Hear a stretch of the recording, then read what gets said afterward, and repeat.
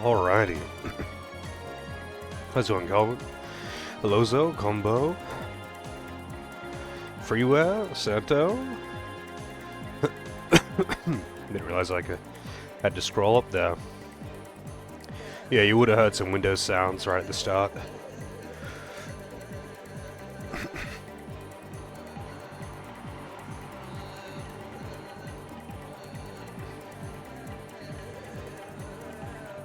I'll just be a second.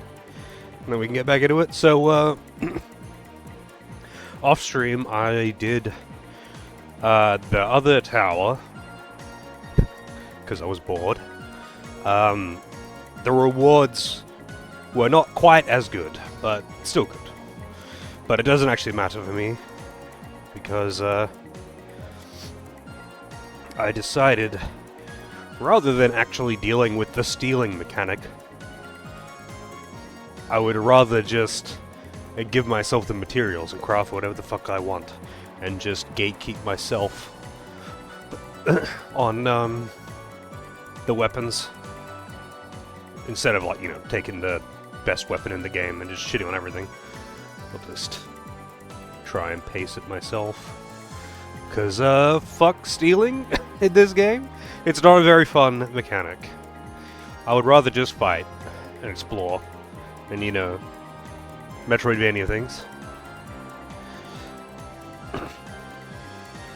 I was going second page.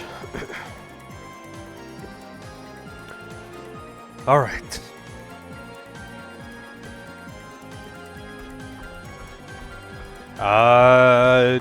Well, you just go down once on the other tower. It doesn't allow you to return to previous floors. You just have to go in one direction. You wish to make a poll on your next game pick? Oh yeah, so what did I even put on?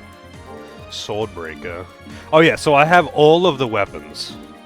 There are some stupid ones. Like this.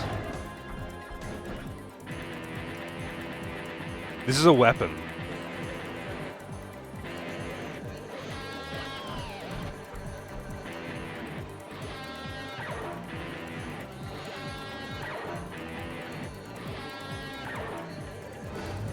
I'm guessing they were referencing Devil May Cry with that? I don't know why else they would have a fucking electric guitar. And there's also this.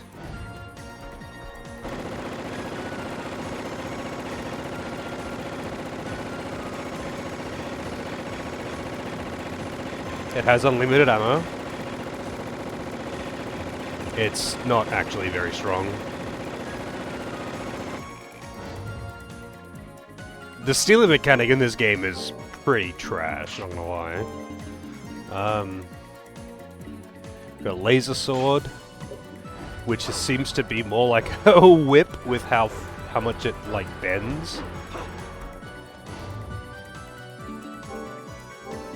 What other entertaining weapons were in there? Oh yeah, fucking Molotov cocktails.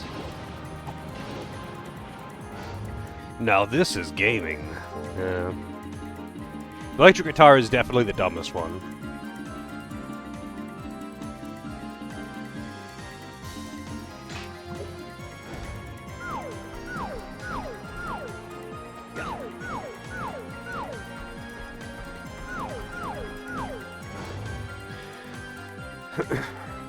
Northern Journey, Judero, and Anton Blast. Alright, I can make a straw poll of that.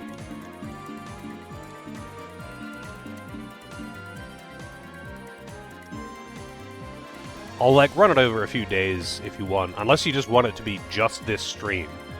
I'll run it over the course of a few days, and as usual.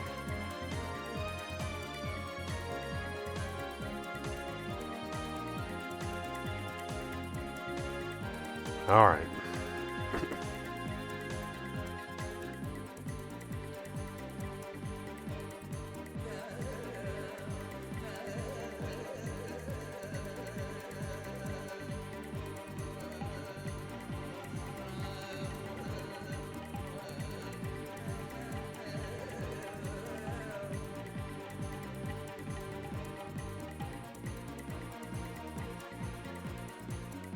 Um...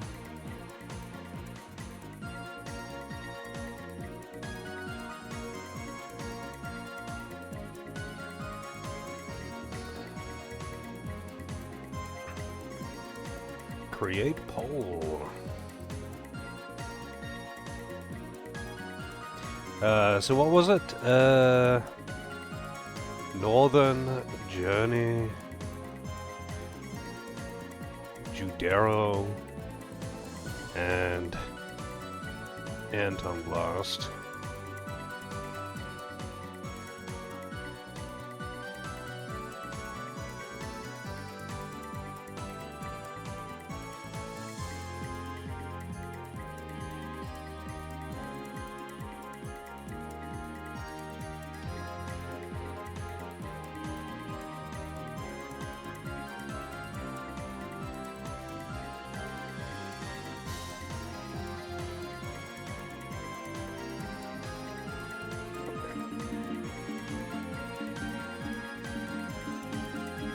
What weapon do I feel like using?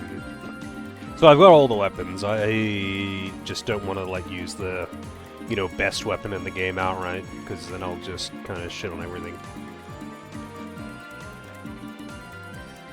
Is there like an auto? There isn't even like an auto sword, is there?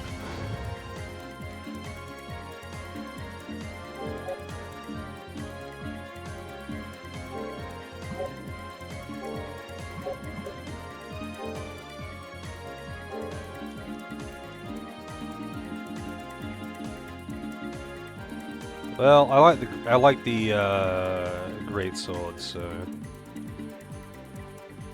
wait, what's the attack power on the Muramasa? It's better than what I had there, but what I had there was actual garbage.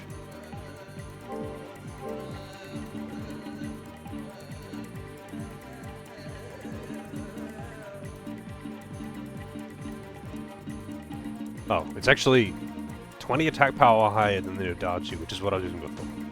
So whatever, I'm gonna go with it. It turns out that the best weapons and the best armor are not actually statistically that much more significantly stronger than early game stuff. Like, Dracula's cloak has 30 defense on it, and the armor that I was using had like 20. It says that Dracula's cloak also gives like, you know, 5 strength and 5 whatever it's called, Constitution. There was a golden skeleton at the bottom of the second tower. There was.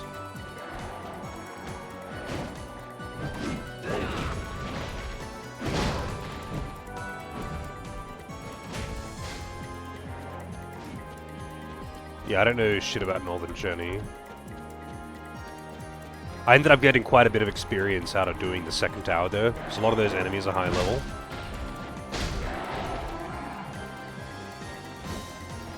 Apparently you could just farm those golden skeletons actually in a different area, because it just has a chance of spawning, like on every screen transition. So when I looked up what the deal with the golden skeleton was, it just like had on the wiki page, it's like, oh yeah, you go to this particular spot and you can just exit and re-enter the save room over and over again until you get a golden skeleton, and then you can just farm that material.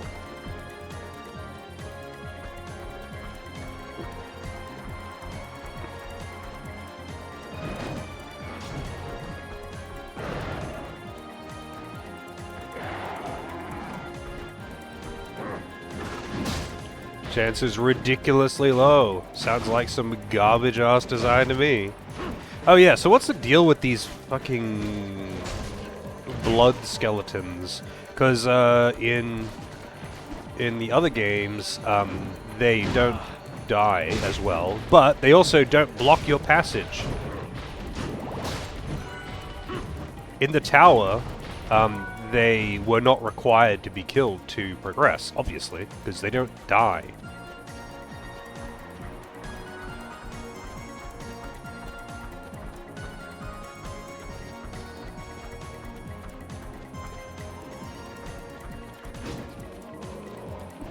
Oh boy, it's familiar-gated then.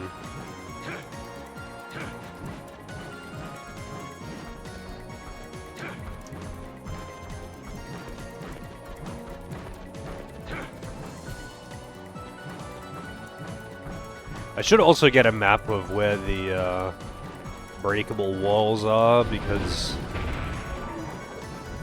this game is not quite so good at indicating where they are, but it's whatever.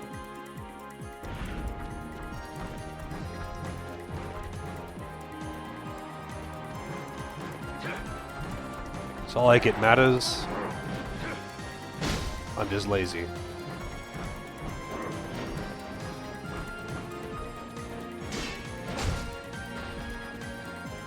And I couldn't find some kind of like movement speed boost hack, unfortunately. Am I Dracula? No, this guy's name is Hector.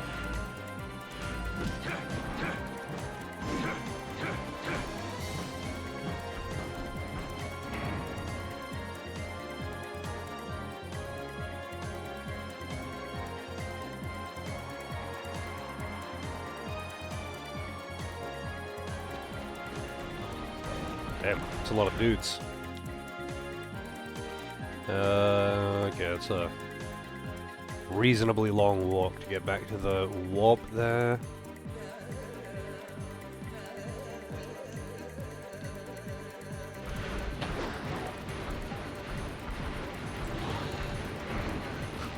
Yes, Hector is an anagram of Dracula.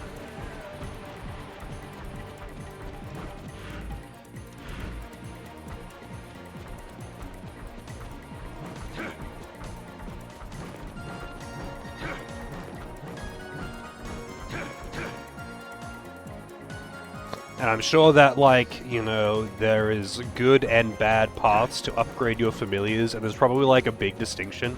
Like, some of them are probably actually dog shit, and it's like, ah, yes, oh, you took your golem in the dog shit path, and now it turns into a giant turd. But if you were smart and already knew, then, and, you know, you upgraded up the other path, it's actually godlike.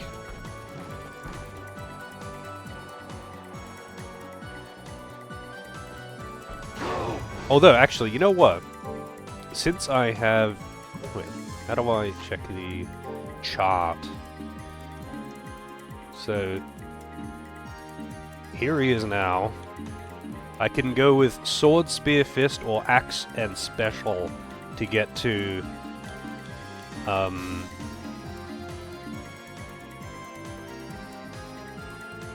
You know what, I feel like the Axe one is probably going to be cooler. Because it's paired with special.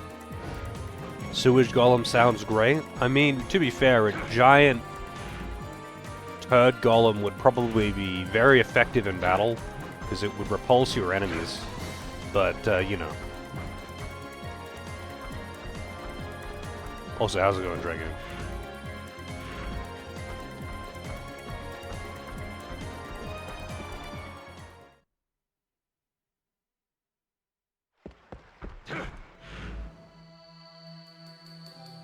So this is where one of the places I cleared last night. Then I entered that tower, and that turned out to be a very big waste of time. Actually, no, it wasn't. I got an accessory slot out of it. I just don't have an accessory for it yet.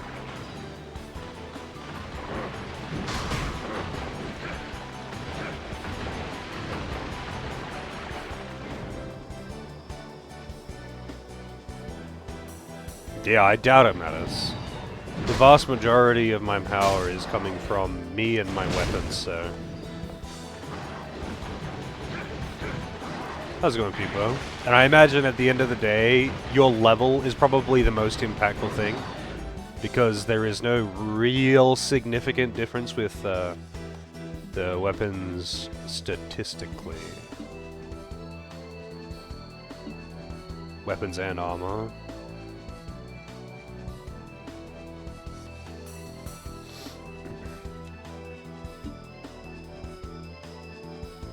You know what? I'm going back to the teleporter. I'm assuming that the water has not been drained or anything, and I don't have the ability to swim or walk on water. So I can't get behind that waterfall. I'm guessing we're probably shutting off the water.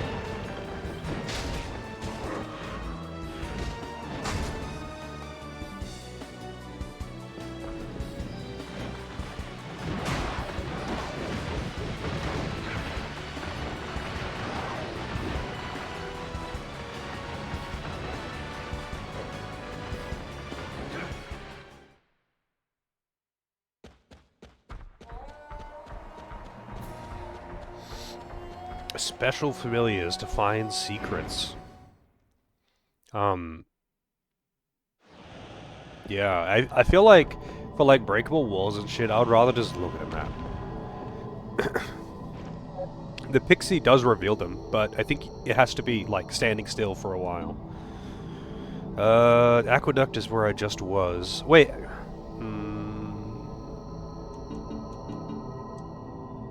That would be closer to the end of the aqueduct.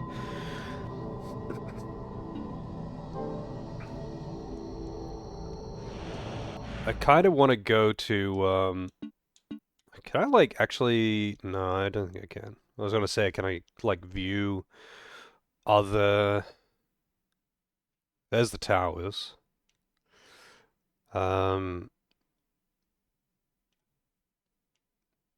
I kind of want to actually, check out the upstairs of this place. Because I never did that.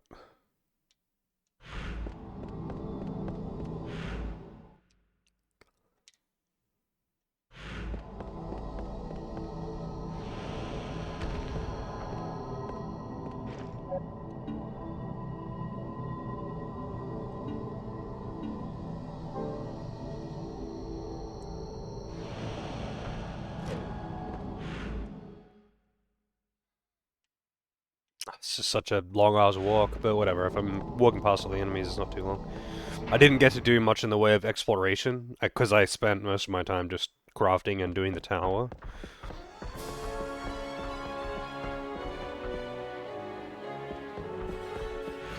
Alright, so I gotta go all the way around. It is a hefty walk, and it's probably just like a dead-end room.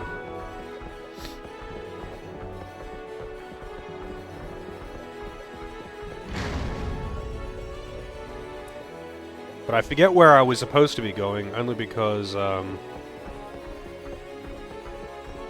got, like, I went into that tower, and that, like, just railroaded me, or derailed me, I guess, for the end of the last stream. Wow, 8-Ball recommending that you don't starve? What is this?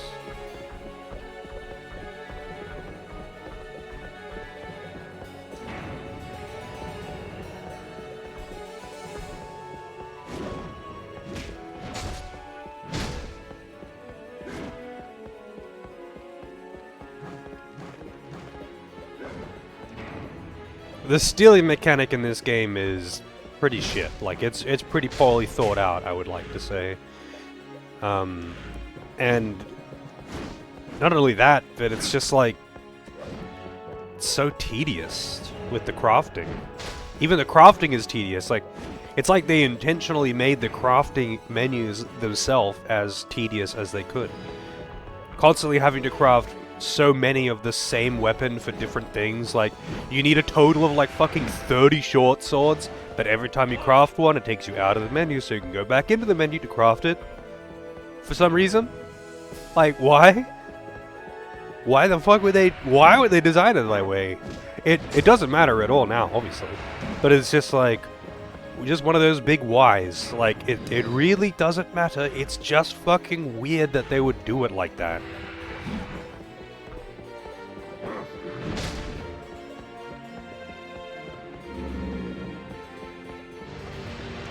Like, this game was what, 2005? It's like the devs just never played any game that has got menus before. This is it. This was their first experience with video games. They've never used a menu before, and they couldn't possibly think, could it be annoying to have to constantly open the same menu over and over and over and over and over again to do the same task that you're going to have to do hundreds of times? Nah, that won't get annoying at all.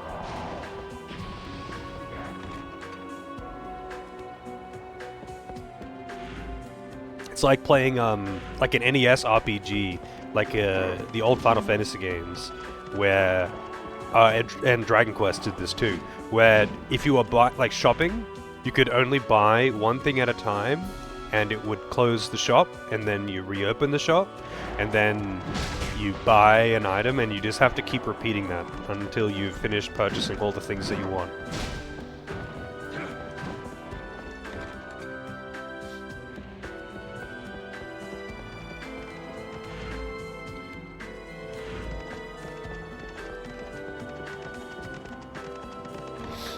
Just seems odd. Maybe they have nostalgia for that. Hey Benny, how's it going?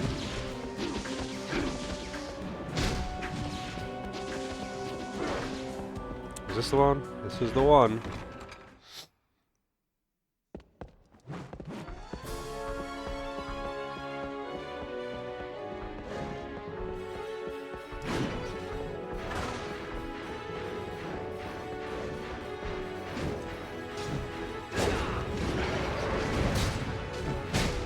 What is with the random, I guess, words popping up when I'm slashing? I don't think I did that with the other katana I was using. I guess it's just this one. Wait, what am I doing? I don't need to fucking kill those things. Hello, Nether. Good sirs and madams. Or ma'ams. Or moms. Or mums, depending on who you ask. Uncurse.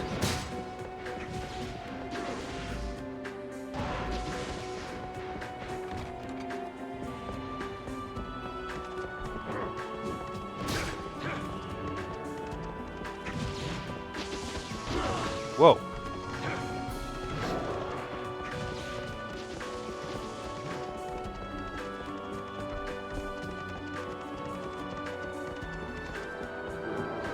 Greet Karen as well. I don't think Aaron is like an honorific or something.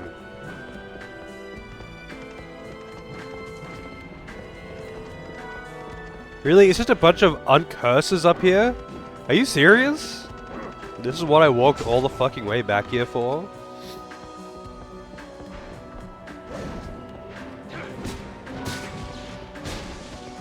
Oh, and a serum.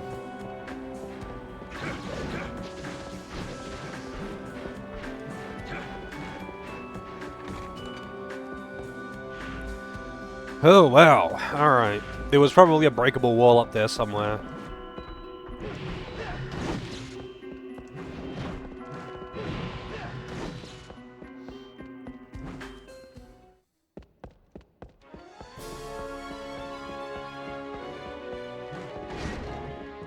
Alright, where will I go now? I guess I have to go all the way back to the warp room.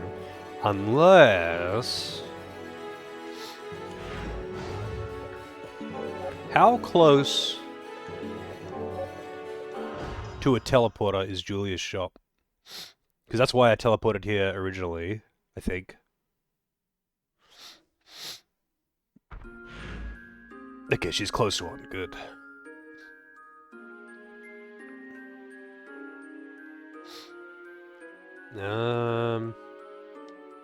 And to the bottom there is the aqueduct. That's, I think, the entrance to this? No, that was the exit to this, to the next one.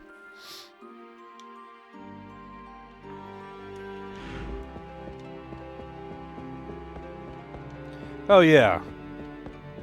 Glad you. What can I do for you? What do you need? Will that be all? What can I do for you? Incubate a new one? Devil forging. So, does this, just make a new demon? Or does it, like, combine them? Like, is this SMT? Or is this just making a baby? Because I'm not sacrificing Doris.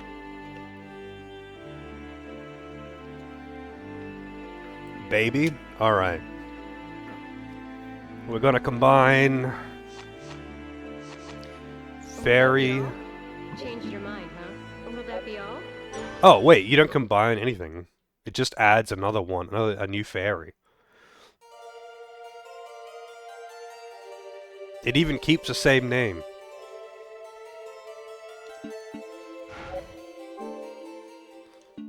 I probably should have given it a different name. Anything else? What can I do for you? What do you need?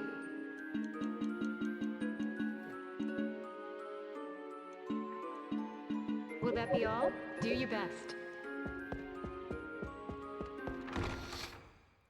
ID forgery, yep.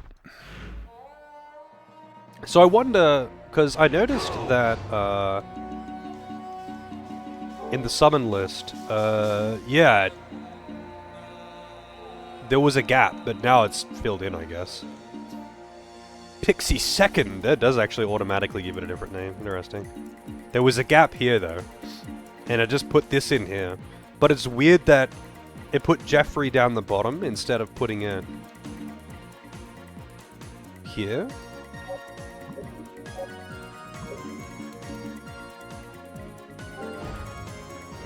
Oh, whoops. That's what that does.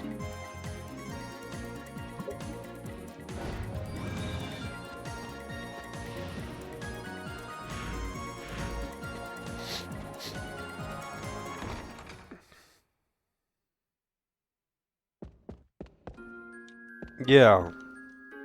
Good to see you came back. What can I do for you? Well, Pixie Second could get Will stored that at... be all? Please come again. I'll leave that slot open for the next demon that I find. I don't know where I'll find said demon, but...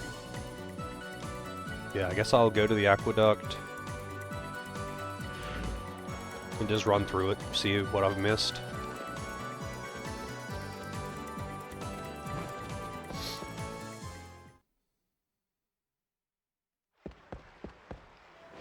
Yeah, I imagine you could, like, min-max it by, you know, leveling a thing to 99. I should just warp there, actually.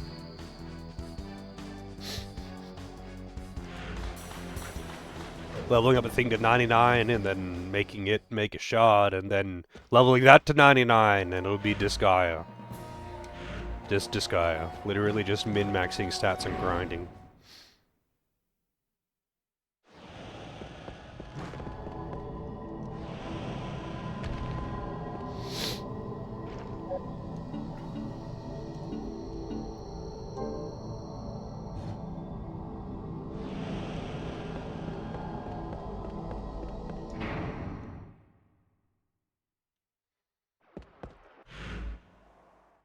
Alright, so...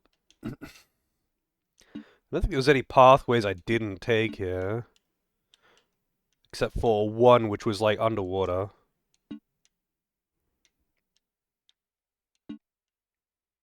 Yeah, that one, which was underwater, so I can't take that path.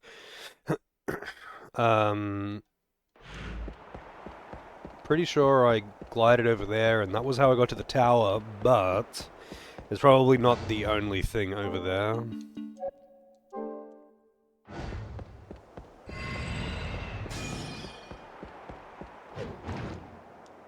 He wasn't close enough to me? Fuck you, man.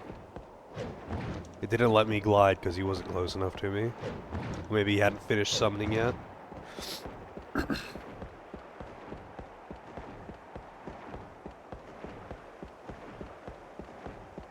I don't know, grinding for the sake of grinding has never really been that interesting to me. That's why I could never really get into Diablo and... I did play a fair amount of Disgaea 2, but I'm probably never going to do that with any Disgaea game ever again. Like, I played through Disgaea 1, but I only really did the story and then stopped playing. Because, like, the gameplay is fun, as long as you're not doing the post-game and just grinding endlessly. Where it's like, the reward for grinding is more grinding!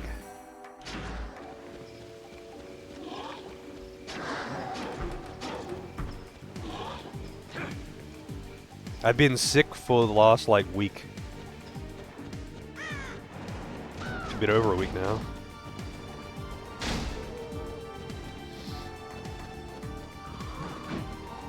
I'm more shocked that you're only bringing it up now, though.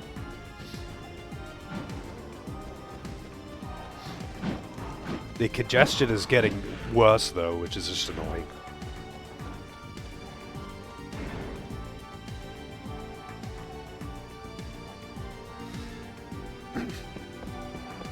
I'd almost prefer a sore throat. I mean, my throat is still not great, but like I would rather that over the constant congestion.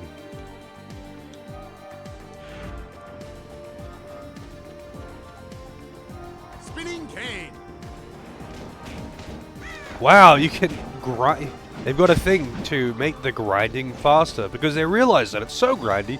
Maybe people would want something to make the grinding faster and a bit less tedious. Instead of, how about we make it less grindy?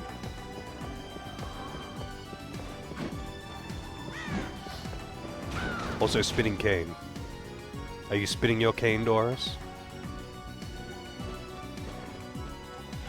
That's how you show off your skills to your roommate. Give him the spinning cane.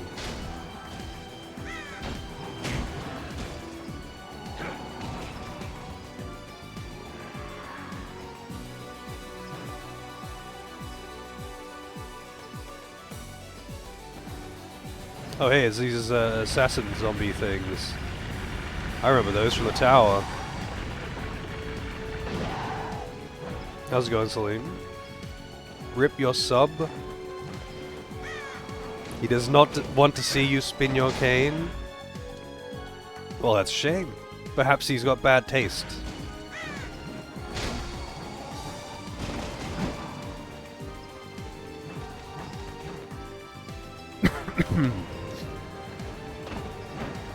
His loss.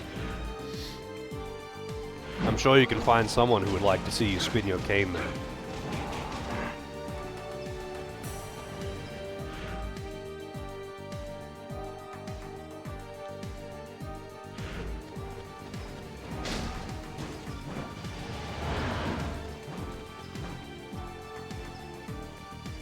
Yeah, that's totally...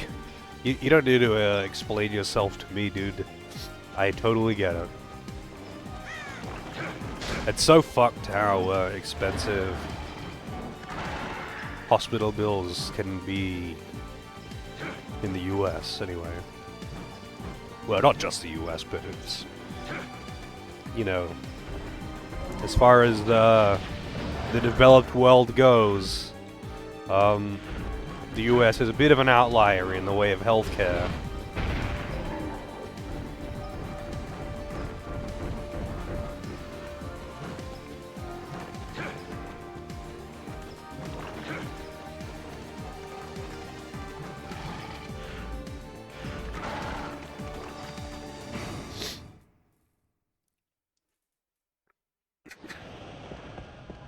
Another teleport.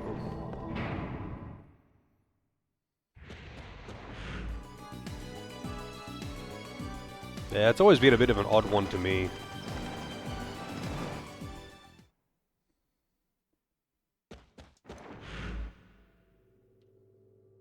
Oh, there was a pathway over there that I didn't take, apparently. I feel like this is the way forward, though, so I'll check that path back here because it's close.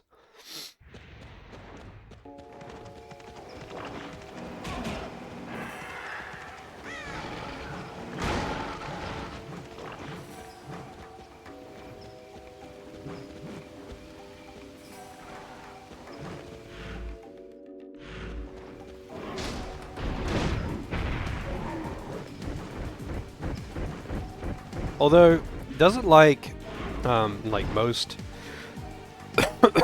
like large companies and such, like, aren't they required to provide healthcare or something? Or is that just a really common benefit? Because it's something that everyone wants and or needs. What the? What's up with this tree? Why is it glowing and the other ones aren't?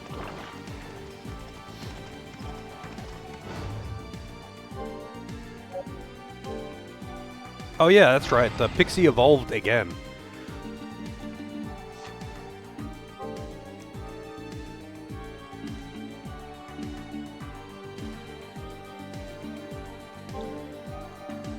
Invincible vase.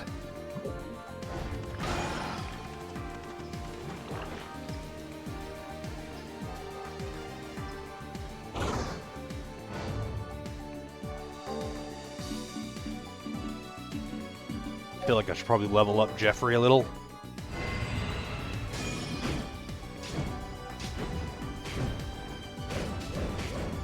Oh, this one's got a unique 4-hit finisher.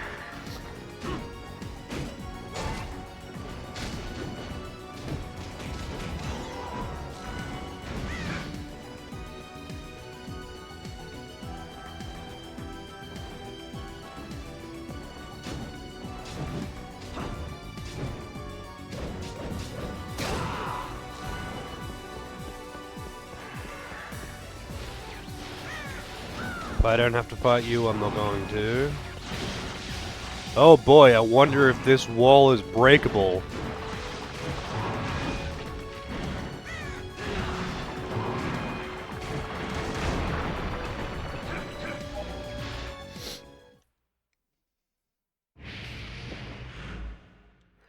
Well, I'm lucky that over here, healthcare is mostly fine.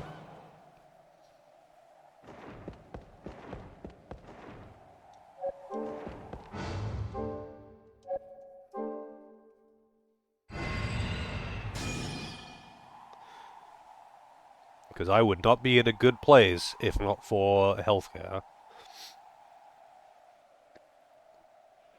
Can you open the chest, please? Thank you. Aqua... Really? Just a crafting material? That's what I got for coming all the way over here?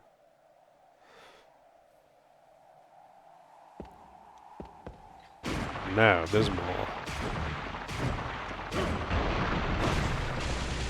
Oh, another one. Interesting.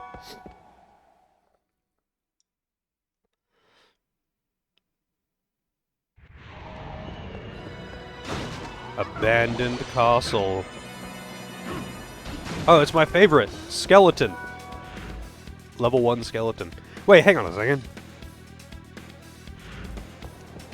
Is this another connection to an area that I've already been?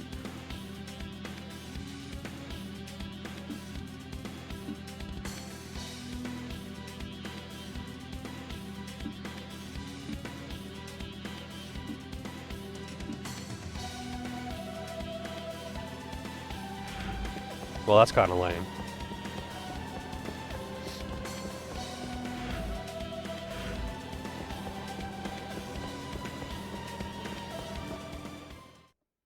Yeah, considering that the majority of your stats seem to come from your levels rather than your equipment, I imagine some of the joke weapons might be useful because of their unique attacks or whatever.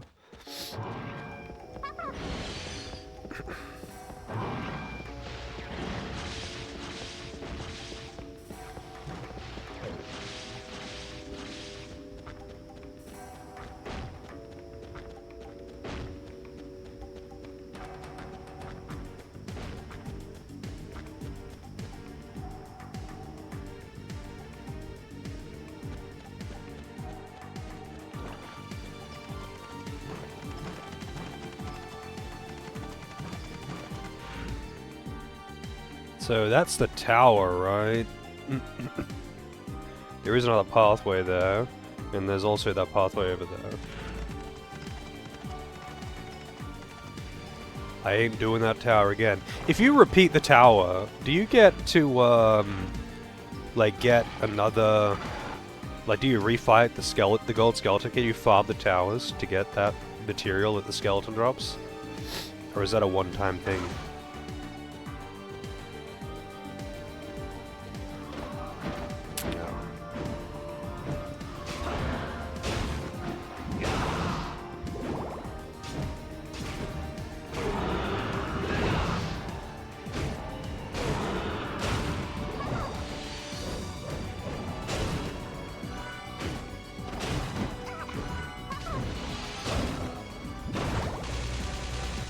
It's got a unique 5-hit as well. Yeah, the tower was pretty fucking monotonous.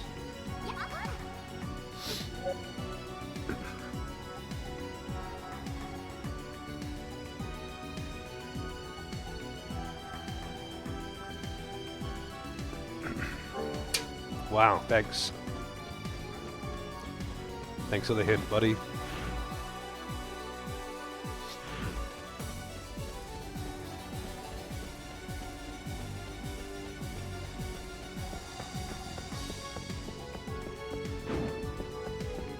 This is a bit of an odd dead end. I feel like, you know, if something very heavy were to smash down, yeah, it would break that ground.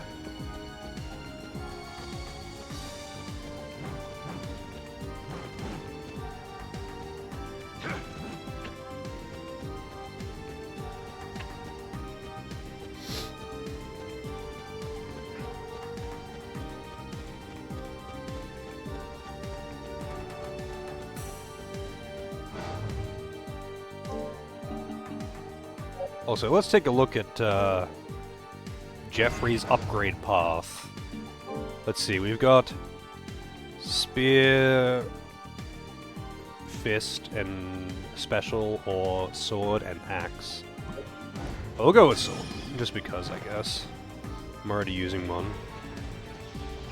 If it was only Special, I would go with that.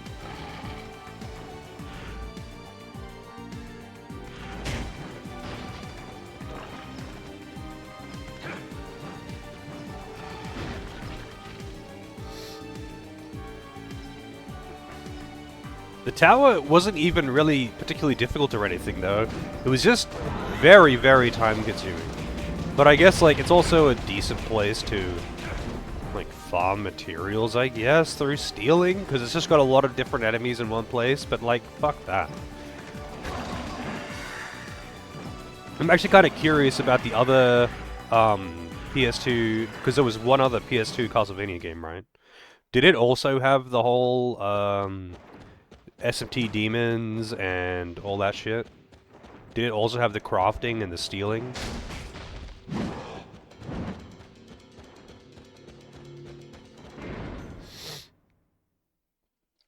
When are we getting an ogre summon? Well, I don't know if we'll get an ogre summon. You're welcome to look up what all the summons are, Center. If you want to, like, look at all the, like, base forms, I would be, curious to know what you think. I know there's like a total of like 50 or whatever evolutions included, but I don't think there's going to be that many like actual different demons.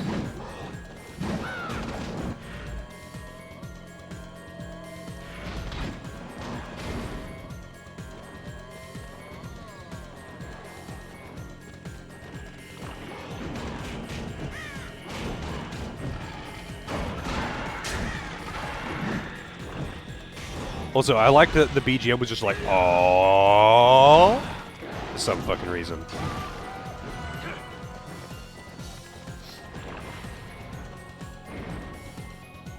Well, I don't really know how common it is for Castlevania games to lean into the RPG elements, because Symphony of the Night was also pretty RPG heavy.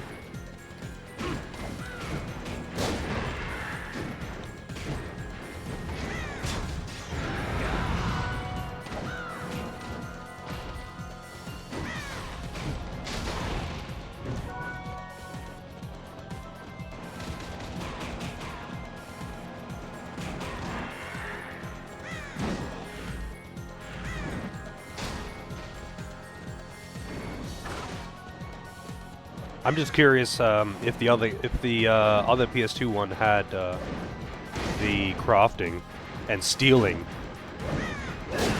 specifically the stealing.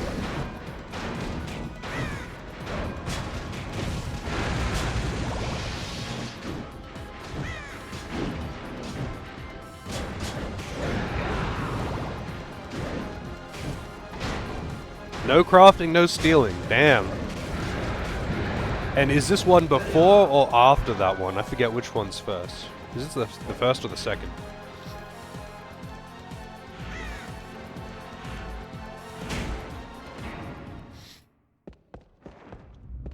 Oh, hello.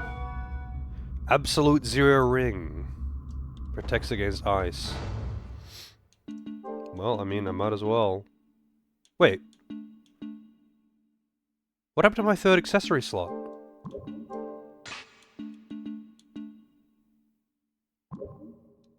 Huh?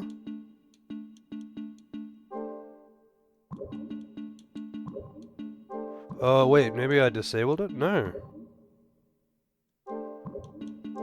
That's weird. This one is second. They just decided to put that shit in, huh? I guess they wanted to differentiate themselves. Ripped off, yeah. For being the first tower, you get an extra accessory slot. And I don't have it anymore.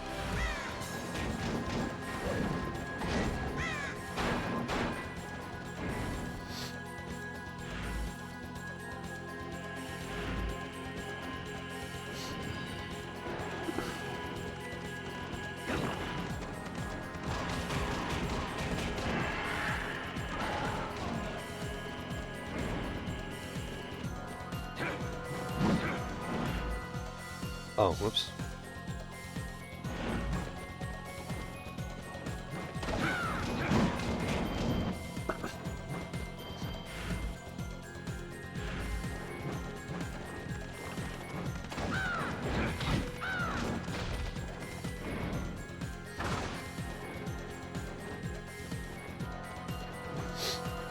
Oh well, I'm sure it doesn't matter.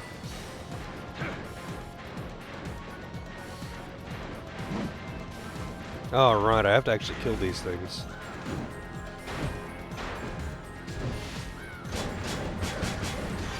Man, that attack fucks. That's actually so strong. I think I might put on a slightly less OP weapon, though. This is stronger than I realized. And it wasn't my intention to just, you know, use the strongest weapons.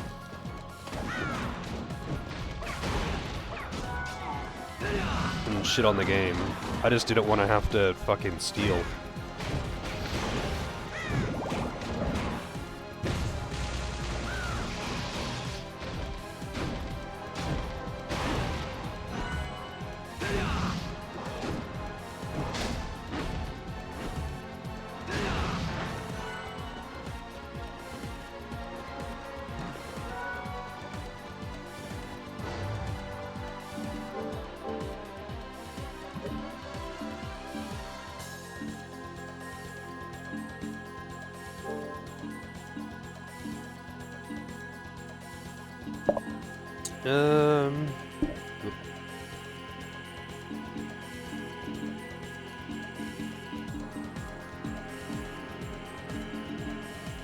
Wow, that's even stronger. I do like the two-handed swords.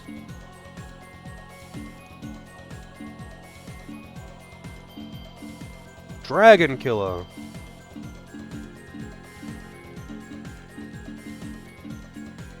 Oh yeah, I got a scythe as well. This is like the strongest fucking weapon in the game. Death's Scythe. I didn't even try it on. Let's take a look at this.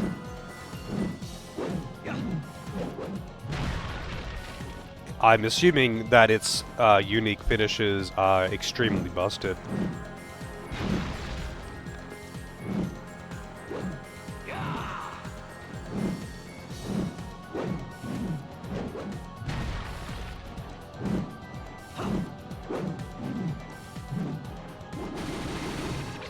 Wow.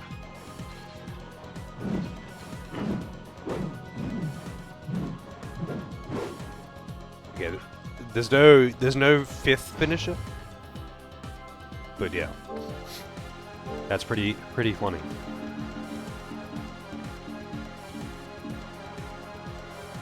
How's it going, Rats?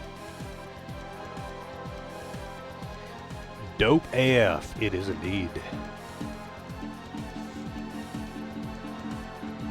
You know what, I kind of want to use spears again. It's been a while since I fucked around with those.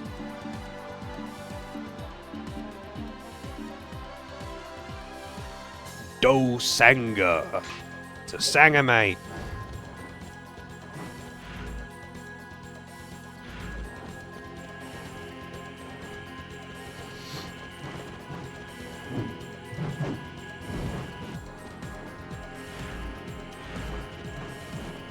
Vegemite and cheese Sanger.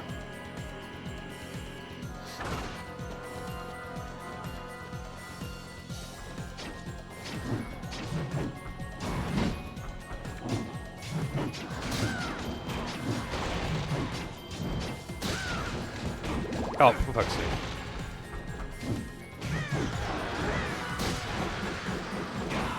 Oh, that's pretty nice.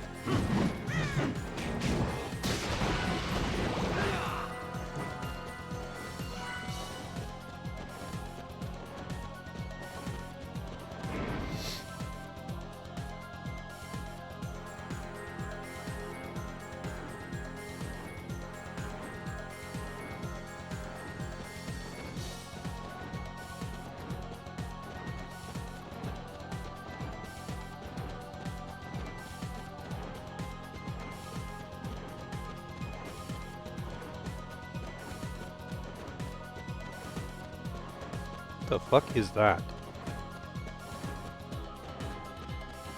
Are you an enemy? Do I have to go bowling? Is this just an ability that I don't have yet? I'm assuming it's an ability that I don't have yet.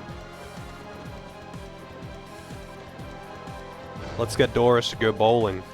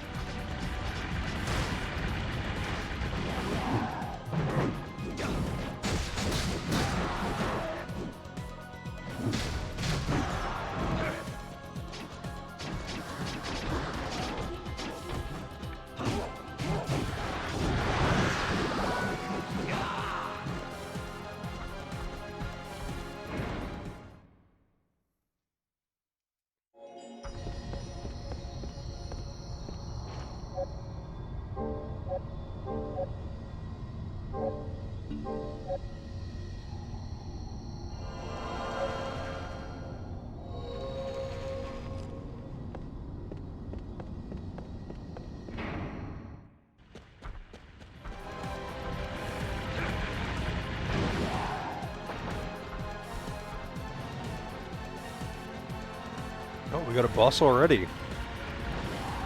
Hopefully it's better than the last one. That last boss was kind of just really fucking annoying. There was nothing fun about that fish guy. I mean, he wasn't particularly difficult either. He was just boring because he spent like most of his time in the water doing nothing.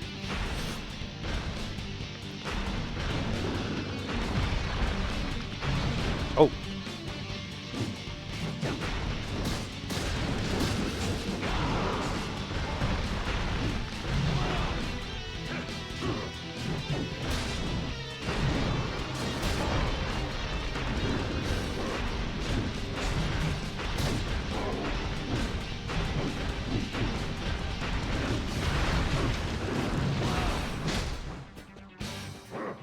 Wonder what you steal from this guy. Also, his back, his spine is like completely exposed.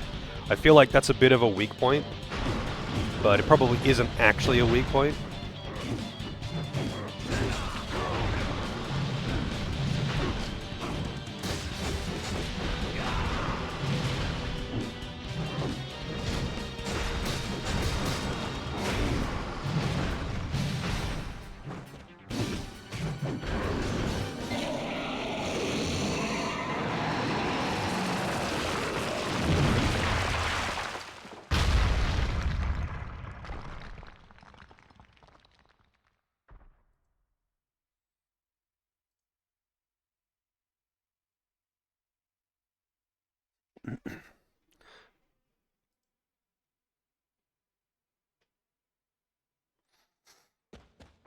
Well, that was a boss.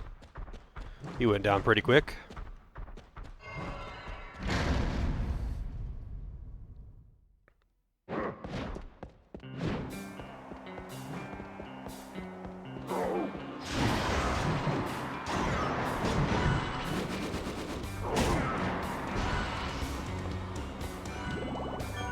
Oh yeah, probably should summon something that hasn't evolved to max already. Wait, hang on. Doris hasn't actually gone to max yet, has he?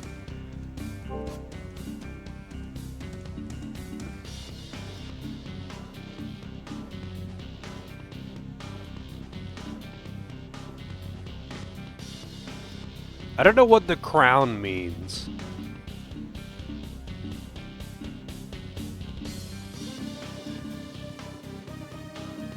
I'm guessing that means like it's the end of a path.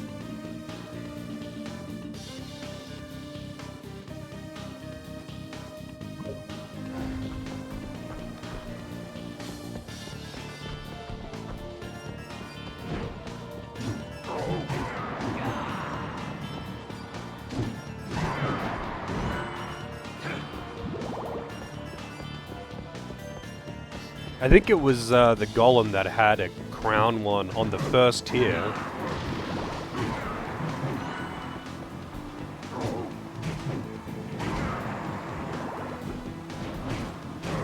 Hey PK, how's it going?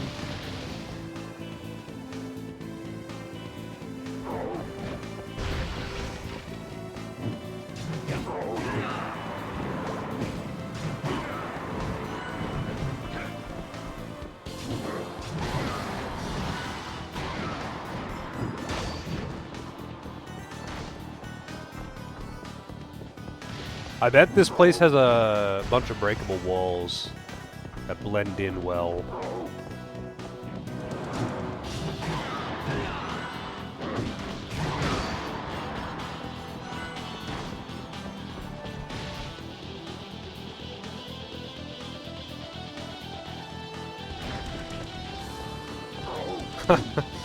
I'm sure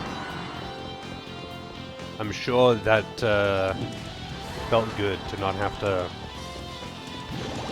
like get up early and let it out or something. That's like the one downside for me when at one point I was staying at one of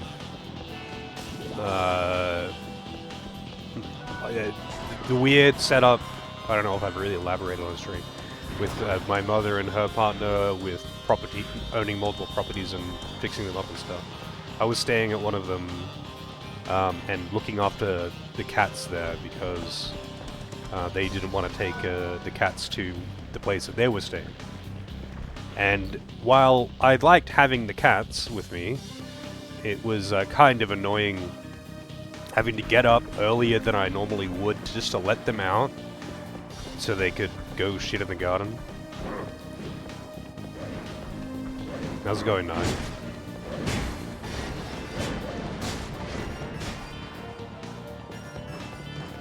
What a coincidence. So did I. And I don't normally get up at 8.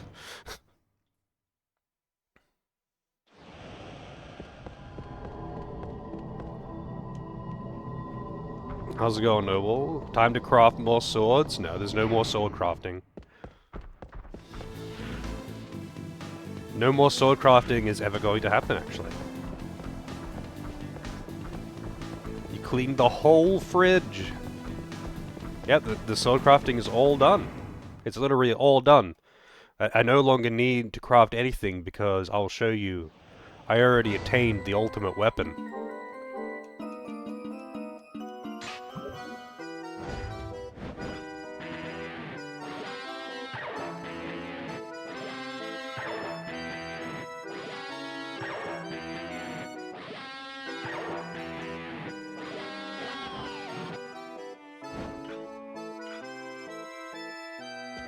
Let's go.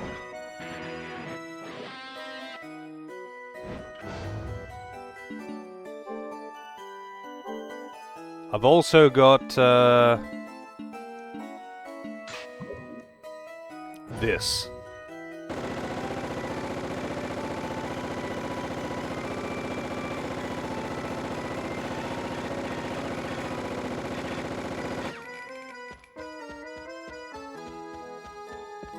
The guitar actually fucking sucks to use, to be honest. Save room chair. Teleport seat. What even is this place?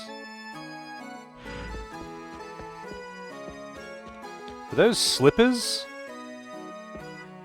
Yeah, this is what was a toilet. I'm assuming, unless people hang up toilet paper somewhere else. Actually, no, I've seen toilet paper. I have actually seen toilet paper rolls, like how elsewhere. Also, this is an actual laptop. I can't interact with any of this. Yeah, I have seen that one, PK. I've seen people with like a toilet paper. I mean, what do you call the thing that holds toilet paper rolls? A toilet paper roll holder? I don't know. I'm sure there's an actual name for it, but I have seen people with one, like an actual, not just having a roll of toilet paper on the bedside table, but actually having the holder there, the roller.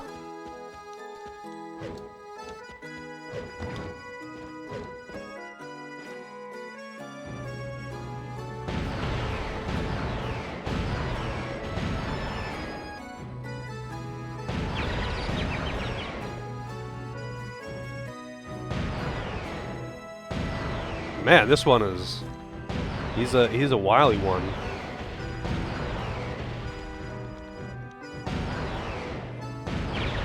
Oh, and then I get two. I don't know what the point of this is. But maybe I'll get something if I break all of the birds.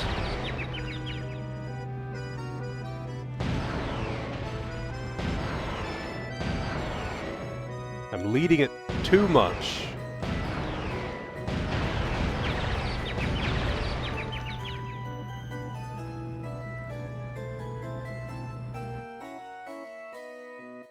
I think most people have tissues somewhere in their room. It's a pretty common thing to have around.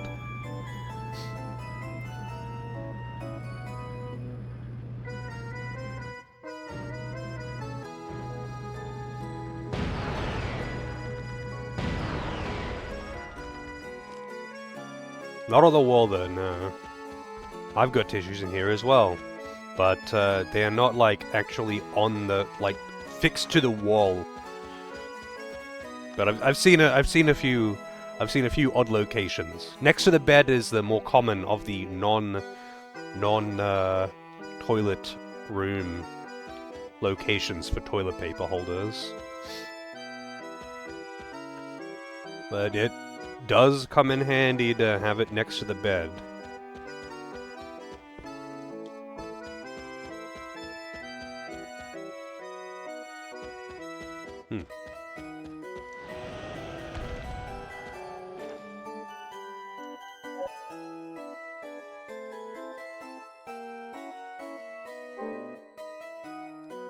Oh. So that's a real save point, but this is not a real teleporter.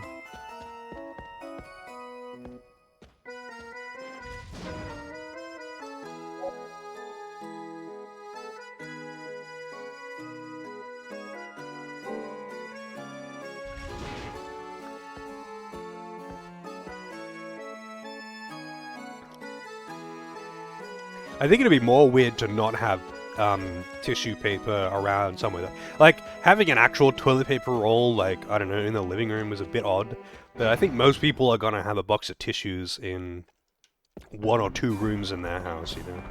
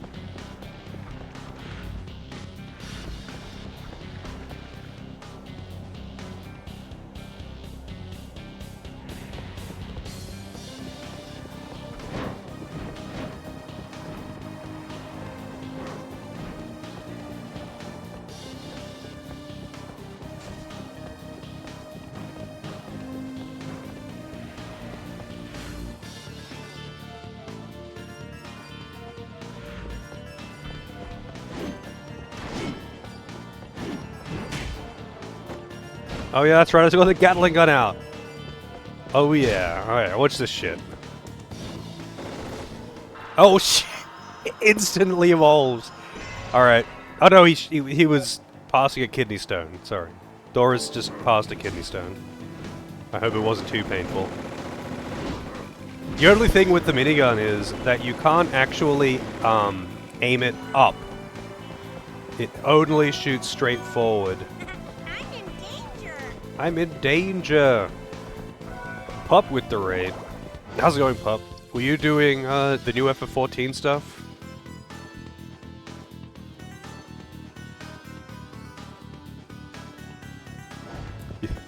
Looks like it. Looks like it. Already did? Have you done all the new stuff? That's going cool though.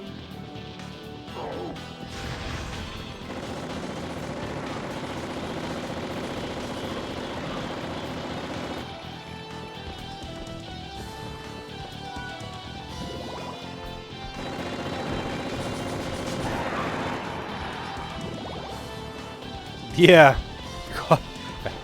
Cost $400 to... wait, no, it was $400,000 to fire this gun for... What was it? What's the full quote? Heavy weapons guy's cost of running his gun. Well, then a bit of EX5. Yeah, I haven't even touched it yet. I did the... last night, I did the MSQ, the dungeon, the trial, and I unlocked the Alliance raid. But I haven't done the Alliance raid yet. Gonna go grocery shopping? Good luck, PK. Try not to get shot out there. I know you're not in America, but you never know.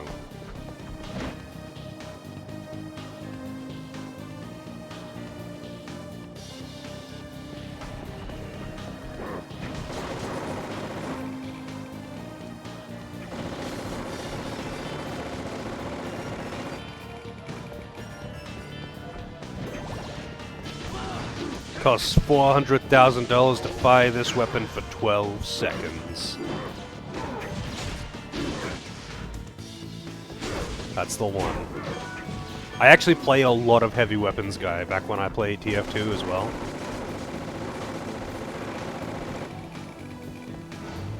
Hey, I'm gonna use a different weapon. This weapon is actually not very fun to use. What will I use?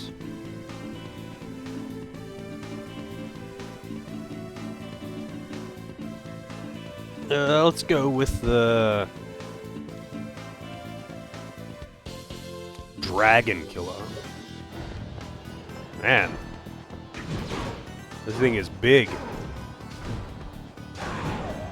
Oh, it's got that same 4-hit finisher. Interesting. I guess it's not unique then. I played tons of heavy weapons guy and pyro. But I only really like playing pyro with a pretty specific setup.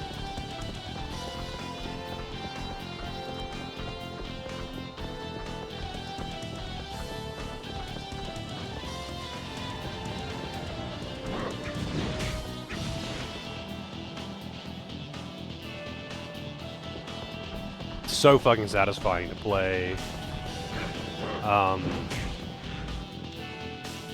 To play pyro though with the right setup. I would use the I forget what it was called. There's a weapon that there was a flamethrower that gave you faster weapon switch but reduced burn damage, and the extinguisher that is guaranteed crits versus burn targets, and it's very fun.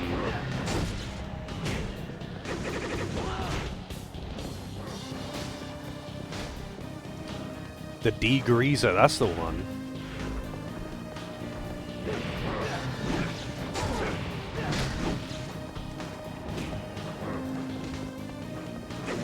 I also played a decent amount of Scout. But I found I was just more effective on other roles, so...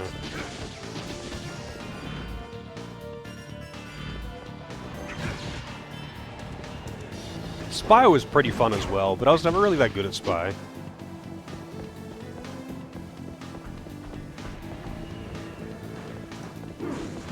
Yeah, Scout's pretty, like, Scout, Soldier, and Demo Man, and of course, Medic, were the dominant classes, by far. Like, that's why Arena was so boring to me, was because it's just, 90% of the time, it's just the first 3, and sometimes I'd have a Medic. And it's like, dude, that's so fucking boring. There's a bunch of classes in this game. You don't have to fucking min-max in pubs, man.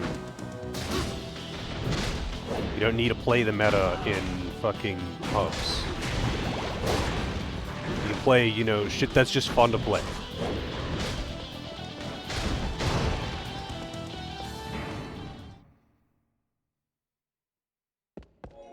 Actually, you know what was real fun with Scout, though?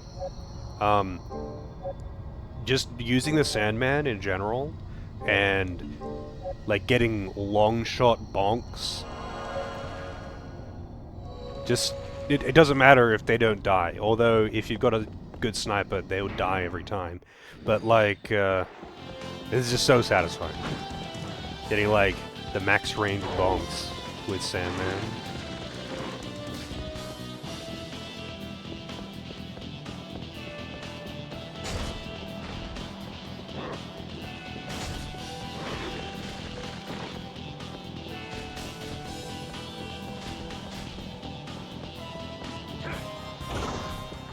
It's such a long time since I played TF2.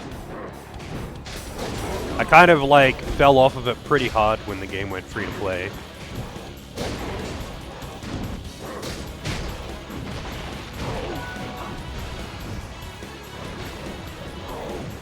Oh no, I'm poisoned.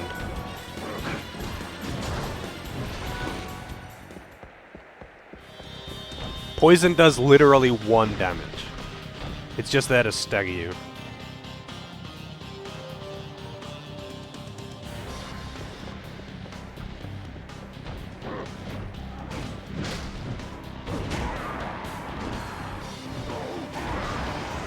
It just ensures that you can't do combos longer than 2 hits or 3 hits.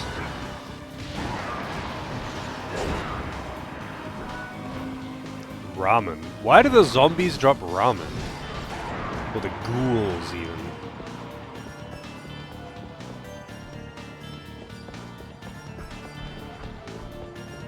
The speedrun killer? I doubt it would really be an issue in the speedruns, though.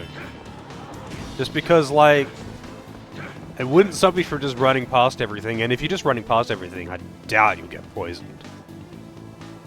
Yeah, it's like not even really poison, it's more just like an itchy rash. You do more self-damage by scratching it than it does to you by existing. It's like eczema.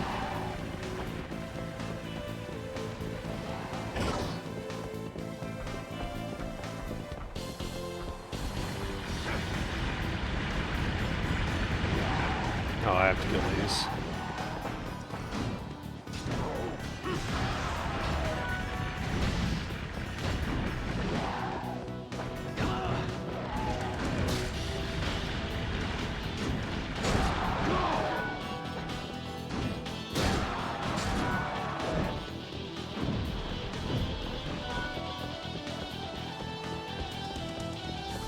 Wait, there's more?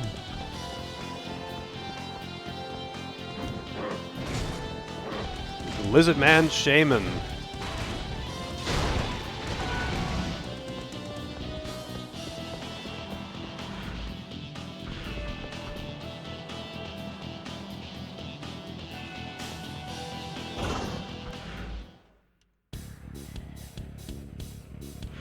Ketjan. I just like that baseline intro. Oh, fuck you.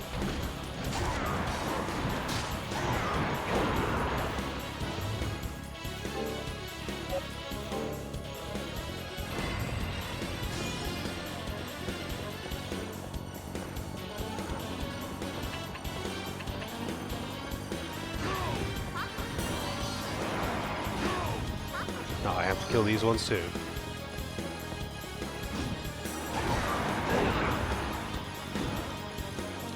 Oh, really? Fuck you, man.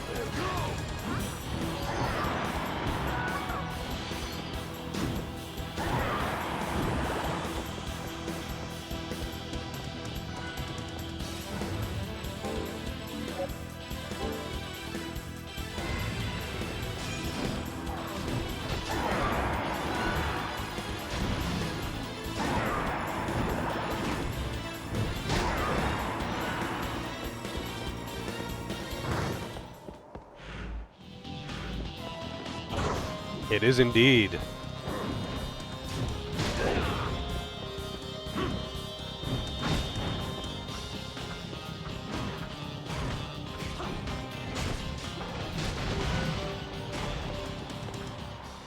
Oh shit, Doris is evolving!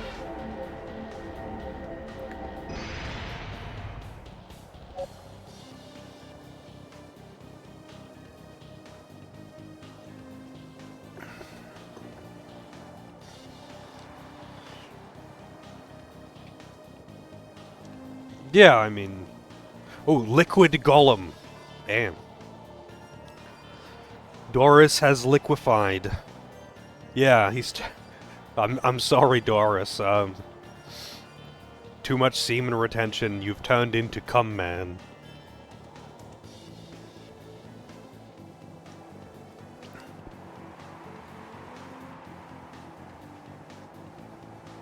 Is this the one? Hang on.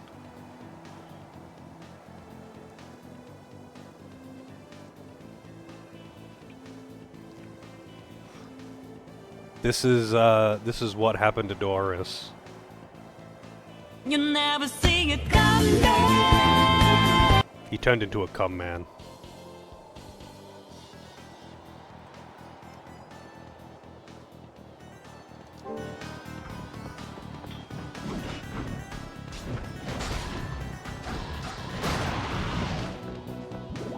How's it going, Naru?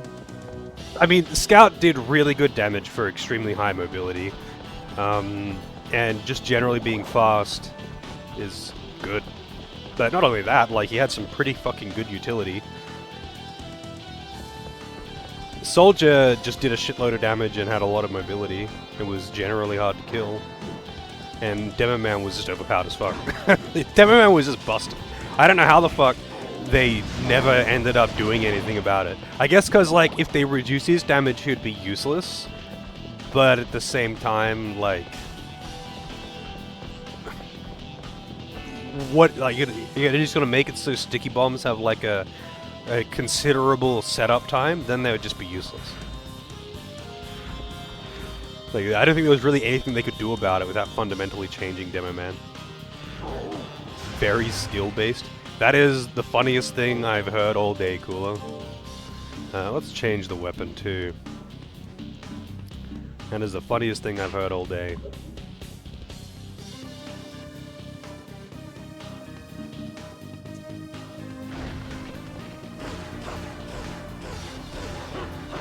Damn, this thing is fast.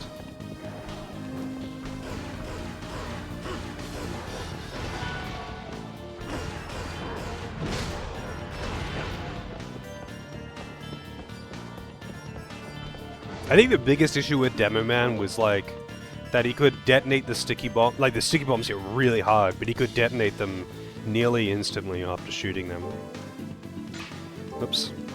Let's go with Damascus Sword. I don't want to be that OP.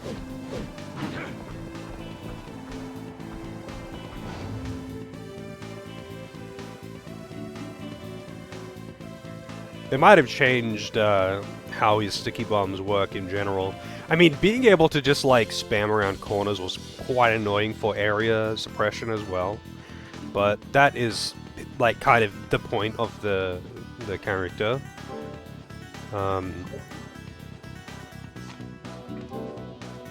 Okay, he's at his final form now. Let's summon Jeffrey.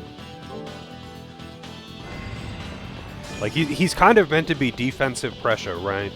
But his sticky bombs were just so good offensively that you could just use them instead of the regular grenade launcher and just launch and detonate them. If you're good at aiming, you could just snipe with it.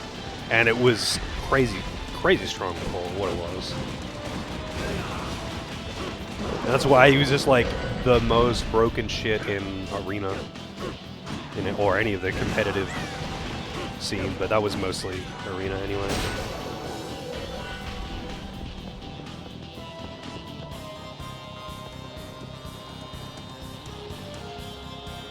Chair explanation. Bench. A simple bench. Its paint worn from wind and rain, often found in meeting places. Has a retro feel. Yeah, okay, so I played the game a long time ago. Long before I started playing that game before they had alternate weapons. So and when it went free to play, I basically stopped playing. So it's like very likely changed a lot since then. Like when I was playing, you could detonate them before they hit the ground and fucking destroy people. And it was hilarious. And I remember like proving proving my friend, because my friend was like an adamant believer of Demoman's not OP, but it takes so much skill, and I was like, watch this stuff, and I just played it for a while, and well, I don't know if he was more annoyed that I proved him wrong, or more annoyed that I proved that he wasn't very good at the game, but either way. It's very easy to clown on people with the Demo Man. But I find the grenade launcher to be more fun to play with than the sticky bomb launcher. As busted as the sticky bomb launcher was.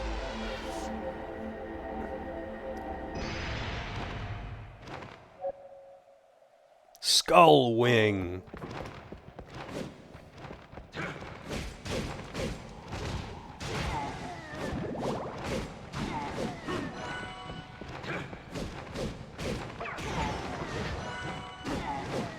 Man, there's a lot of thieves here.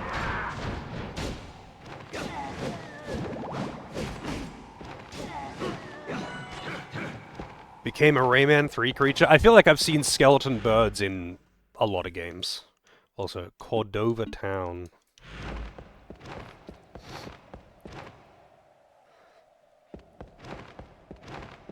I think I ended up just, because I never really took the game that seriously, although I played it a lot, so I was fairly good at it. I just had a lot more fun with other classes.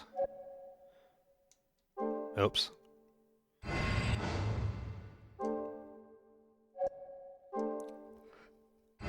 Like, I think the most satisfying class to play well is probably Spy. But Wind Ring. But Spy was hard to play. I was shit at Spy. I was quite bad at Spy. But failing that, it was really fun to play Pyro because like doing well on Pyro felt great. Like if you get like I think the most satisfying thing that you can do on Pyro is reflecting a direct hit from a soldier. Direct hit being, for those who don't know, direct hit is the name of one of his weapons. Reflecting a direct hit shot and hitting him in the air. That is like the most satisfying thing you can do on Pyro, and man. It's a rare opportunity though. It's very, very difficult to do that. It's very difficult to do that. Yeah, direct hit reflects are hard to do, but direct hit reflects and hitting like a flying target, very, very hard to do. But that's why it's so satisfying when you get it on. Do any of those rocket jump challenges? I'm not sure what you're talking about. But rocket jumping is kind of a core part of playing Soldier. So I can't say I've done like a specific rocket jump challenge, but I've done a lot of rocket jumping. I've got a lot of hours in TF2.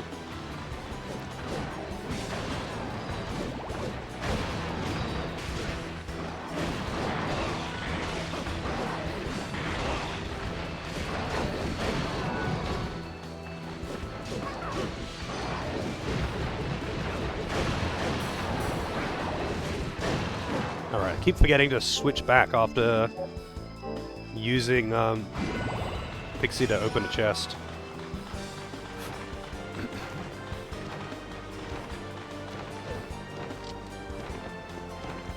People made rocket jump maps. Oh yeah, I know there's lots of maps like for, like I used to actually really like playing on those surf maps.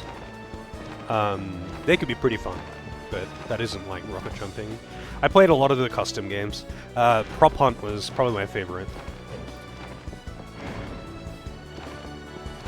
My favorite like custom game mode, I mean. But that was usually done on custom maps because it was a bit easy if you did it on regular maps because people like are too familiar with them. So yeah, it's a bit easy to just know where things are and are not. Hey Hanami, how's it going? How was the Hobbit Adventures?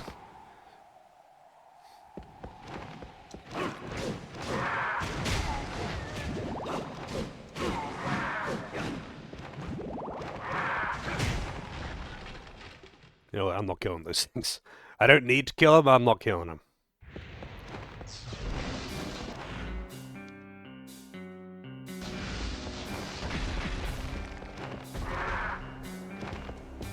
I like how the intro to this BGM feels like I'm like, you know, sneaking into some back alley or something for shady deals. I need to kill him? I don't need to kill him. The door wasn't blocked. Oh, don't worry, bird friend. Jeffrey will get plenty of experience when I actually have to kill shit. It was actually funny because I went through like last night. I went through like about a total of 1 zone of skipped rooms. I was just running past enemies because they were annoying. And then the next zone after that, I got like I got 2 levels in like less than 5 minutes. 2 levels in like 2 rooms. The only bird friend in video games? I'm pretty sure I have seen more than 1 bird friend in video games. But if I had to pick a favorite bird friend in video games, I would probably pick the blacksmith from Dark Souls 2. I like her. I like the way she speaks.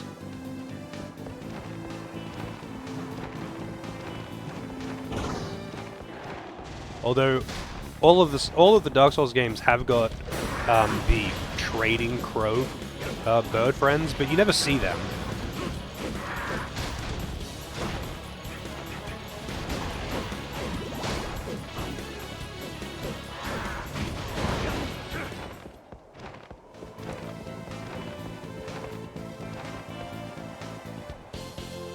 Pixie turned into this? No, Pixie did not turn into this. This is this is Jeffrey. Pixie turned into hang on.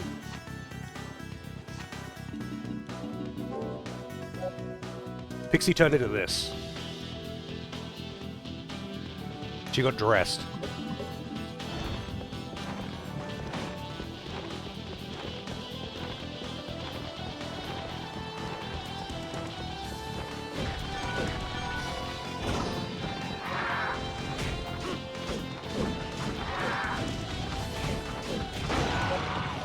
Carpet bombs!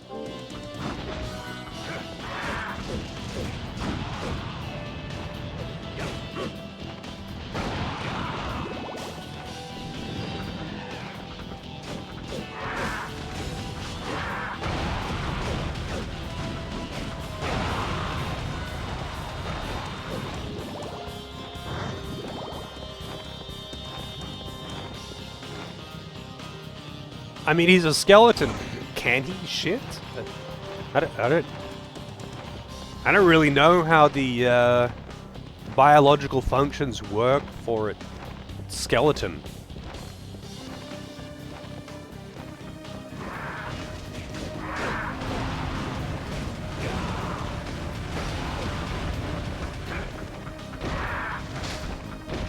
God damn it, Bat. It just keeps going.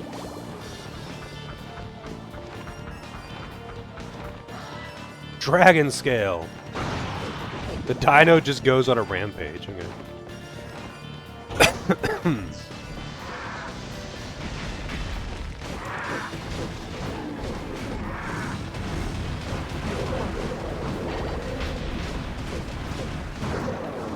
Carpet Bomb does seem pretty good, yeah. The only thing is, when they're automatically using their abilities like that, it's like they burn through their hearts really fast, and the thing is, that's also their HP. I'm guessing this is a demon ability I don't have as well.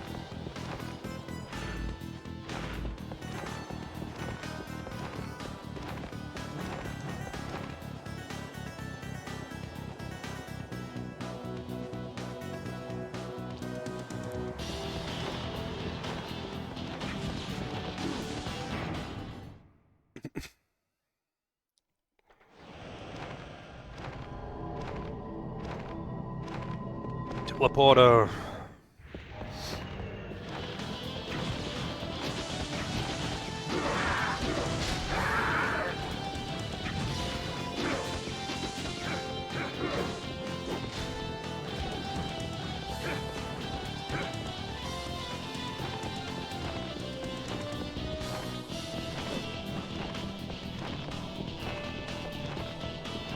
Yeah, I'm actually, you know, I wonder, do animated sentient skeletons, do they feel pain? You know? I mean, we were talking about this when I was playing Transformers, because the Transformers are apparently some kind of biological construct. Do they feel pain because they don't have, like, a nervous system? Well, skeletons most certainly do not have a nervous system, because they've got no flesh. I don't know how the bones manage to move around without any muscles, but they don't have any nerves, so I wonder, do they feel pain?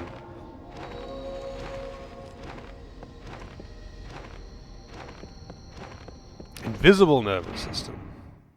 How's it going, Deathfire? Yes.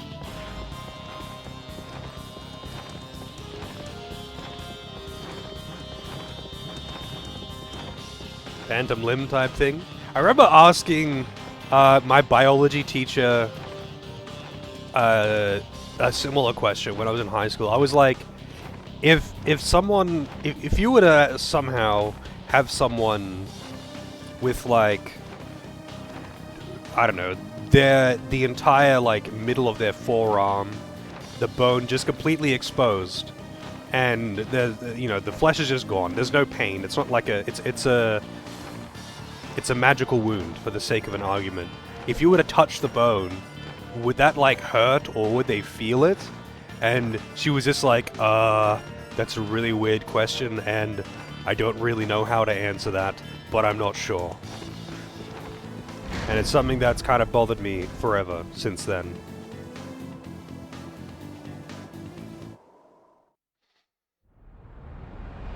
So, Oh shit, it's this guy again. caught up already. Isaac. It's still too soon, but all the same. I'll test your abilities and see how much of your power has been restored. Not gonna lie, this is probably one of the gayest antagonists I've ever seen. And I played Final Fantasy IX.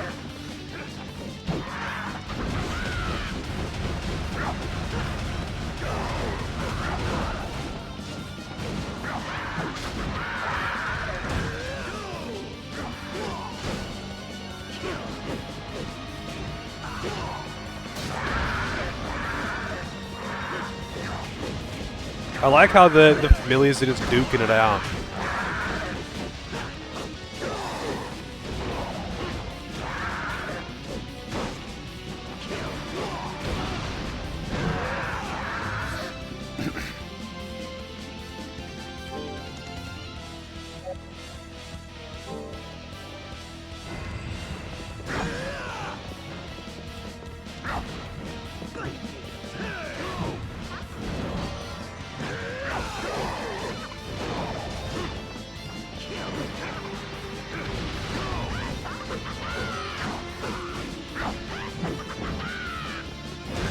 Whoa.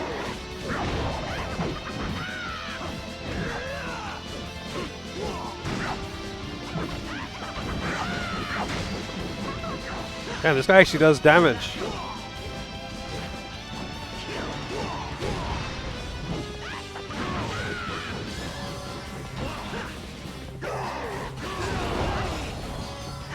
his familiar is the most dangerous part here.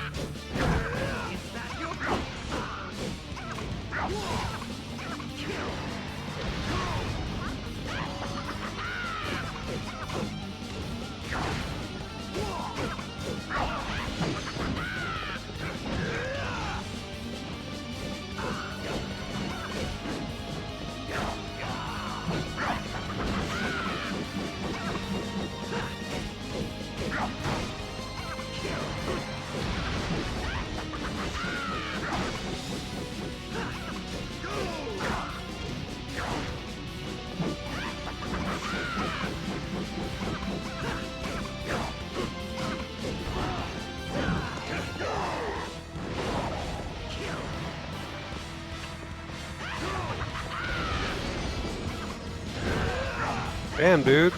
That's the steal opportunity for him, too.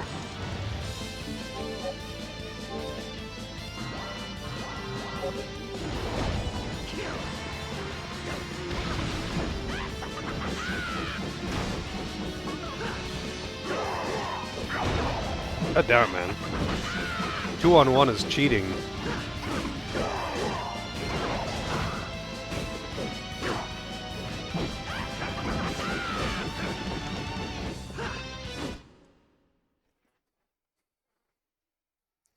Should have had Chaos Dance as a boss theme? Yeah, that would have been pretty good.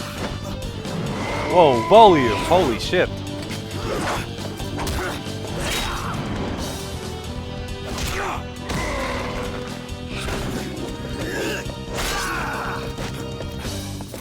Ah, how gratifying. Your power is indeed returning, but it's still not enough. Brother, stop!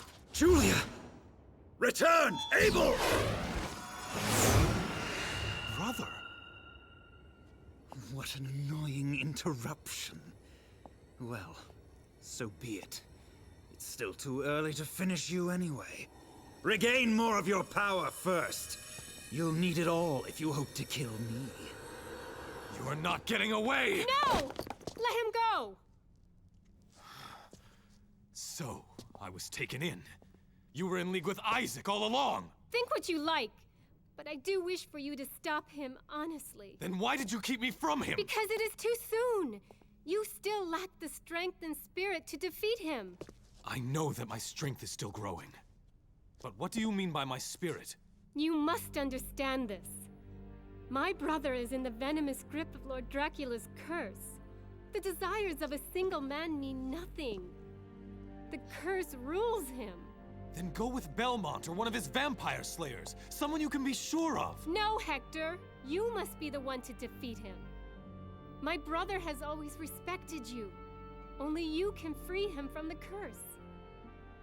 And also, if you are the one to slay him, only then could I live with it. I understand. What? Of course, he is your brother. Forgive me. I was vexed. I did not mean to offend. I will take my leave of you now. I was Do vexed. what I can.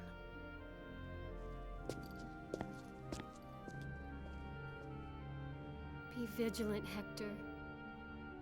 I have an ill feeling. It bodes not well.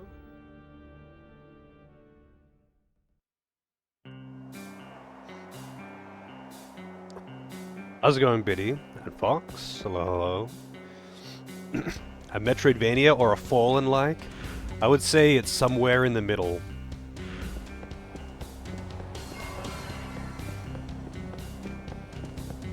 And what are the green doors? Oh shit! We got a new demon! It's Vivi!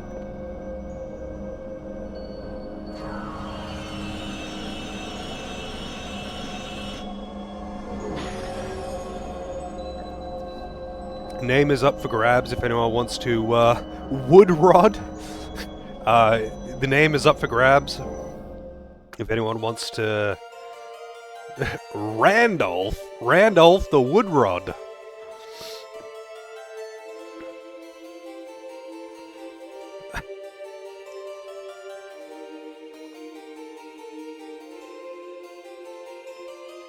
Wooden Rodney? Well, if anyone wants to redeem it, it's up for grabs.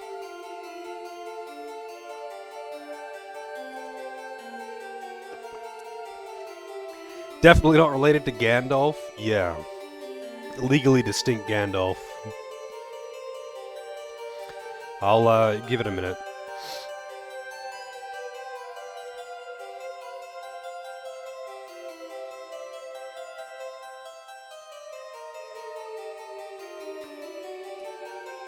Randolph is a great name.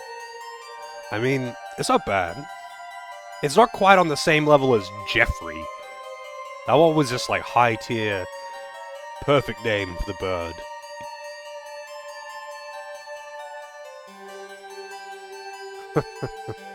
Thank you for the bits, Dragoon.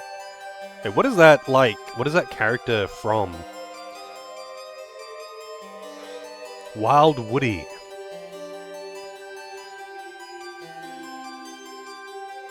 I know what I'll call it if no one redeems something.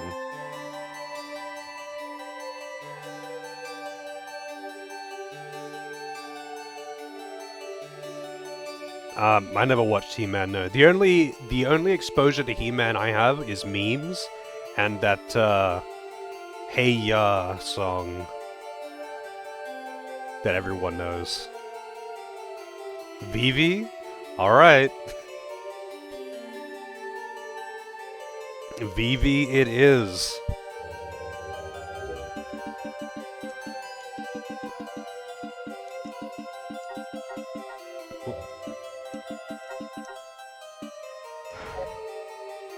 Yeah, exactly that, Dragoon. Characteristics of mage-type innocent devils. Time stop. I'm guessing they also get some kind of transparency thing?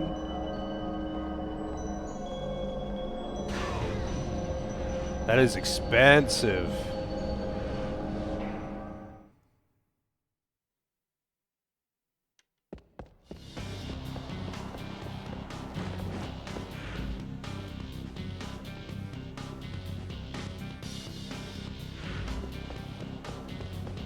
I like that he's just kind of floating around, sitting on a crystal.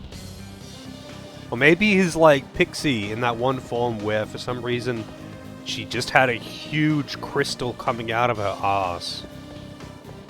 And it looked pretty uncomfortable, not gonna lie.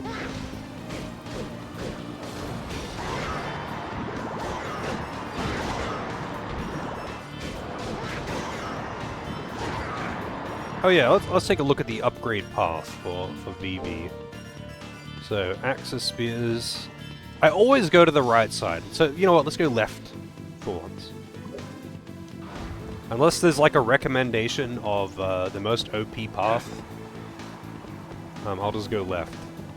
Is there like a special form to get on the mage types?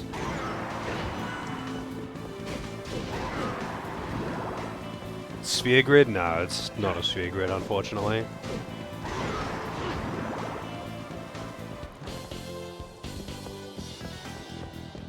Yeah, it was a bit odd. Oh, for dramatic effect. I was like, damn, that's a lot of breakables, but they're not breakables.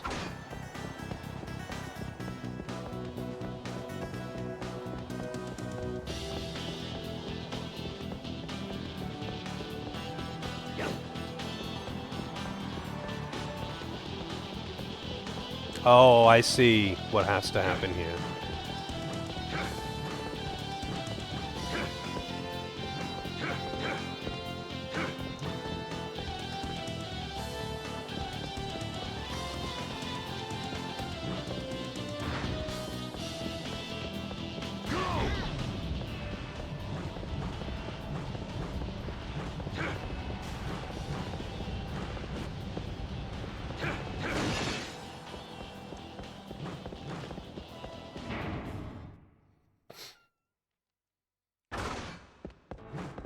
I see.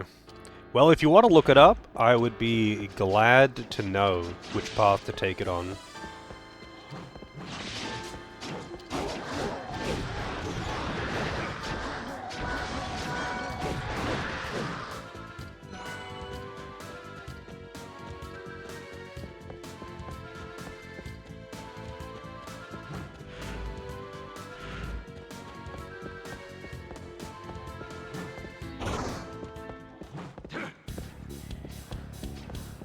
the human side of his brain. I mean, that's a very forward human. But you know what? I appreciate forwardness. I like it when people know what they want.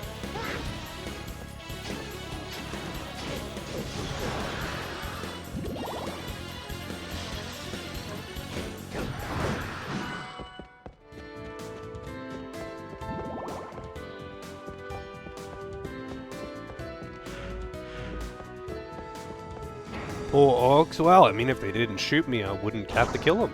If they didn't lock me in there and start trying to murder me, I wouldn't have killed them. I would have just run past them, you know. Hey, Pan, how's it going? You know, Pan, I know I posted it in Discord already, but playing Serious Sam 2, I keep, like, hearing the one-line. He sounds kind of like you.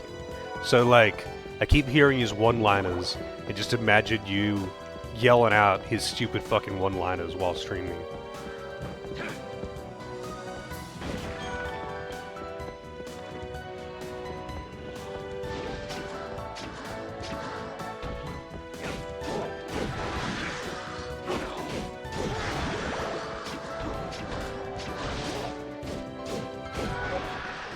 Lightning Strike. How does that do his thing?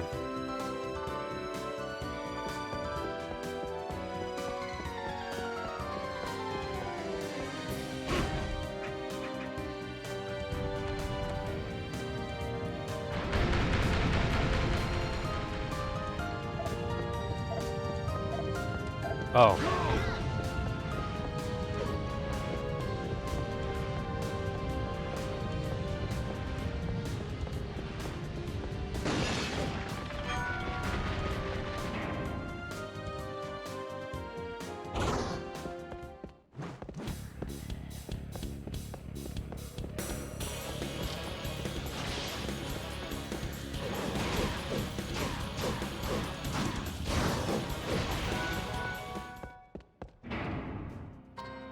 $10? $10 redos in a candle for some reason.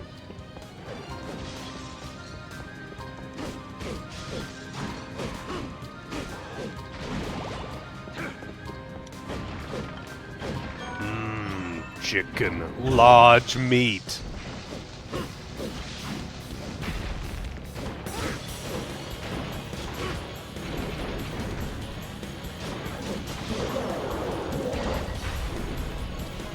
That wasn't a wall chicken, that was a large meat.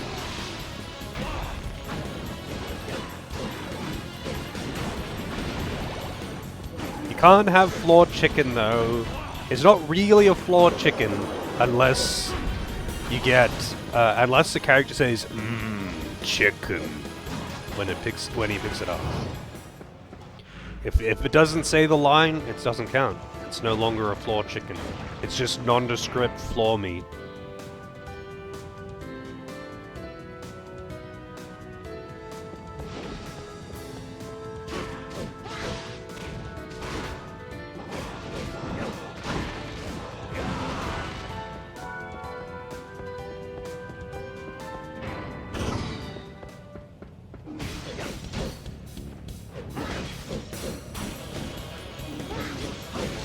Oh, the sword can actually get a whole bunch of hits in the air. That's interesting. I didn't realize.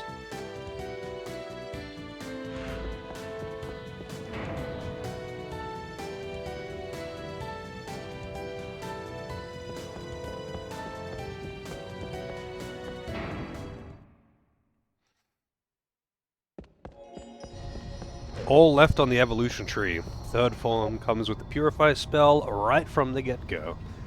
Thanks for looking that up for me. So, left path all the way. Let me just double check that sword goes left. I'm pretty sure it does, and that's why I started going... Oh, shit.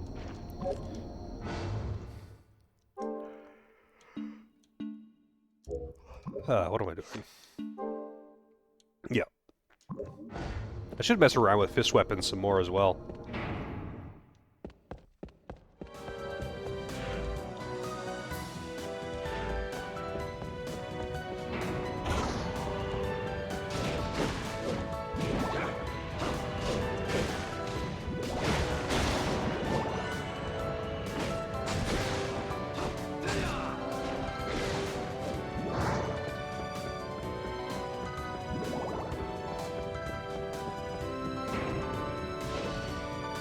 it going, Sean? Arguably the best 3D Castlevania title.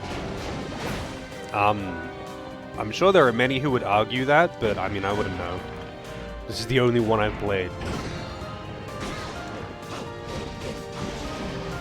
Damn, I didn't realize short swords were so good at taking out aerial units.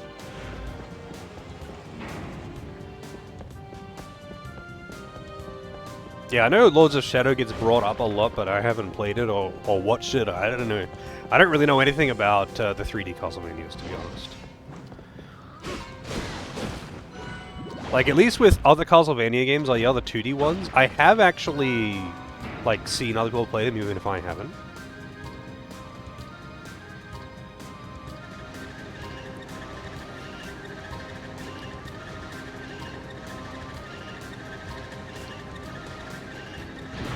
To be honest, though, I prefer my Metroidvanias to be 2D. I just find it a bit more kind of easier to navigate, and I just like the 2D in general. Really? It's just a dead end?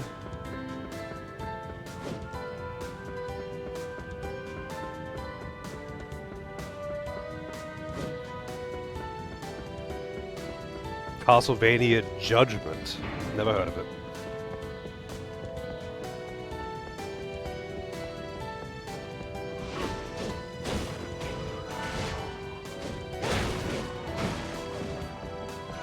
I gotta say though, if this is the best 3D Castlevania outside of Lords of Shadow, which is apparently, you know, too different. I hate to think what the other 3D Castle, like, what is the competition if this is the best one? Like, not that this game is terrible or something, but it's not great. It's just alright, you know? It's enjoyable for what it is, but, like, yeah, as far as PS2 action games go, it is not on the top of the list.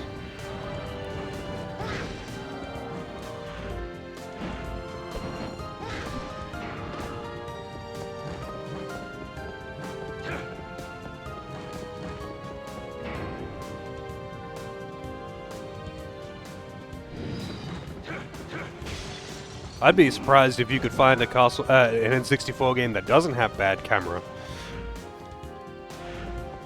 I was going to say a Castlevania game, but yeah, most of the Castlevania games don't have that issue.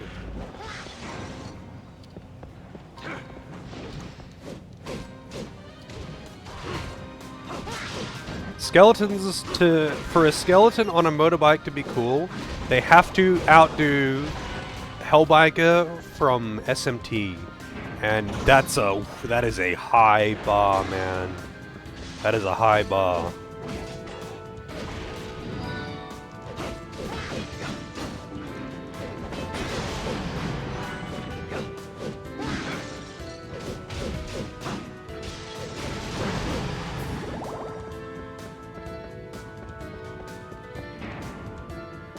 Yeah, I think that's a fairly popular opinion there, Pern. I think the 3D Castlevanias in general were not that well received compared to the 2D ones. But did they go back to making 2D Castlevanias after they did the handful of 3D ones? I actually don't know. Like, I don't know the history of the franchise, because this is the second one that I'll be finishing, assuming I finish this anyway. I mean, I can't see why I wouldn't finish it, but I haven't finished it yet, so they just stopped making Castlevania in general. So what is the latest Castlevania game? I thought it was a big enough franchise to just still be going, but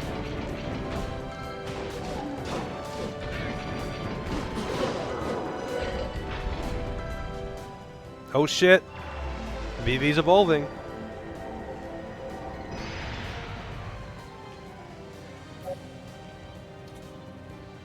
Wood Rod evolved into Scissor Rod. VV. Wait, he doesn't have scissors, he's just got another staff. With a blade on it, but it's not scissors.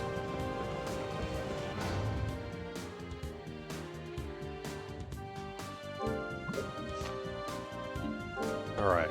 Left is spear, fist, sword. Wait, no, not sword.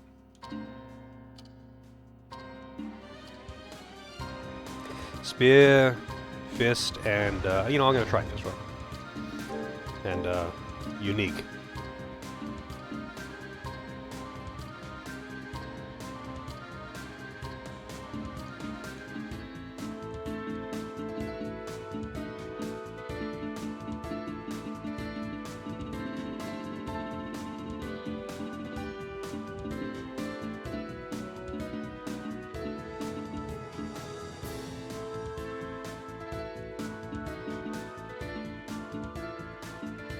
Metal glove.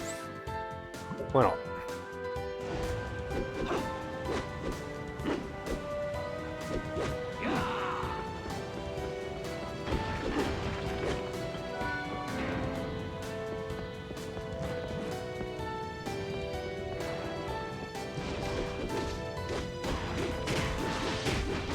Oh shit! I didn't know I was playing Eddie. And once again, it's a fist weapon, but all of its strongest attacks are kicks.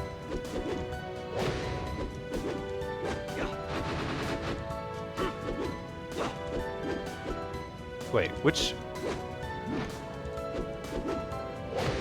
attack was it?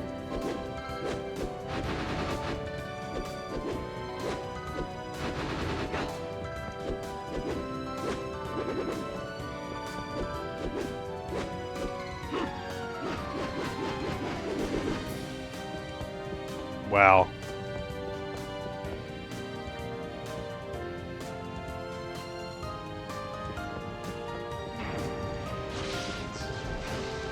Yeah, it sounds about standard for Japanese devs being very out of touch with the fan base.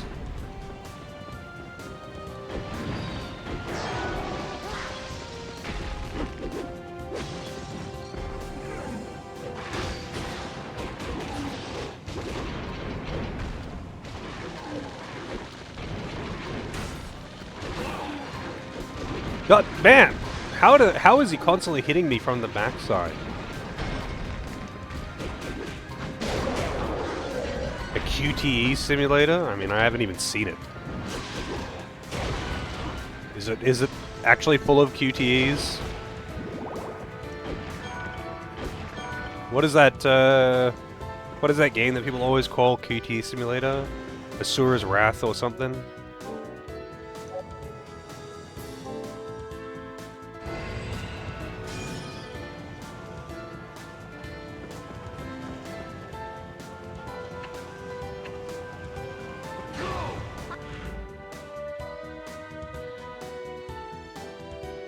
Did I miss a path?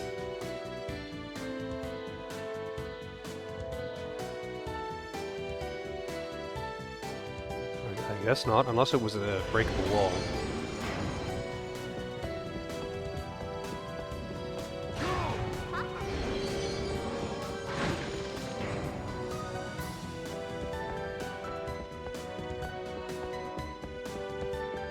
I don't know. I feel like Castlevania has got just as many divides in it as many other franchises that have like changed their identity. You know, like Castlevania has done it more than once. They didn't. It's not just the 3D transition. Like when they went from action platformer to the Metroid-y style maps. Because like the old ones are just level-based action platformers, right? There's no map exploration abilities, upgrades, that kind of thing. It's just straight up action platformer. As far as I know, anyway.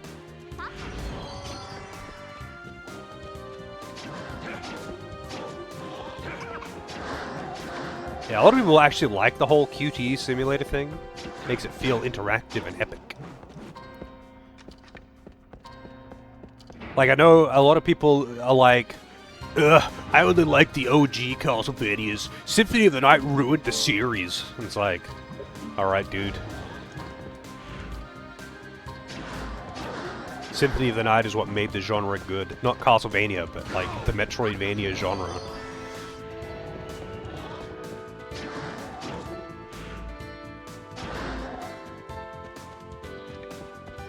I don't know, dude. I've seen a lot of hate for 3D Castlevanias in general. Like, I think the most common opinion that I've seen of just general Castlevania is that the series went to shit when they went 3D. And I was always like, well, I haven't played them, I can't say.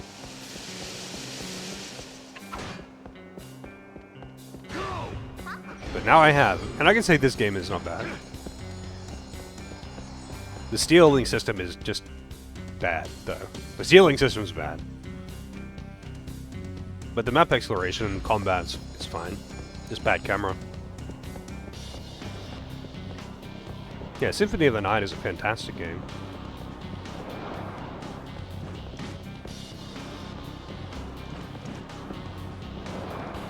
I've obviously missed something somewhere, but I don't know. Maybe I can get through there somehow with the time stop ability.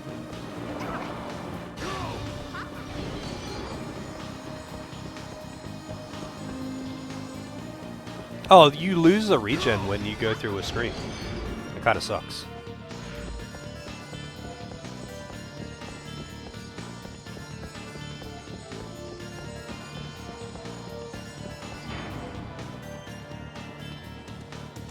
Yeah, I mean, the older games, as far as I know, were just purely level-based action platformers, right?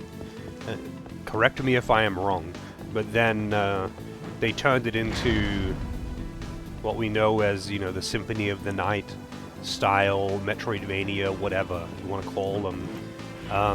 That style was like an abrupt change, and some people did not receive it very well. But it's like a genre-defining game.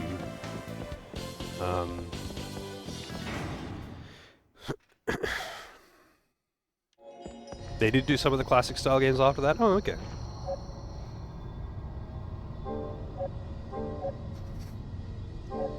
I know I used to watch Lat Mackie do speedruns of one of the Castlevania games. I forget which, but you can play as you get to choose which character to play as, and the girl was like super OP.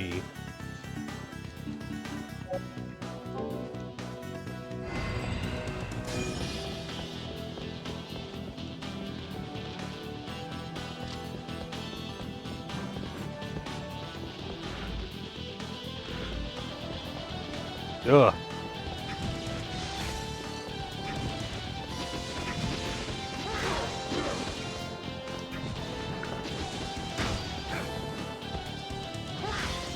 Wait. Oh, never mind. I wonder what I could achieve with this time stop elsewhere in the game. No, I don't think I can get through here with my current setup.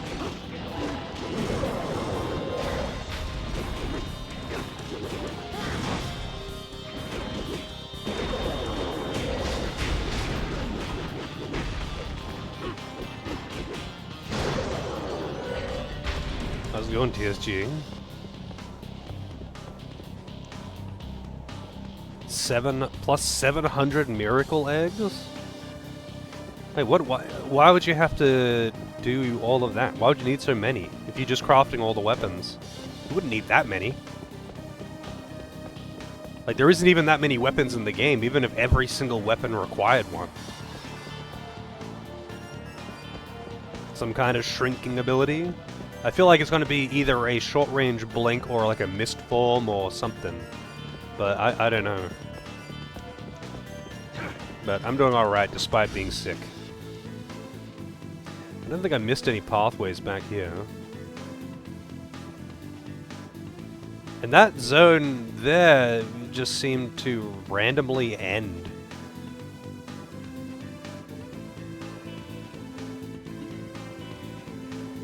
So I'm not sure where I need to go now.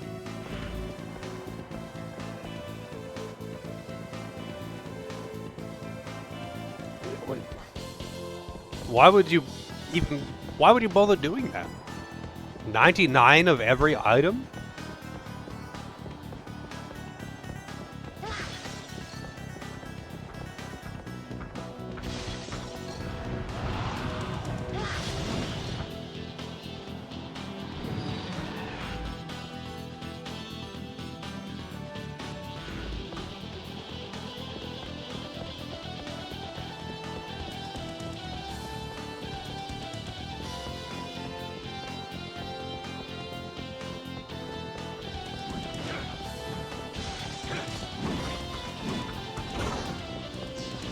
I mean, of all the games to do that shit in, I wouldn't pick this one. That's for me. There are games that I absolutely love, and I still wouldn't do that shit in. But you know, I would be more inclined to do it. But like, even in the games that I love the most, like, I get joy out of playing them and beating them and fighting all the bosses and exploring all the dungeons and doing the quests.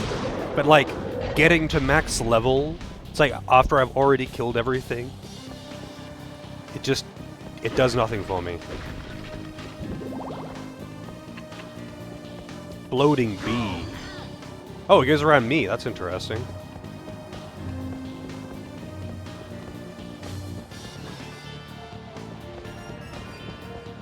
I can't imagine it would actually be too difficult to do that in Final Fantasy X.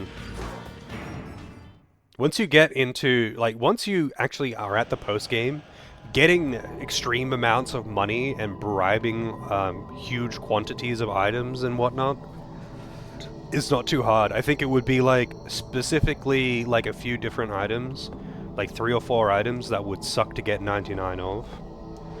And the weapons do not stack, so...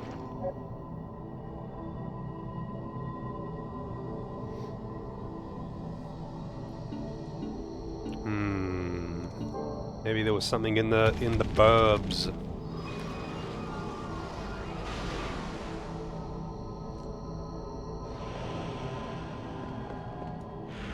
Yeah, but like bribing is extremely quick.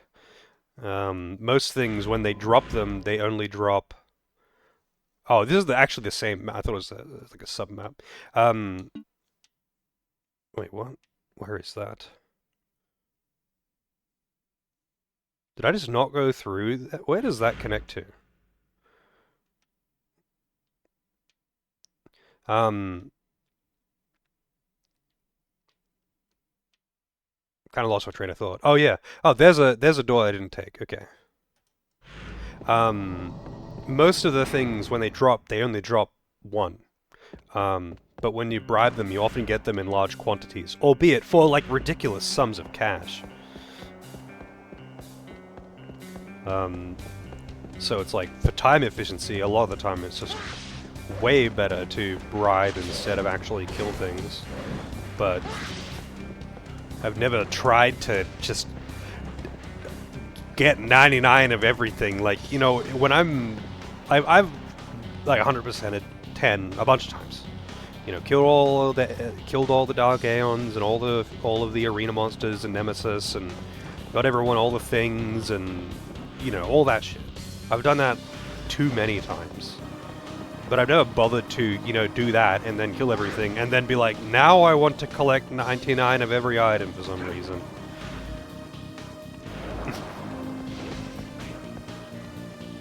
The Nycrux has consumed my coffee. If the Nycrux started getting into my coffee stash, that's when it gets personal. Oh, it's another one of these fucking doors. Alright, so... I need to figure out...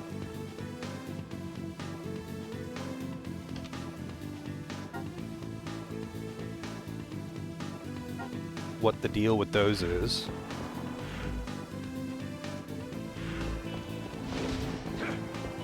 But where was the pathway down? Lower floor. There it is. Oh, this zone is way too big. I don't remember what blocked my path down there.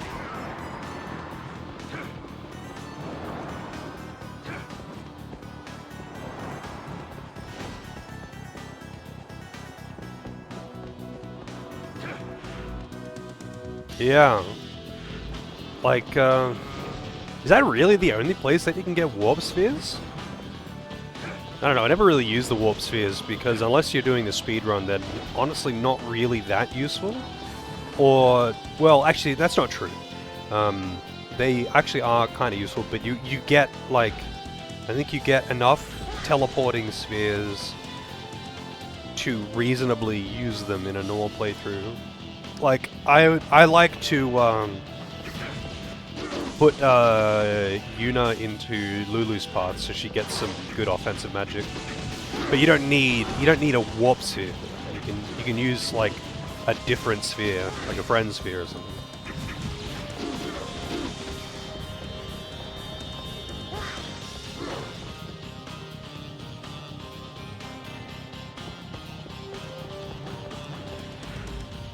Oh yeah, I actually kind of forgot about the poll. Get your votes in. It's for Lozo's next game request. I don't know, I just don't see the point of getting, like, 99 of every item. Like, it does absolutely nothing for me. I kinda get, like, you know, getting to max level, I guess. In games that have got level. I guess. I kinda get that. But for me, it's like, I'm gonna level as much as is required for me to beat the content of the game. Like, I want to do all the... Like, I'll do all the quests, I'll fight all the bosses, I'll do all the dungeons. But I'm not gonna, like, craft one of every item if I don't need to. Especially in games that have just got, like, piles and piles of items that you don't need. You know, like, crafting all of the low-level potions when you only really need to craft the good potions, because the other ones you could just buy from a shop. And it's like, yeah, okay. I really don't need to be able to craft the low-level potions, because you started giving them to me and selling them to me before you even gave me the crafting system, you know? It's actually part of the reason why I don't like it when games have crafting systems unless they actually do something, like, different with it. Like, if it's just you get materials and you press the button and they combine into an item, I'm probably not into it. And it's just there so they could say crafting system on the fucking box.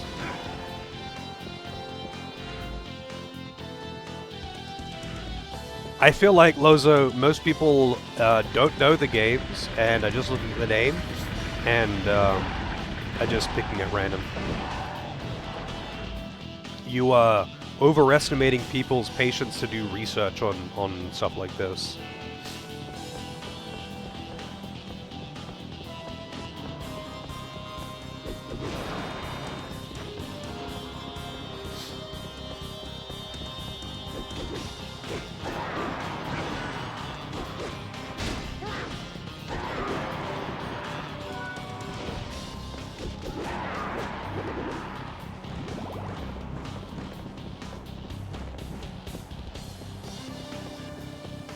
Yeah, like, when they have a unique crafting system that actually, like, not necessarily, you know, actually, not necessarily a unique crafting system, but like an engaging crafting system that is more than just, you need 5 steel bars to craft the steel sword, and then you just go into the crafting menu and you hit craft and you get the steel sword. Like, that's just pointless. Like, just buy it from a shop or something. Like, it's... At that point, it is a means to an end, and it is not engaging in any way. But, like, if you make it a system that you have to actually engage with, or if it's like, rather than just a crafting thing, like it's a... Like, you are putting customizable things onto a weapon, like in, say, Final Fantasy X, how it's basically just a crafting system. Like, you just get the materials and you put the thing on, but you're customizing your weapons. Like, you are putting the things that you want on it, rather than just crafting a steel sword and then a gold sword, because for whatever reason in Japanese games they really like their gold sword and silver sword, and I never really got that because a golden sword would be very bad. Oh, right. That's why I didn't proceed through here. There's nothing here.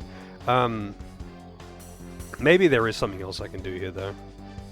I don't know. I'll check out that little corner over there. Maybe I can do something there with the glide. I don't know.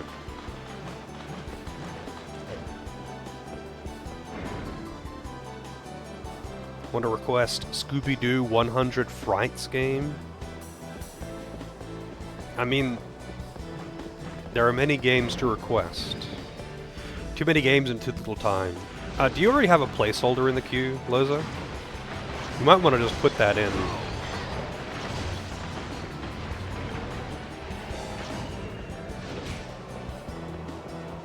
Rarer metal is more damage. Yeah, it's like an actual, like, gold sword. Like, just imagine a solid gold sword. Not only would it be a shit sword, because it couldn't hold an edge, but it would be so heavy. It would be so heavy, and it would be very ineffective. So it's like, I don't know, just silly? Oh, I can actually get over that. That's right. It was a glide thing. You want to do the request? Oh, okay. Well, I mean,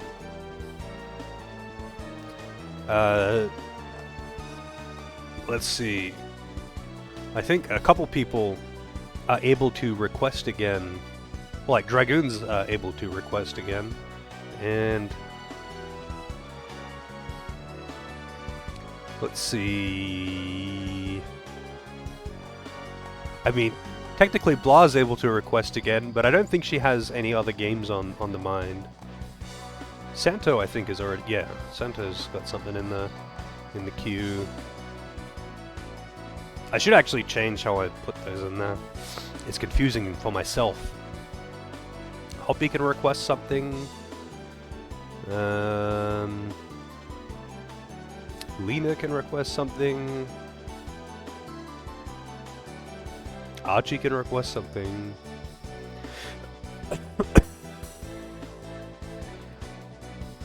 I was just going through the list of, like, the last few people who have had a game completed. Placeholder, there it is. There it is. There's a handful of people who are able to request already, and lead armor in a few games. Yeah, I've seen that one. It's pretty uncommon though. Like, I couldn't think of more than one or two. Like, Terraria has lead armor.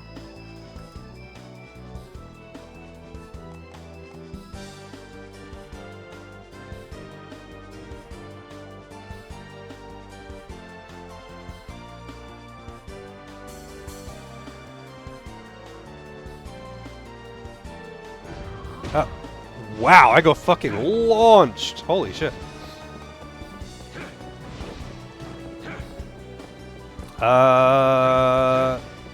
That's a good question, Doris. Let me check.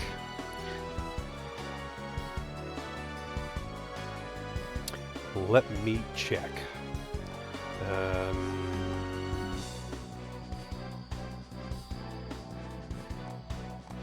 Indivisible. You did indeed. You did indeed. It is hard to keep track.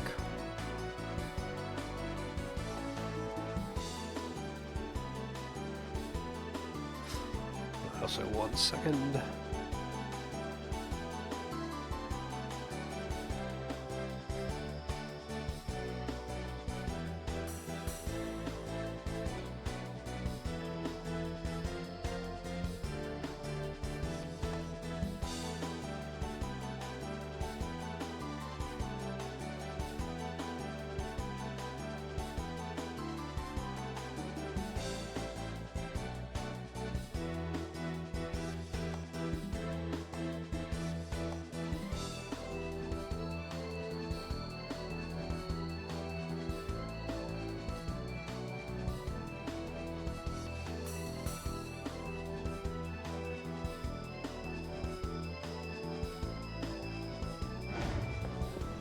Yep, already got Grimrock.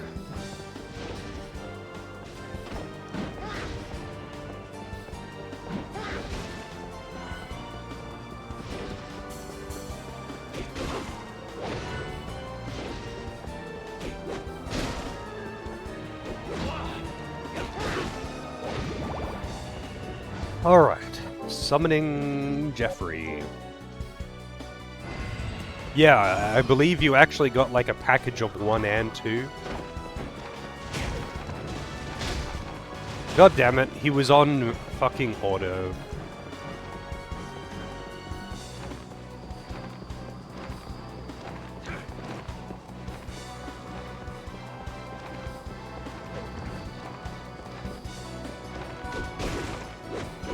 Yeah, I think Forbidden Siren is one that you've already sold me on, not interested. Much like Myst, I'm like, just no, I'm good. I'll watch someone play it, I'm not gonna play it.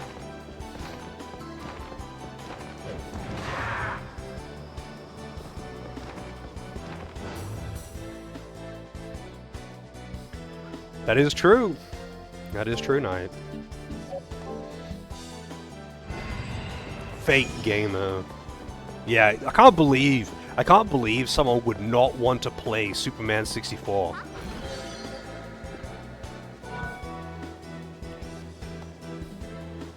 All experience earned will go to the demons. Interesting. Not useful to me, but interesting.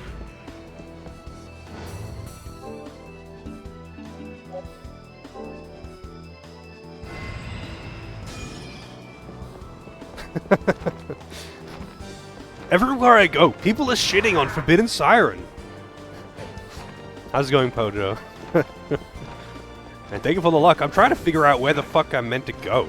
If anyone actually knows where I need to go, feel free to chime in. Like, point me in the right direction. Unlike your usual 2D Castlevanias, you don't have access to the full map. Like, you can only see the map of the area that you were in. And if I want to go to another area, I have to teleport there. If I want to look at the map for another area, I have to teleport there first. Oh, this is the wrong way. Which is a pretty annoying thing. Like, it's very easy in most Metroidvanias to just see where you haven't been by just looking at the map and just scrolling over it, because you can see all of the zones at the same time.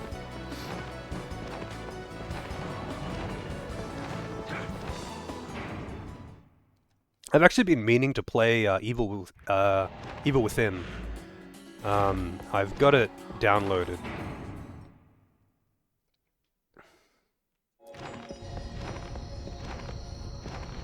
I downloaded a whole bunch of games when I finished Pillars 2. I downloaded a whole bunch of games, and most of them are actually quite short that I would finish them pretty quickly.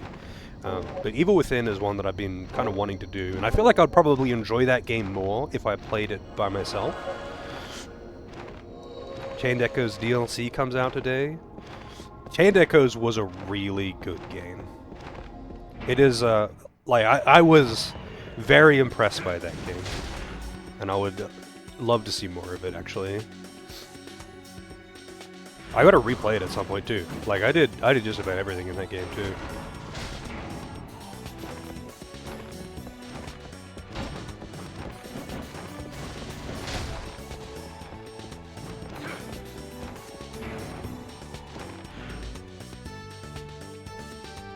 Let's see.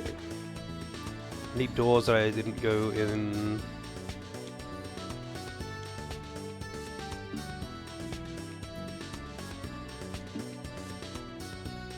I don't think I'm missing any doors here.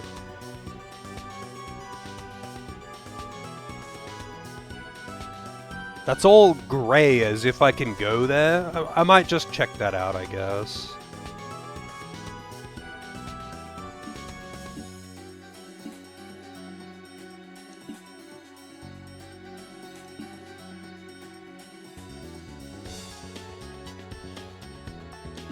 This is gonna be a long-ass walk to get to a teleporter, isn't it?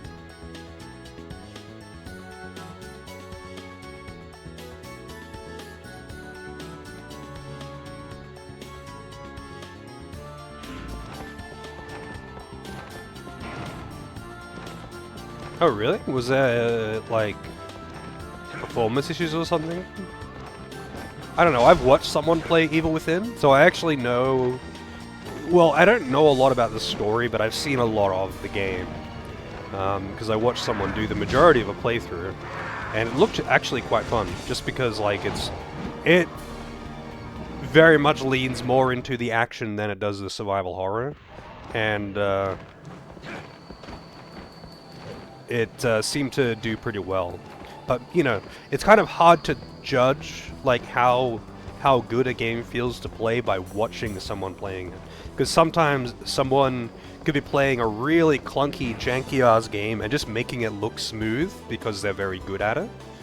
And yeah, it can be hard to say. But I'm pretty sure that one is pretty well received.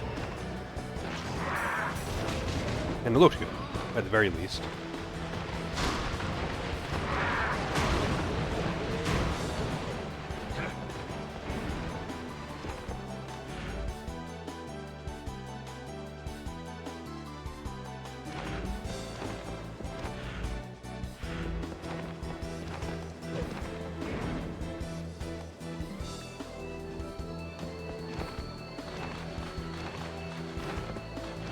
I see.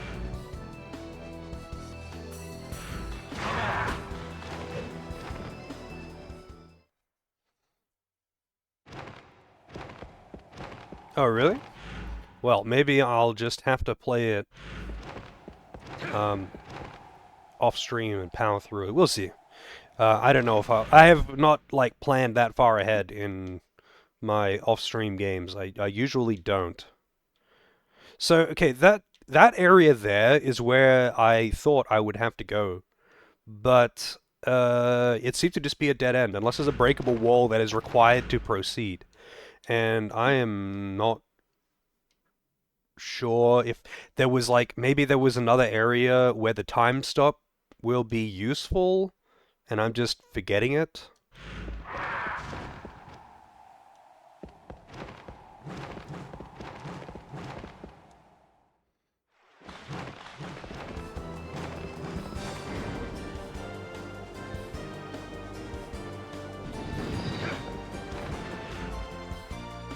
Where is the portal from here? It's a long walk, but whatever. Wasn't that the tower? No, that's how I originally got in here.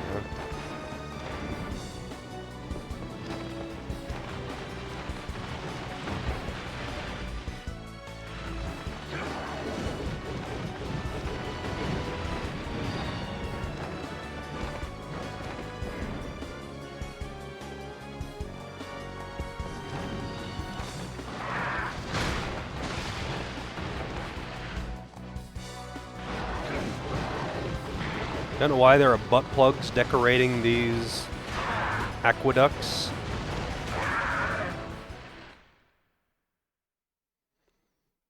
But who am I to judge, you know? If you want to decorate your house with butt plugs, by all means. Alright, so there's that corner there, but it's gated by a waterfall. There's that one, but it's gated by this unkillable skeletons. I mean, I guess I could level up and, like, evolve Vivi a bunch of times until I could pass them. But I don't think that's the way that I need to go.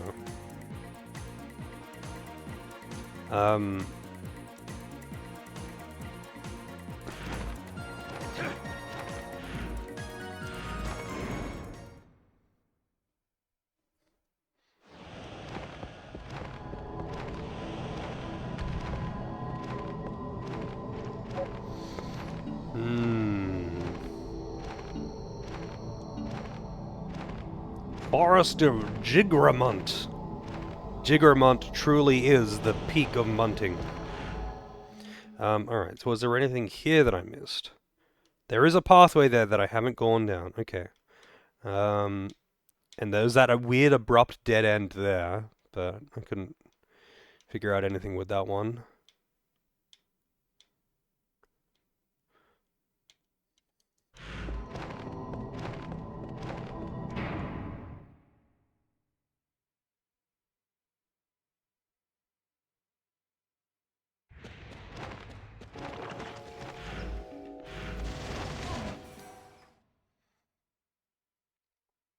Yeah, maybe Dracula's just really big into butt plugs.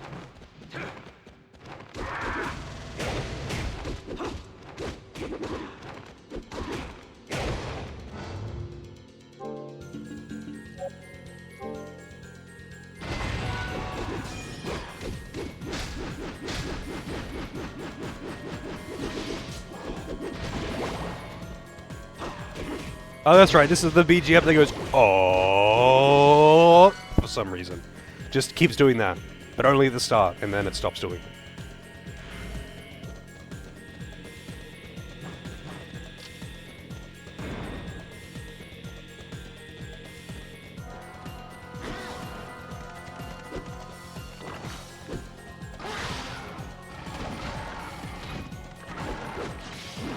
You know what? Fuck, these skeleton dogs are actually so annoying.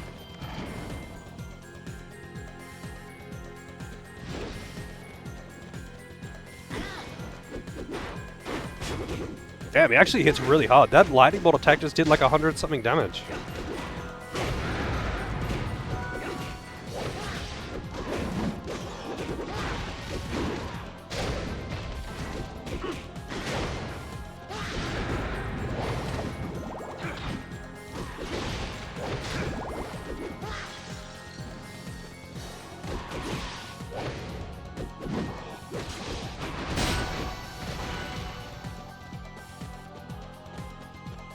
Any flea men?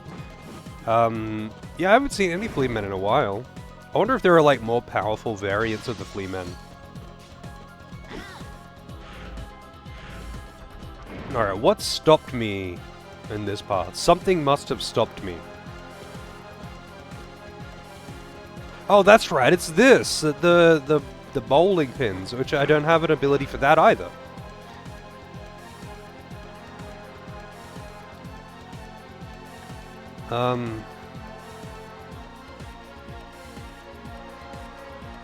Yeah, I don't know where I need to go. I might have to just look up a guide. Otherwise, I'll be wandering around for hours just trying to find a place I haven't been. It better not be a fucking breakable wall that is required. I'm gonna check out that clock area again, though. Because it might have been... It might have been that. Welcome. Take care. Thought you might have something to say. Well, there was already a breakable wall that was required for the main story earlier, but they put it in a place where, like, you couldn't... Like, you only had Pixie, and you had to walk into the room, and they put a pickup next to it, and Pixie tells you that it's breakable, because that's what Pixie does. Oh, what am I doing? It's the wrong door. So it's like, that one is technically required, but it also just gives it to you. Like, it's a freebie.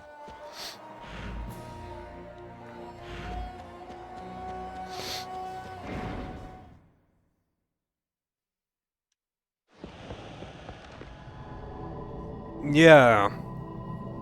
But it's a summon ability that I don't have, and I'm assuming I don't need it to progress. If it's, like, unlocked through, like, specific route of a demon, it wouldn't be required for the main story, surely. If it is, then I'll be disappointed.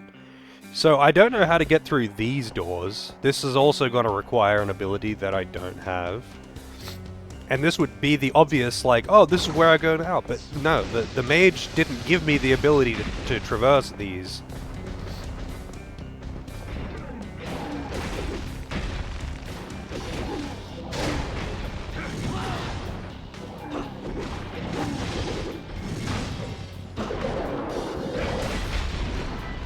Wow, 50 gold.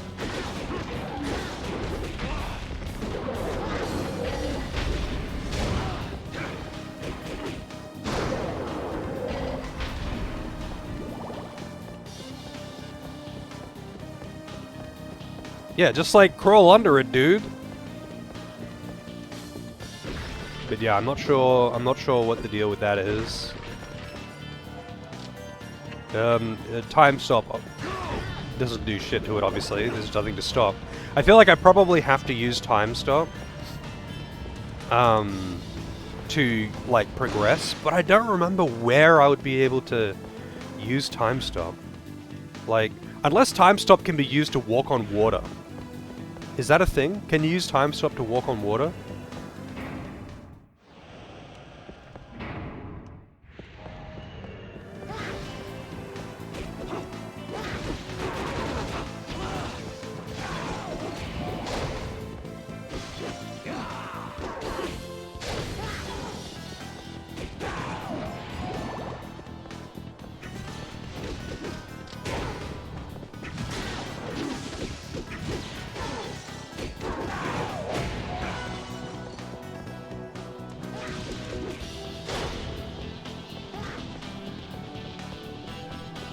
Okay, so you can't.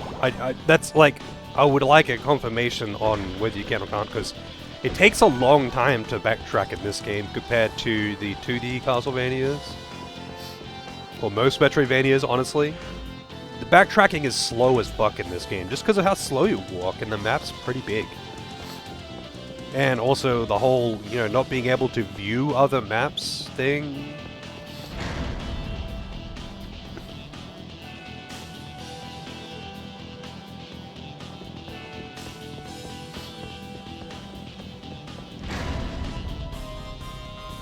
Like, I went in here on, you know, for this boss, and I went into this next zone, and I killed, and I picked up Vivi, and, like, I picked up Vivi in there, and moved on to this next zone, and I was like, oh yeah, this is the way to go, but then it just abruptly ended in a dead end.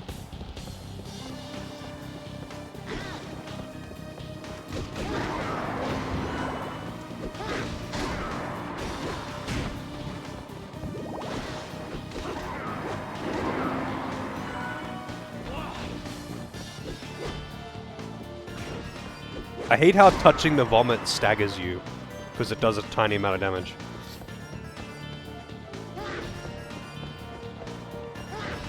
Oh yeah, it is definitely coffee time.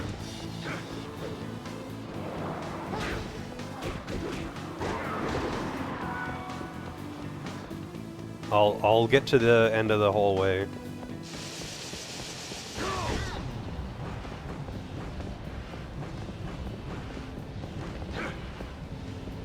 Like, I use time stop.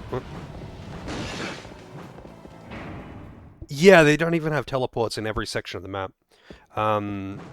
So this map, you need the time stop to get in here, but then there was nothing at the end.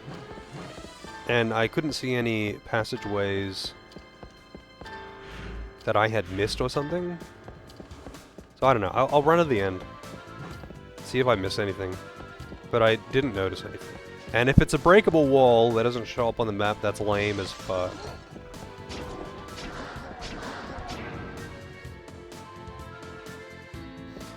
There is stairs in the aqueducts that require time stop.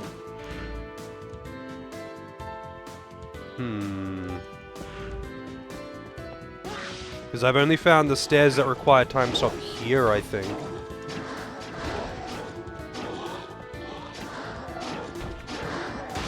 It was in the...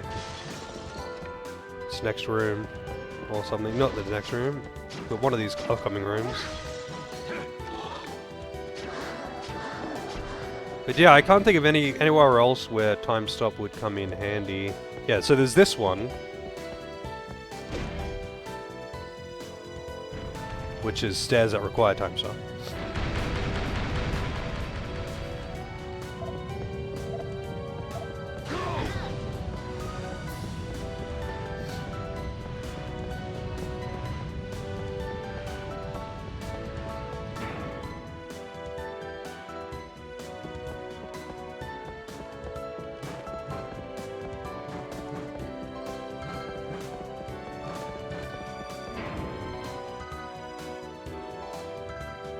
I guess what I could do is look up a list of where the time stop can be used.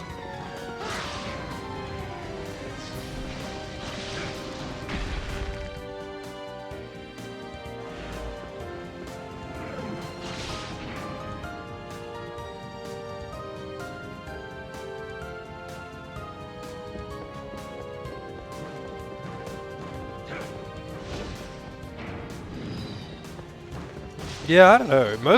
The thing is, I've mostly played non-Castlevania or Metroidvanias. So it's like, the ones that I have played have largely kind of improved on mechanics from the said franchises. And most of them are very Castlevania leading.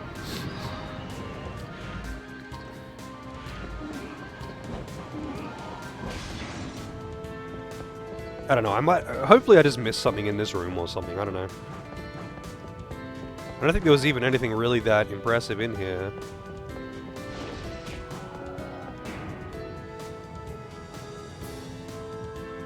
I don't remember what was in here. Other than this guy. Yeah, that's right, this fucking room. I don't know, maybe something happens if you time stop in here.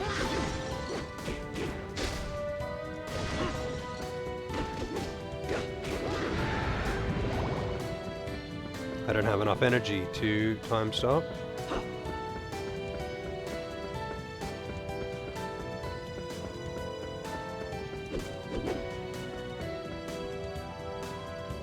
How's it going, Marcy?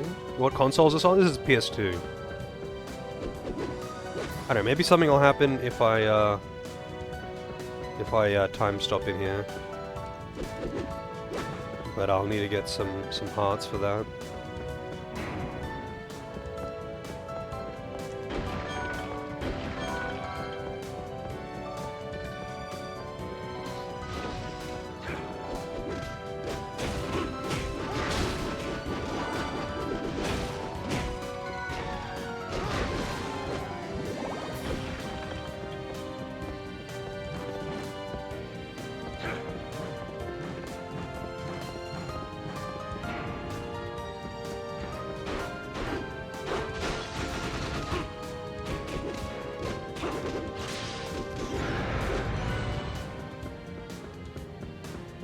Alright, let's see what happens. Time has stopped. Nothing is happening. Yeah. I mean, it was a stretch. Hit the gears on that elevator? What? Wow, what the fuck? Come on, man. That is actually so fucking stupid, but whatever. Just by the way, any kind of walls, pillars, or decorations are very rarely interactable. Like, even walls that have solid flooring, usually you can only get this close to them.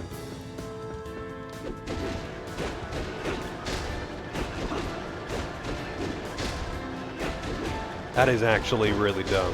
Thanks for the heads up, but holy shit.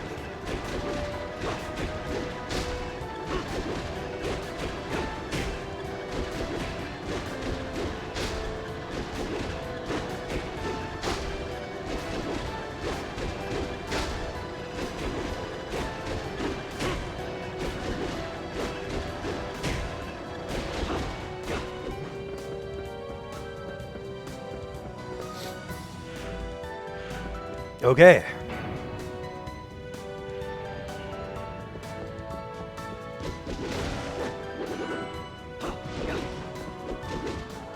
And to be fair, if I was a kid playing this, I probably would have just started hitting everything to try and find a way.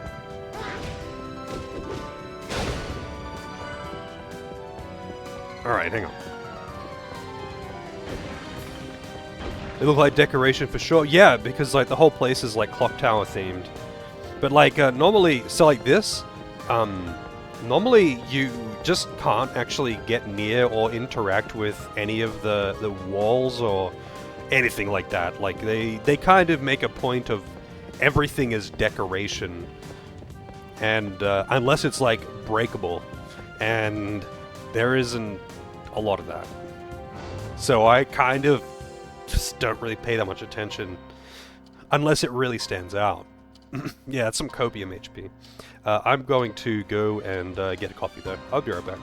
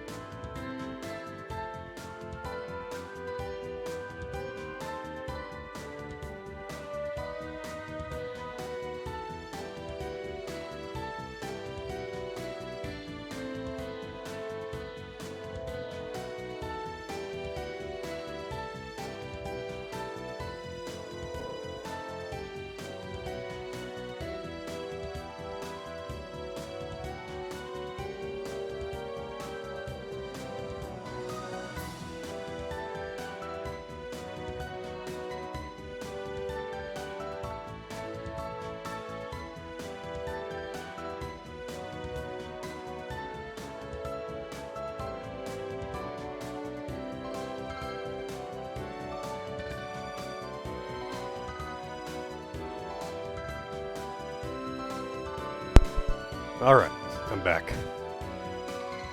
Yeah, I went to Brazil personally to ensure that it was the right kind of coffee. I did one of those actually, hang on a second.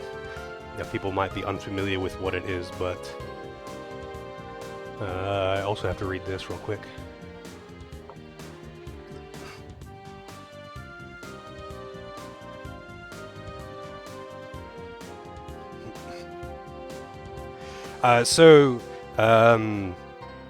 There's these.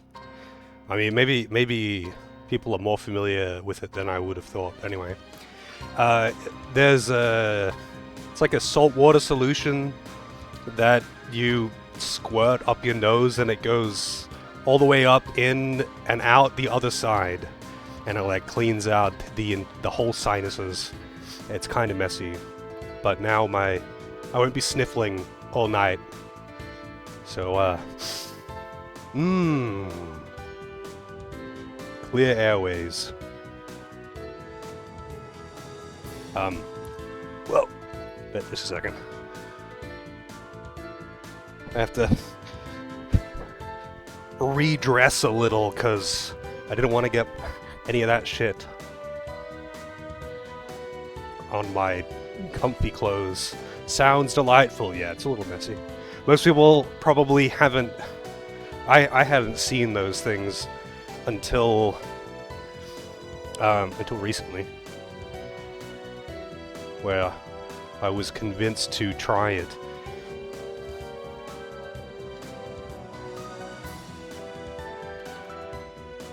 Let's see.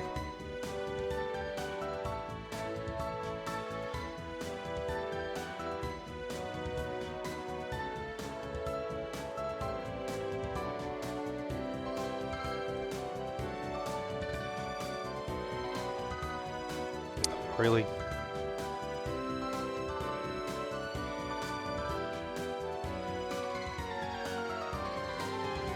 Basically, where is it? Display capture. Basically this.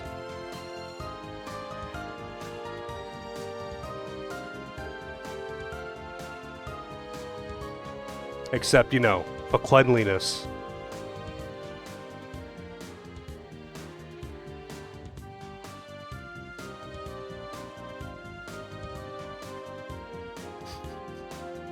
It almost feels weird now, like having clean airways.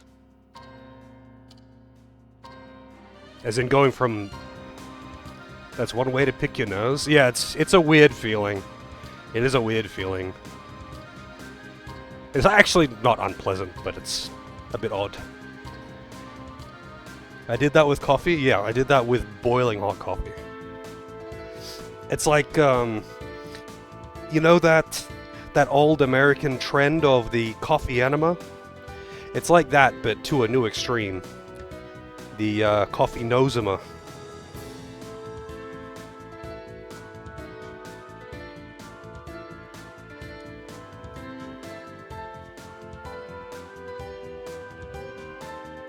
Alright.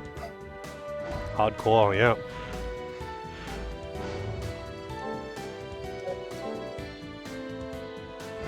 I've seen people go to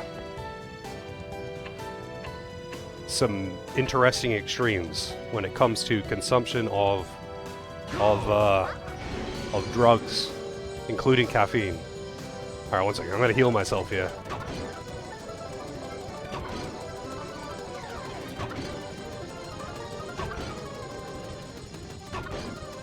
I know I could use the more expensive heal, but this is like way more MP efficient.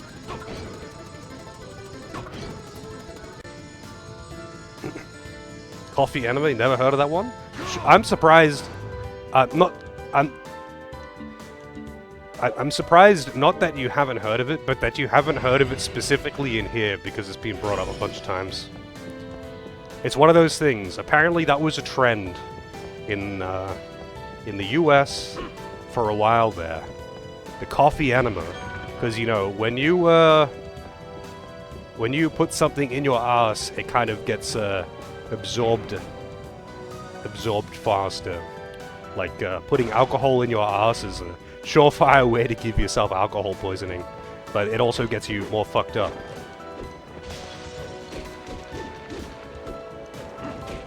We got harpies.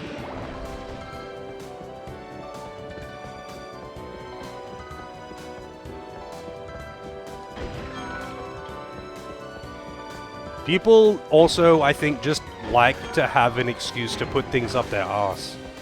Like, you know, putting coke up your ass, as in cocaine, not Coca-Cola. Coca-Cola would be very unpleasant. Oh god, that would have to be pretty painful. There's no way that wouldn't burn.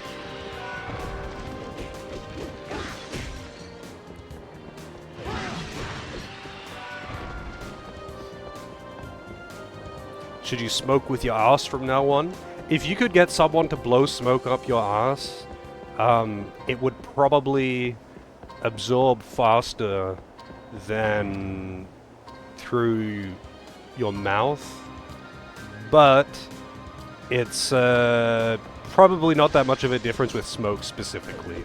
It's more like things that are ingested through the stomach.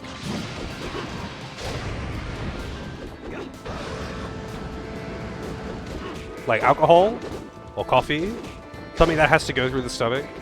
A lot of it is lost in the digestion process. But if you put it in your ass, the alcohol gets into the bloodstream real fast. I remember actually, there was I can't remember what movie it was. It was a movie I watched a long time ago where this guy who's like a pretty hardcore alcoholic, he drinks vodka by pouring it into his eyes. And, oh, it was a devil shot. I thought he was evolving.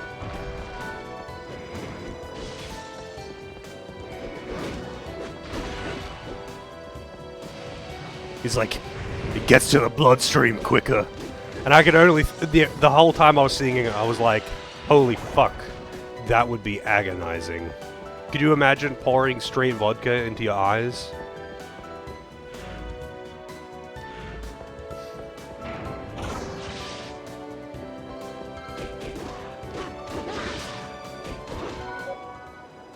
Sorcery Flame.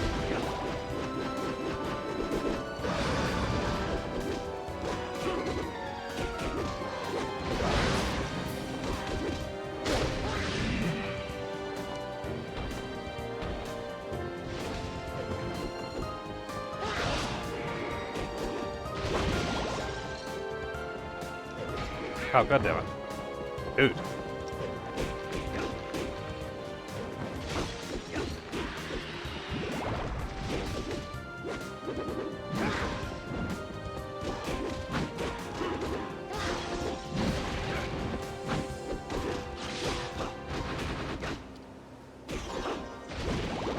I should probably put on some better armor as well. I think the stuff that I'm wearing has like no defense on it. Kevin and Perry go large. I think so. I'm surprised. I'm surprised you know that one. Also, debuff with the resub. Thank you very much, debuff. Hope you're doing well. 25 years. That's a long ass time. Yeah, what armor am I wearing? Stone mask. Wow, yeah, this... I wish it showed you the actual stats on the equipment in here, but it doesn't. For some reason. Let's put on something that increases defense, though. Oh, shit. Masakado's helm!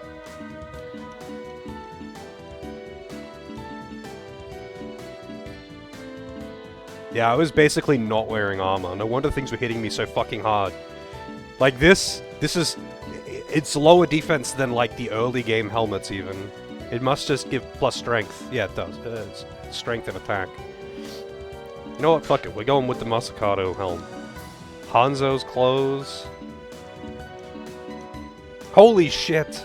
The amount of defense that I was missing by not wearing... Hey, I wonder if you get anything for the Alucard armor.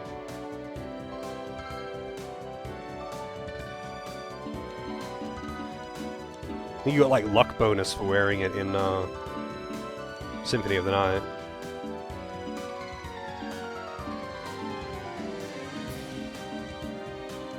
Dracula's clothes. It actually only has like 30 defense on that. It lowers your luck.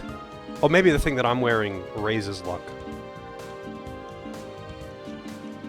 Fuck it, we're wearing Dracula's clothes. We represent Dracula here. Masakaze, yeah, that's me.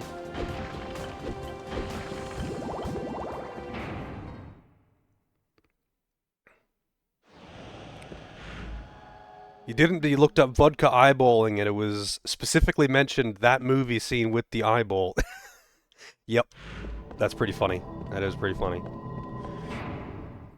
It's, not a great movie, but when I was a kid, I remember finding it hilarious. I think I'm going to get the ability to go...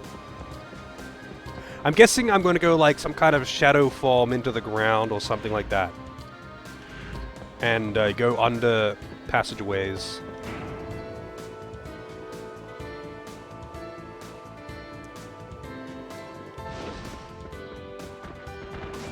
Oh, here's the Flea Man. Death Ripper. So there is more powerful Flea Men. 100 gold instead of 10 gold this time.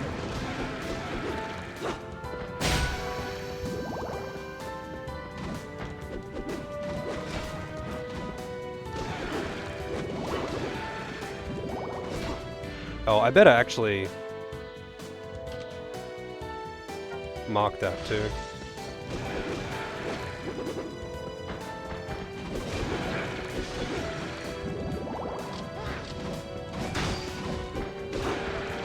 Wait, these aren't dropping the, they're only dropping hearts, they're not dropping... Oh no, they are dropping those two.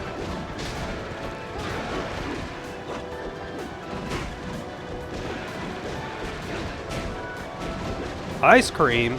Why do the Flea Men have ice cream?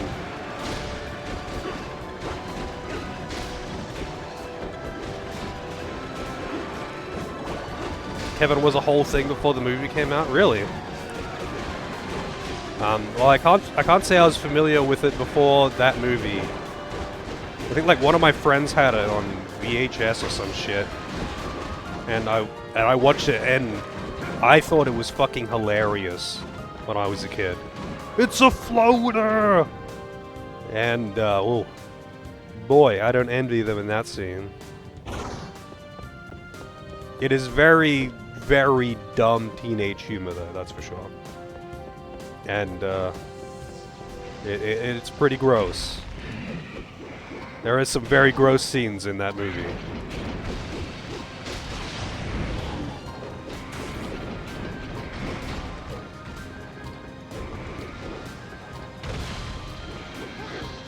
Oh no, I got stunned. Stun is like by far the most dangerous debuff. It's actually crazy.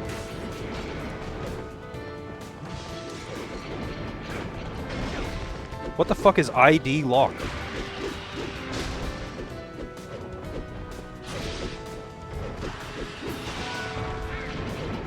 I'm guessing it means that my summon has focused on it and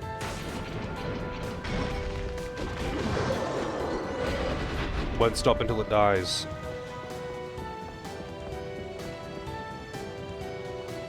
Oh, really?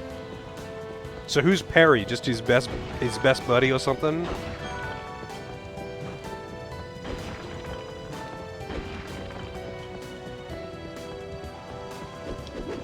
Like in the movie, they were just good friends or whatever. But is he in the show? In the entire show?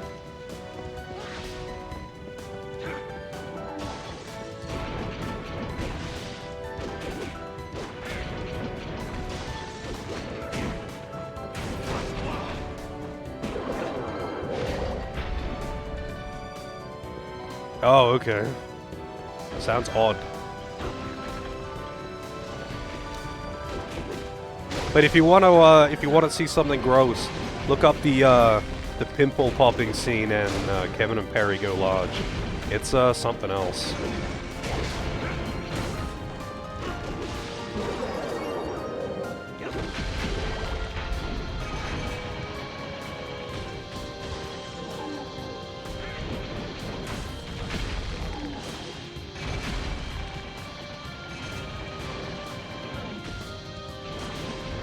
Holy shit, the stud lasts so long!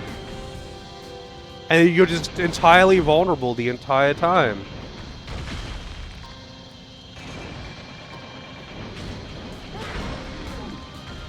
I can't even like summon a... I can't even like go into a menu, use an item.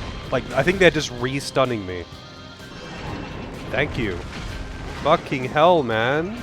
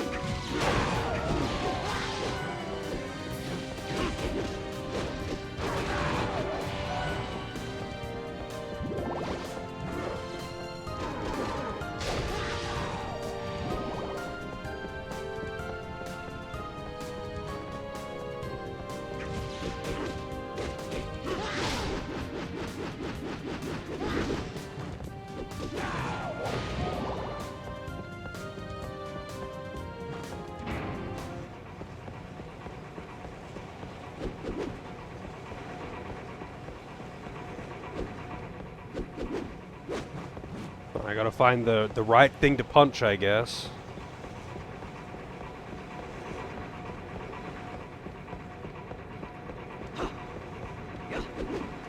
Or maybe I'm meant to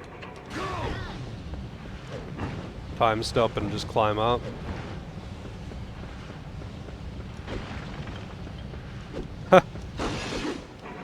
It can't break until you've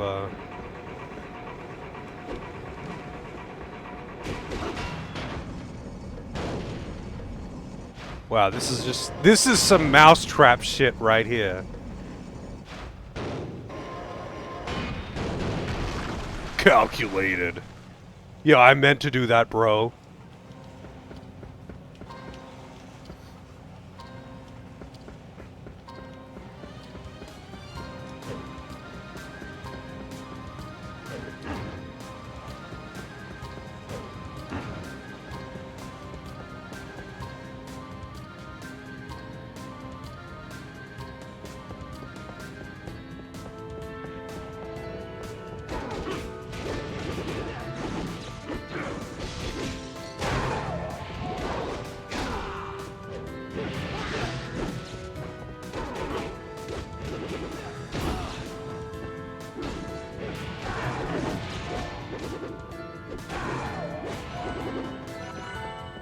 Wonder how many Evo crystals he needs before he evolves.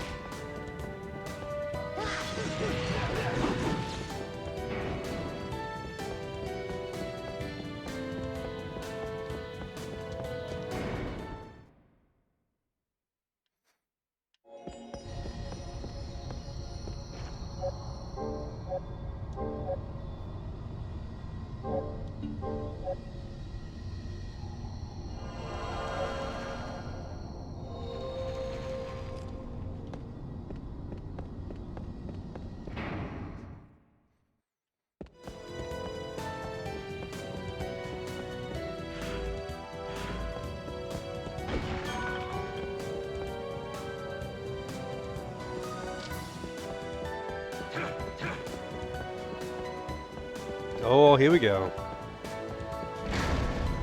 Boss time.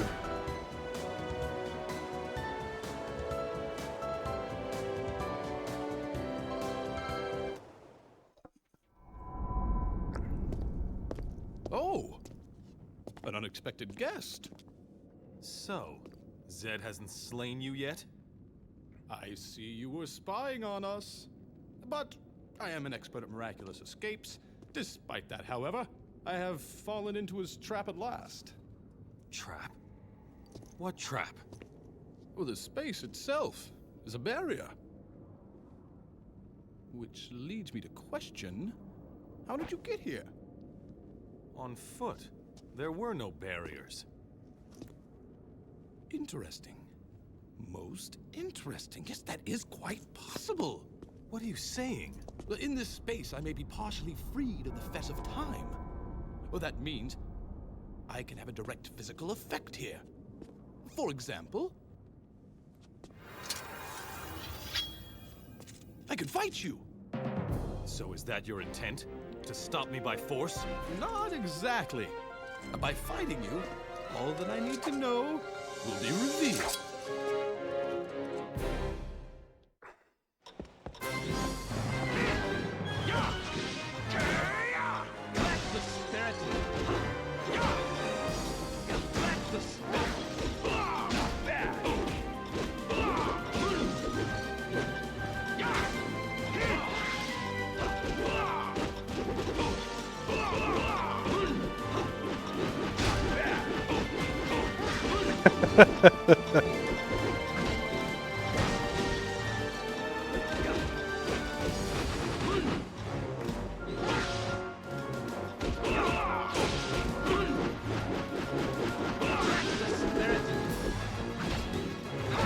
I wonder what his steal opportunity is.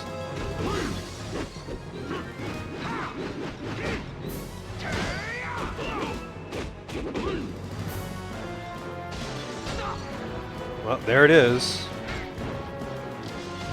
I guess you probably have to time stop when he time stops.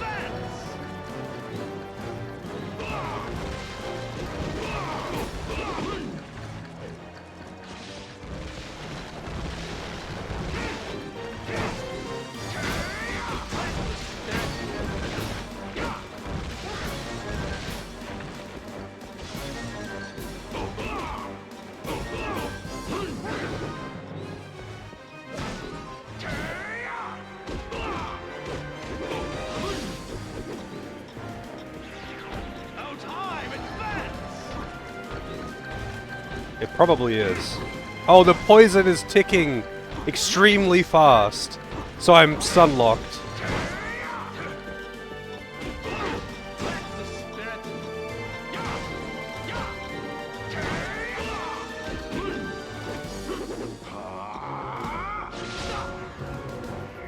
Oh, I don't have any hearts.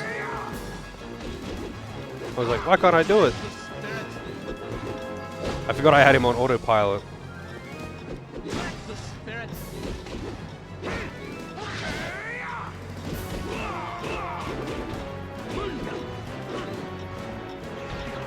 Man.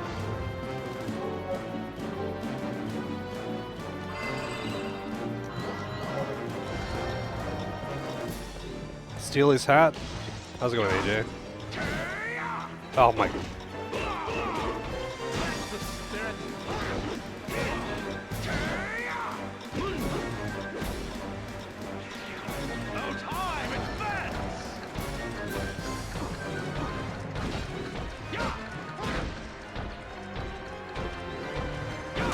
Heartless, confirmed Kingdom Hearts fan.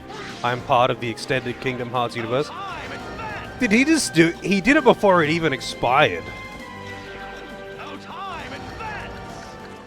Dude.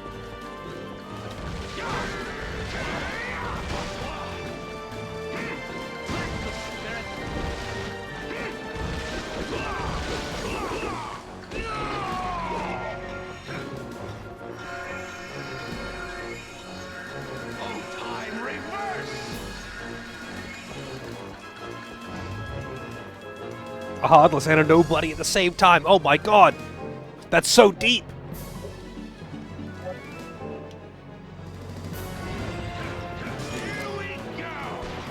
Oh, he's got a fucking gun now. Great.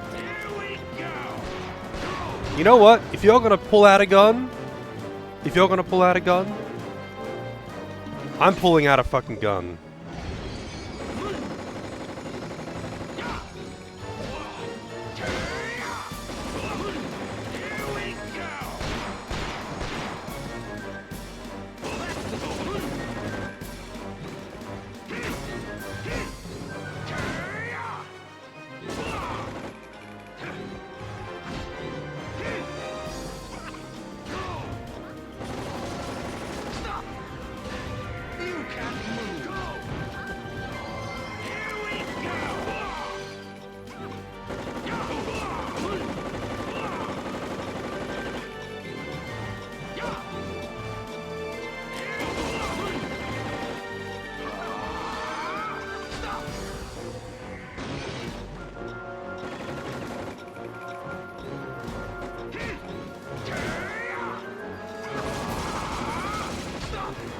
The funny thing is, it's not even like that strong. It's actually not really that good. But, you know, it's funny.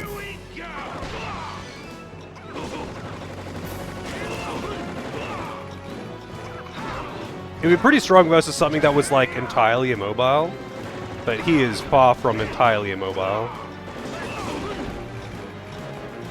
I'll put on a... I pulled that out as a meme.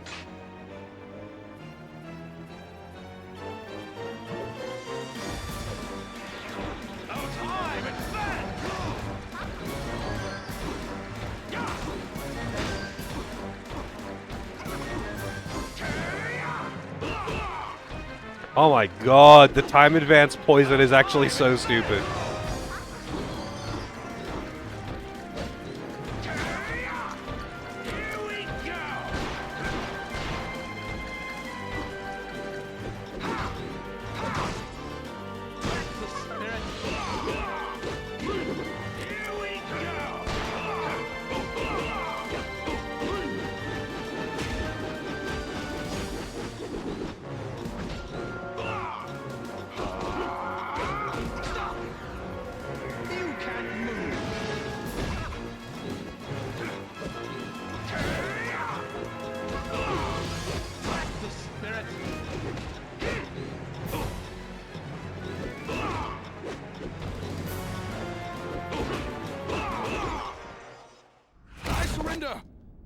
I promise not to interfere with you again.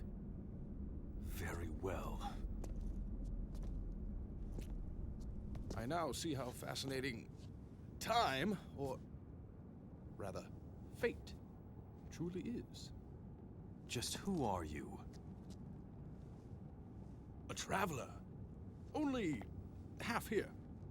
Not allowed to speak the truth. Not allowed to act upon reality. Yet, one who knows all. That about covers it. I see. Not allowed to speak the truth. Please forget everything I have told you. A traveler merely passes through, touching nothing, changing nothing. But there is one thing I can tell you. What is that?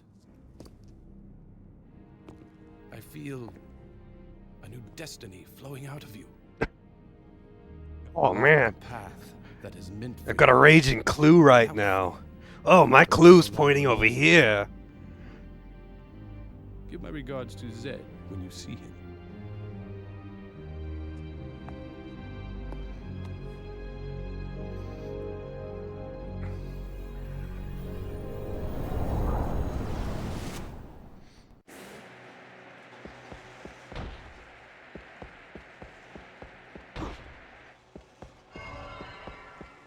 Poison truly is really fucking annoying in this one.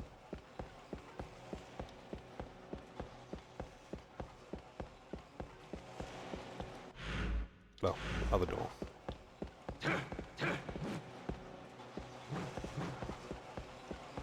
Time travel, always the best thing that you can add to a story to make it very coherent and well written. Alright, who do we get this time? This is gonna be An ability that I don't have. I'm assuming it's going to be something where you like sink into the ground. You know, like Vivian or whatever her name is in Paper Mario.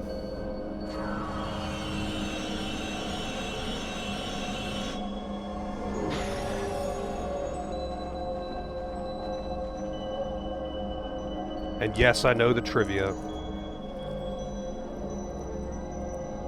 Gale.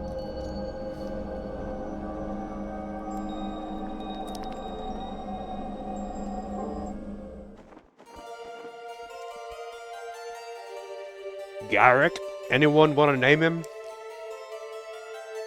I'll leave it up for a minute while I eat this Kit Kat.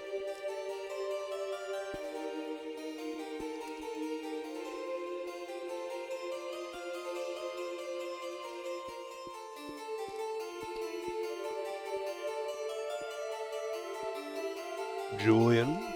Hello, Julian. Bobby. DS9. Penis. A Boomhowl.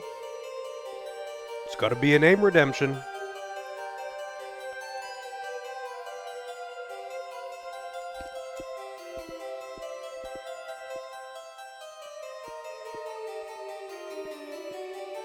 Cosmo? It's a little red imp thing. Alright, Julian it is.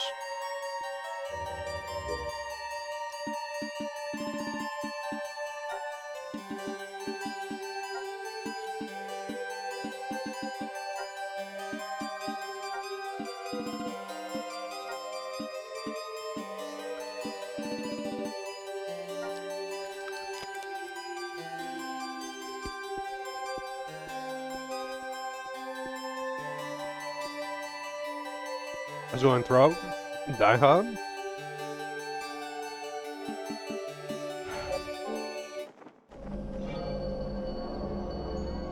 Magic Circle. Yep.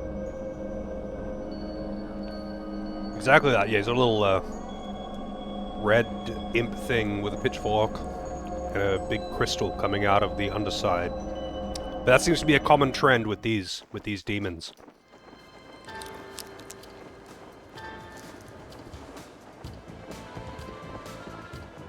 Pixie with pants. It's like Pixie cosplaying as oh wait, no, it was a different one. There was another one where it was like Pixie cosplaying as Titania. There was a green one. No, I have not played Resident Evil 7 and 8.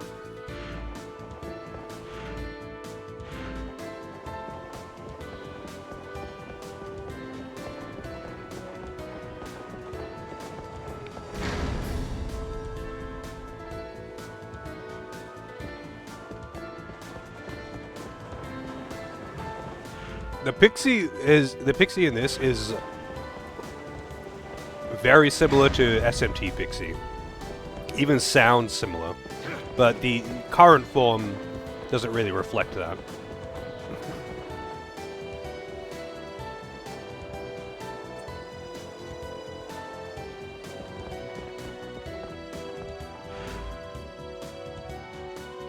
Wait, where was it? Oh, I think it was like... Yeah, it was down by the teleporter. You know what? I'll proceed forward until I get to another teleporter. And then I'll check out those previous doors.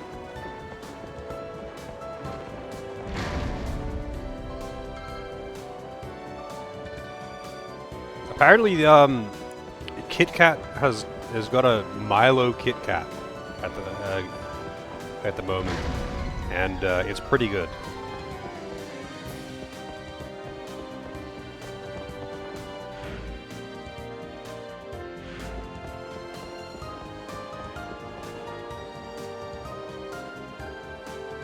How was Transformers? That was alright. Nothing too crazy. It had its moments, both good and bad. I would say as far as PS2 third-person shooters go, it was pretty alright. Like, you could do way worse. What was the other one that I played quite a while back now? PS2 third-person shooter, and it was actually pretty fun for a while, but at the end of the game, the bosses turned into gigantic, janky bullet sponges, and it became suffering in the end, but up until that point, it was actually quite fun.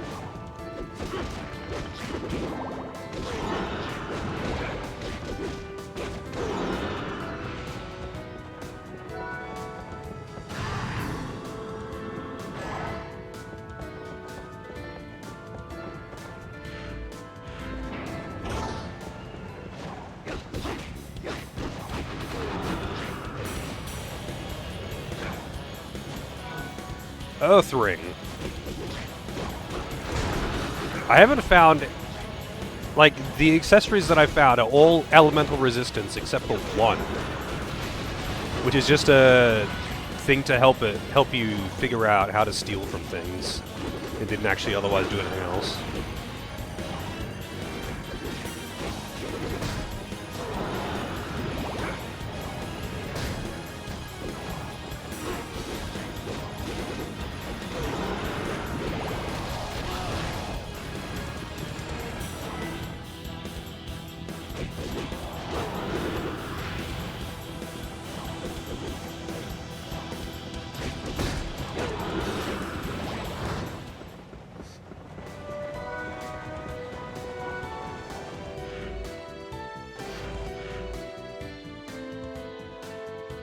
Wait a minute.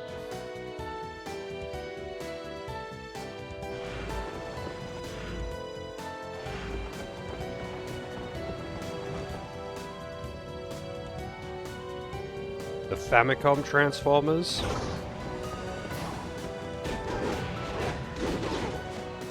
I feel like it would have to be some of the most jank shit.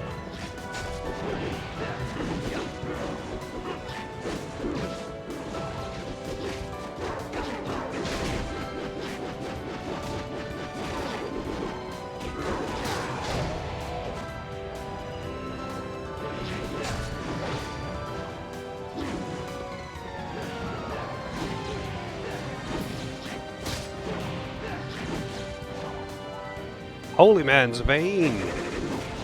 I just felt like stealing. It was taunting me.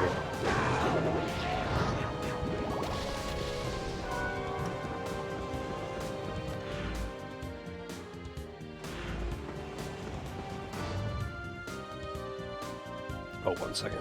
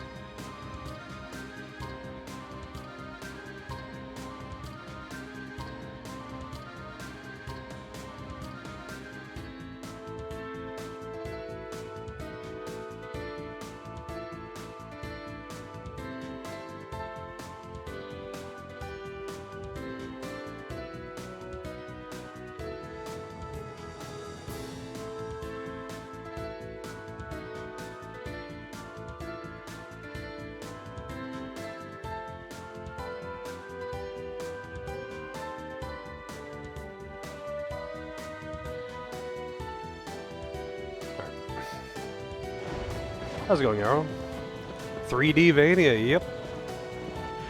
It's been alright so far.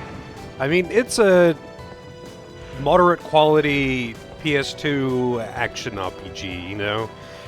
There's not a lot of really good PS2 action games like this, but as far as they go, this one's not half bad. The camera's awful, though.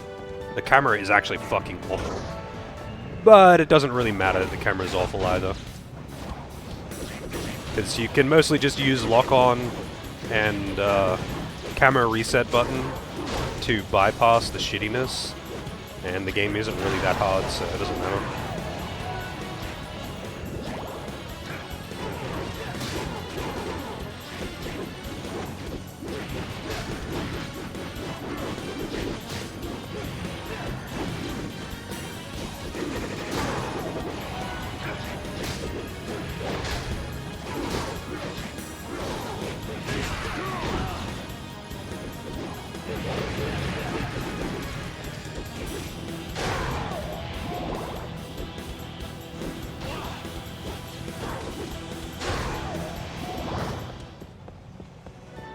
You had fun with the other one? Yeah, I'm kind of curious about it. It doesn't have the god-awful stealing mechanic that's in this game. So I am curious about it, but I mean, no rush to check it out.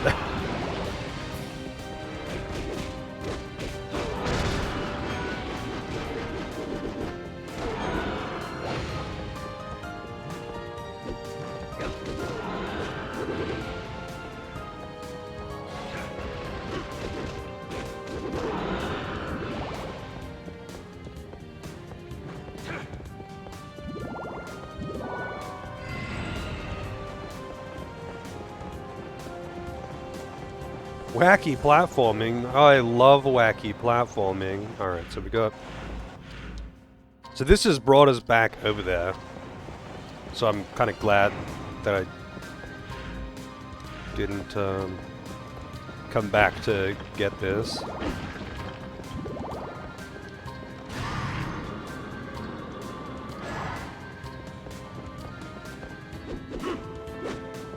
Statue looking pretty sus.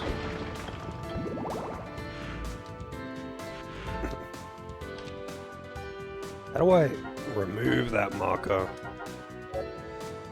Ah.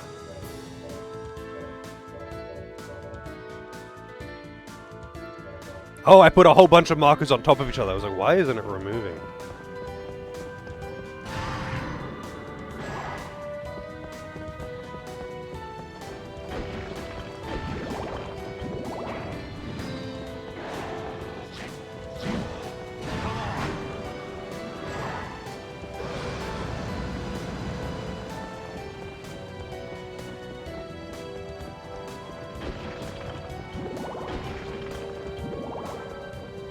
Wait, really?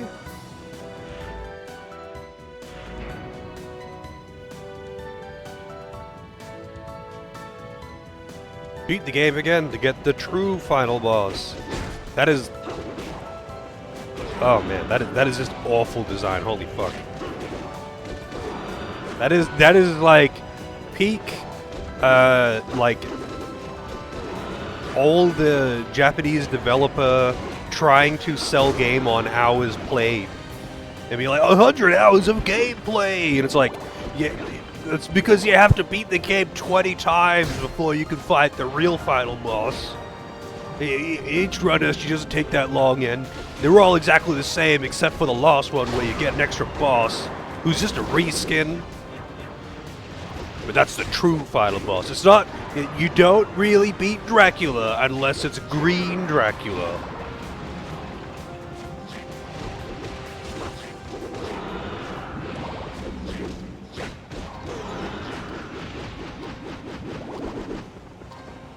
I keep doing that one accidentally.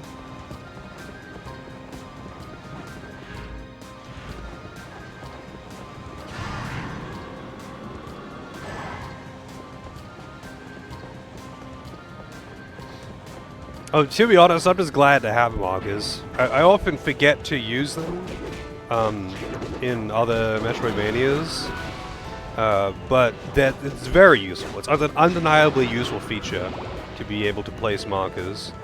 I think it was Hollow Knight as well. You had to buy the markers to be able to place them, right?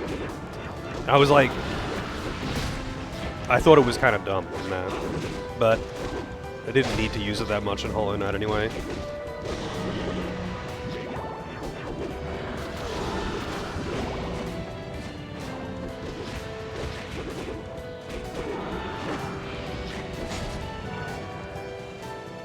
Wearing this, all damage suffered will be borne by your innocent devil. Wow. Sacrificial demons.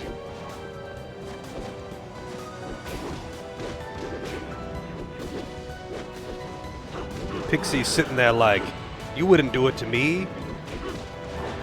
But Pixie doesn't know that I've played plenty of SMT. I am very used to sacrificing demons.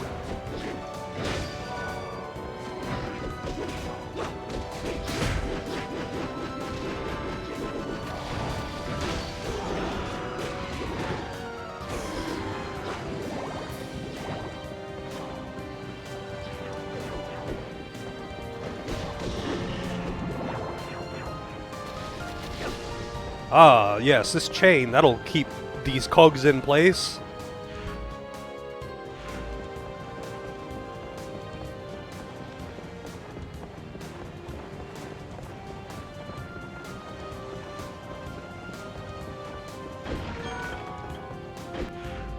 Did I miss a pathway or something? Well, I guess I just meant to leave and go to one of the other things.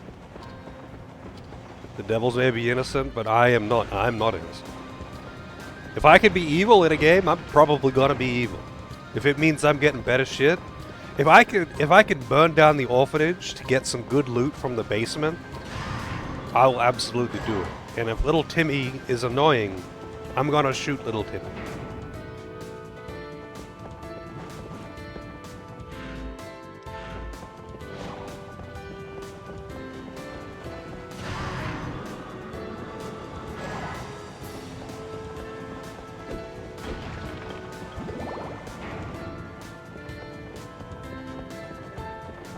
Dark hero? No, no. There is no hero involved. It's just a tyrant. Just a tyrant.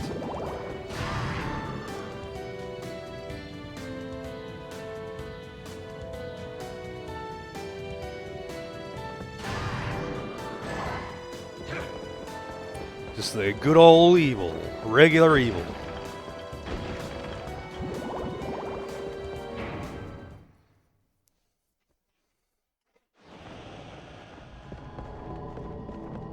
Nice and even.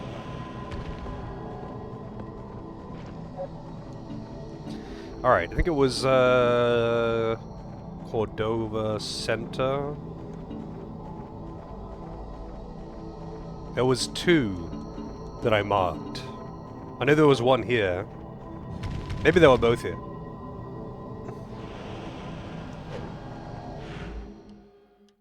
Like, there's that one right there, which I'm assuming is going to lead to another zone. But there was another one. And I don't remember. Oh, it is in this zone too. I reckon that one's loot. And this one's progress.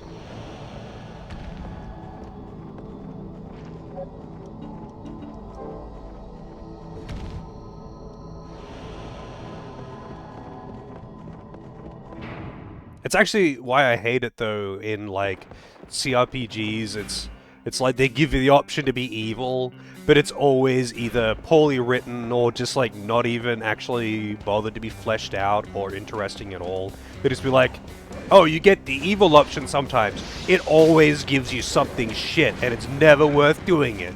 And you get penalized really heavily for doing bad thing. So you gotta be the lawful good anime man. Gotta be the lawful stupid anime man. And it's like, it irks me. It's like, why do you give me the option to like do evil things if you're gonna make it like intentionally shit to do it?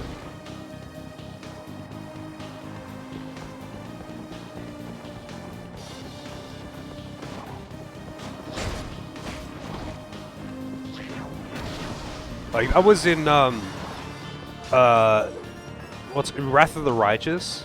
It had many evil options for paths, but the consequences don't kick in until either they don't become available until like the very end of the game, when it doesn't matter anymore, or they're just stupid. Like it's just stupid and not fleshed out. Like the whole devil thing in Wrath of the Righteous is just like, cool, you can unlock Devil and become, you know, a Prince of Hell and all of this shit when you are one quest away from beating the game and all it gets you is a different cutscene.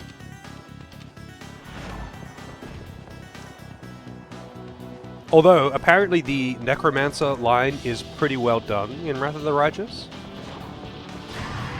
But I haven't done that. Oh, nice. Yay! Oh my god.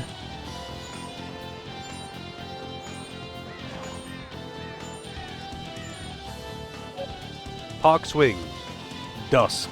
My friends have all gone home. As silence falls in the park, I silently await my mother's return.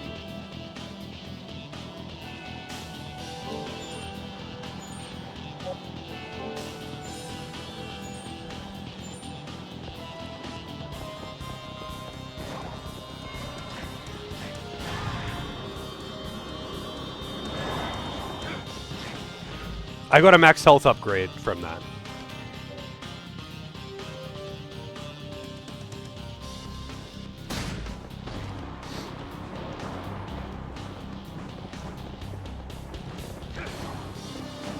Like, there are games when you can play as, like, an evil character, and you are the bad guy, and that's cool. It's rare, but cool. But yeah, it's pretty rare when you have the option of good and evil, and they actually flesh out evil and make it interesting. That being said, though, Wrath of the Righteous did have some very good evil characters. Like, a well-written evil character is way more common than a well-written plot where you have the option of being the bad guy.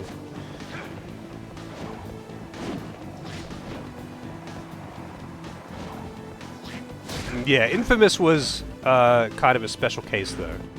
Because Infamous was just, there is two choices. You be the evil guy, or you be the good guy. And the evil guy was entertaining, but I wouldn't say it's, like, the most compelling story.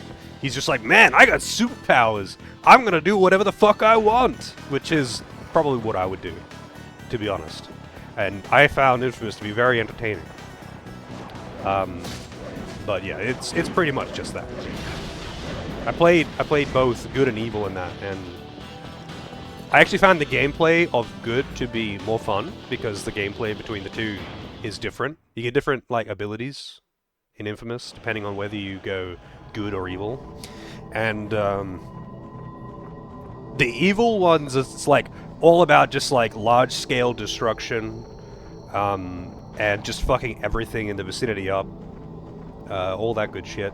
Whereas good is like sniping and precision, and like being able to slow down so you can get like really accurate shots and all that. Yeah, and like the ability to just like call down lightning bolts that just like rain down fucking everywhere. Super cool. Yeah, but it's not exactly like you know, a dynamic plot or something. It's pretty straightforward.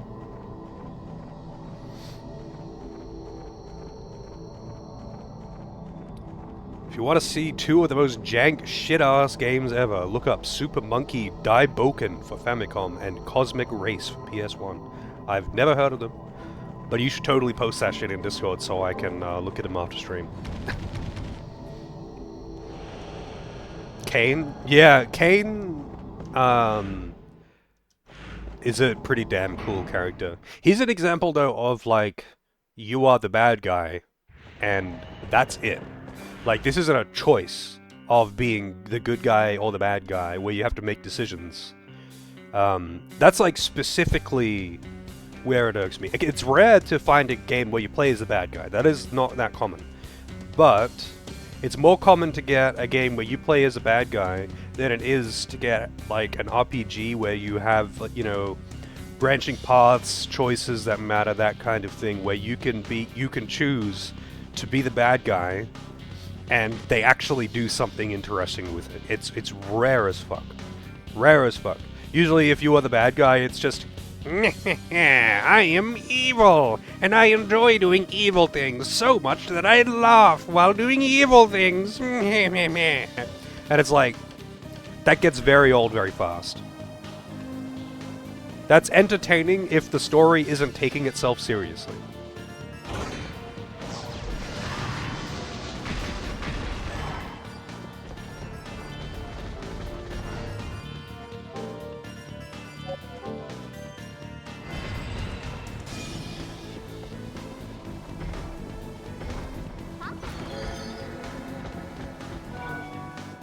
Damascus Steel. Did Tyranny do it well? Tyranny was pretty good, but it's kind of weird because, like, okay, Tyranny, you're kind of inherently bad guy, but they try to twist it so much into benevolent dictator. You can be just an asshole and evil in that game, but they really do try to push it into the whole benevolent dictator route. But it's like, I don't want to be a benevolent dictator. I want to be a tyrant. That's why the game's called Tyranny. Tyranny was actually really fun though.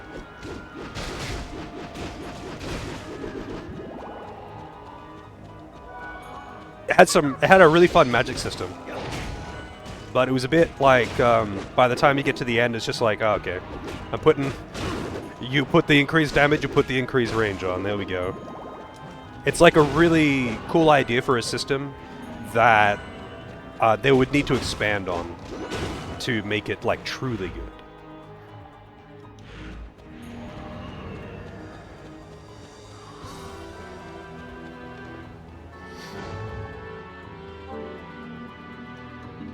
Like, you know what's kind of really rare to see, actually, not kind of rare, really rare, is the whole, like, lawful evil being done well. Because usually villains are just, you know,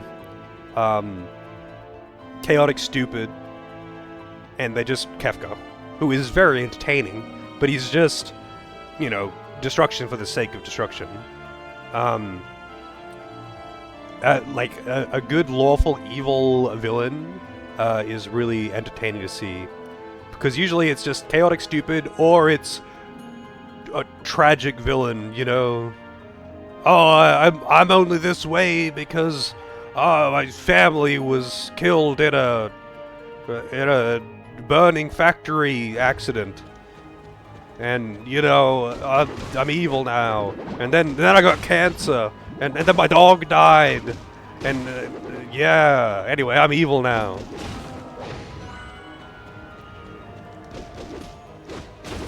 That can actually be done really well, though. But it can also be done really poorly. But, like, a good lawful evil character is really entertaining to see. Like, the example I often give is, like, Regil in Wrath of the Righteous is a really well done character. Lawful evil politicians? They are. But, like, they can be written very, very well. You can do a lot of interesting things with them.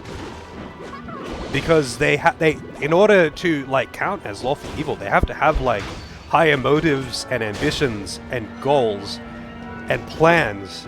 Not just, I want power for the sake of power, and I like doing evil things. It's more that evil things are a means to an end, and they don't care, because they have a higher purpose. And that can make things interesting.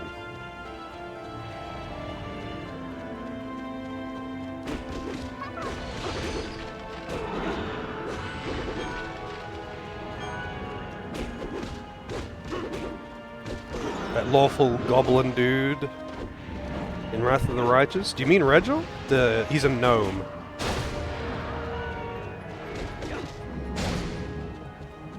You had to kill him. He was like core party member for me. Even though I was true neutral Aeon, he was permanent party member. But I think 2 characters leave when you go with Aeon.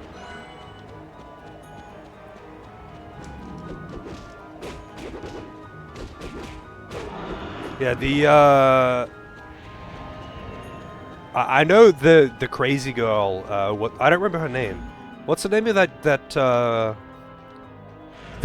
chaotic evil mage that you find at the start of the game? Well, she's like, it shows that you can't see what her alignment is. But she's chaotic evil, and she's crazy. She is very crazy. Oh no, not her. The human.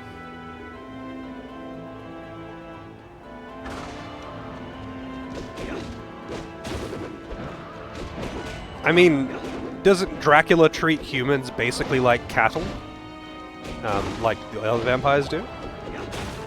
And that, it was only after his whole spiel with the human chick that he kind of mostly left them be until they killed his wife.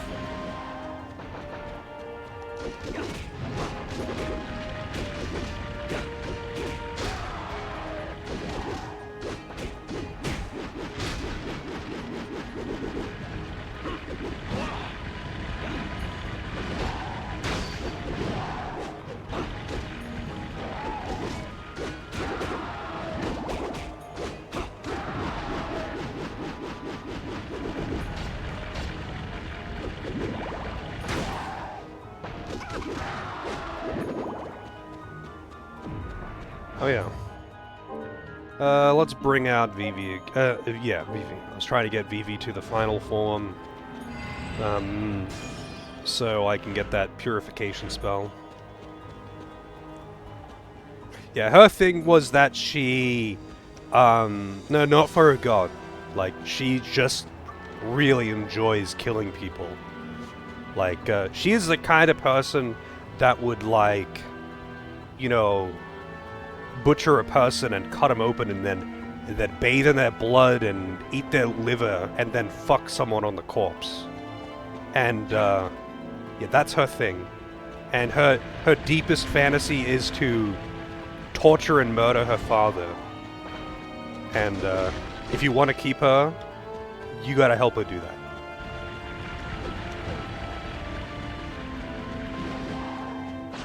She is very evil.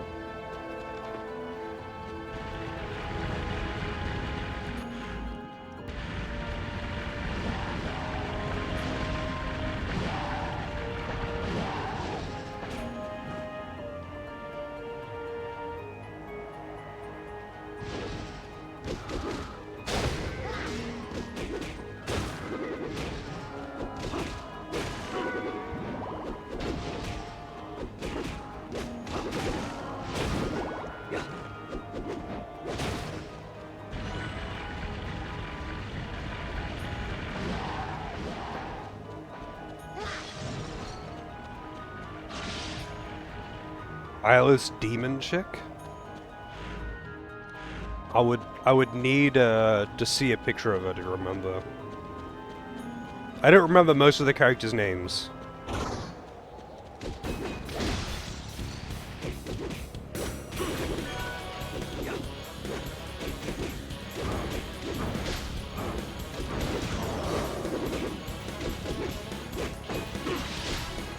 I like that the pimp slap at the end.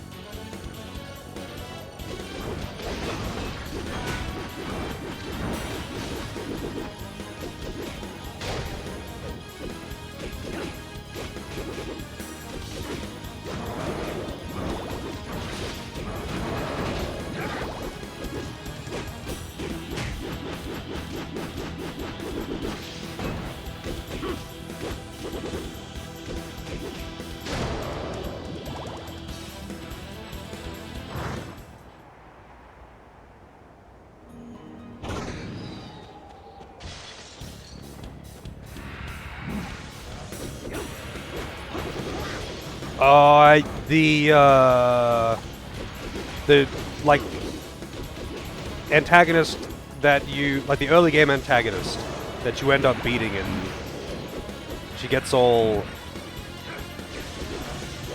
fucked up because of it.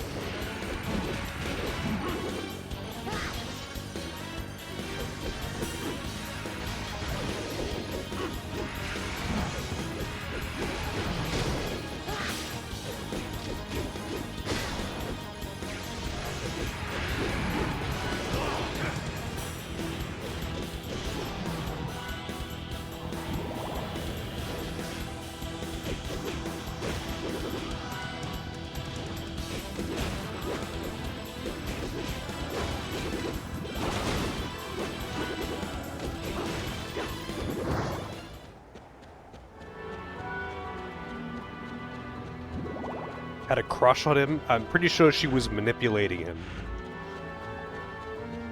I mean, she was fucking him, but she was specifically doing that to manipulate him for dastardly deeds.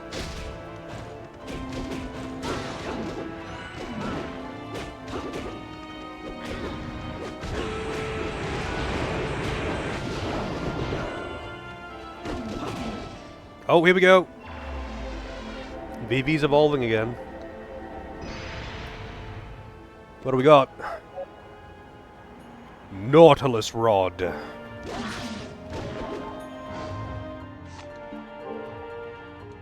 And the next is Spear.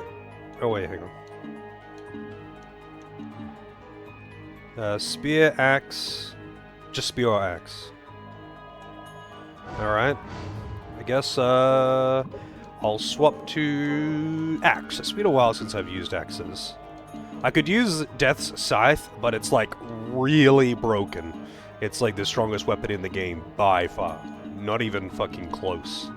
So I'd rather not do that until at least I'm a little bit later in the game. Wow. We got a Warhammer. I know it's a bit strong, but it's a hammer. So I have to do it.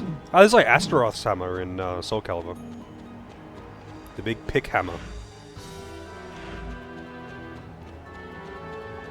This is the one that learns Purify? Yeah, you gotta actually like learn it by leveling up a bit.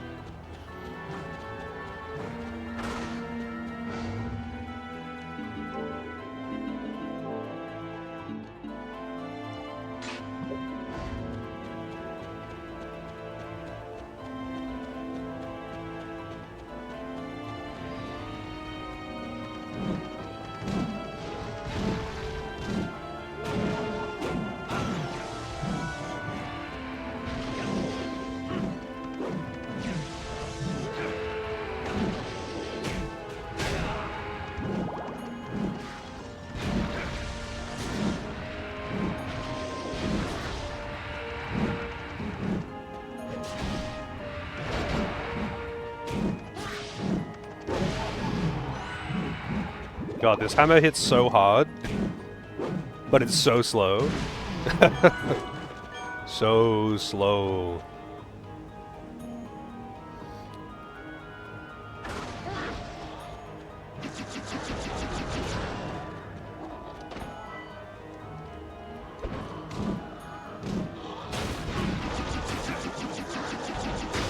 She wouldn't have to manipulate you. She'd just be like, just straight up be like, hey, I'll suck your dick if you betray your town and kill everyone.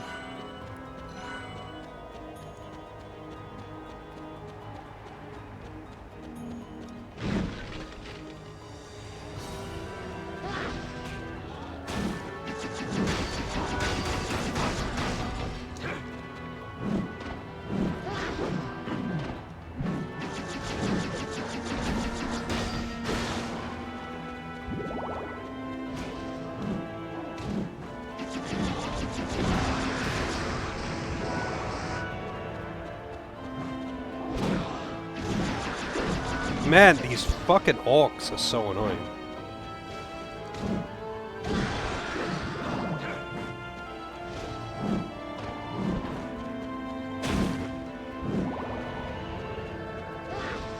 For some, that's all it takes. I mean, some people are very desperate to feel the touch of a woman.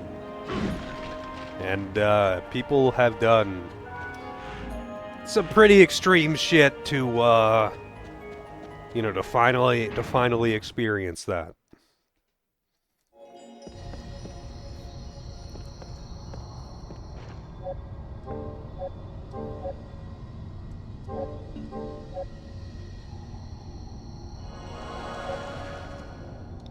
And some people are very, very, very aware of the lengths that people will go for that, and will quite happily exploit that for their ends.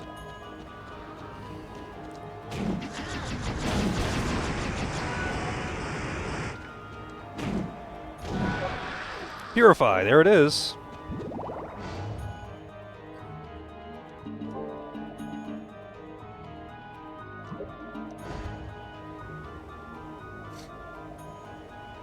Alright, let's, I mean, I kind of want to evolve him again, because he can do one more evolution, I think. Yeah, he can do one more. Full left. But, I already have the skill bit. I still want to see...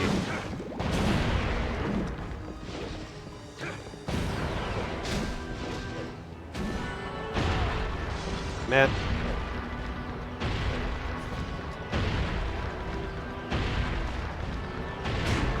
This again.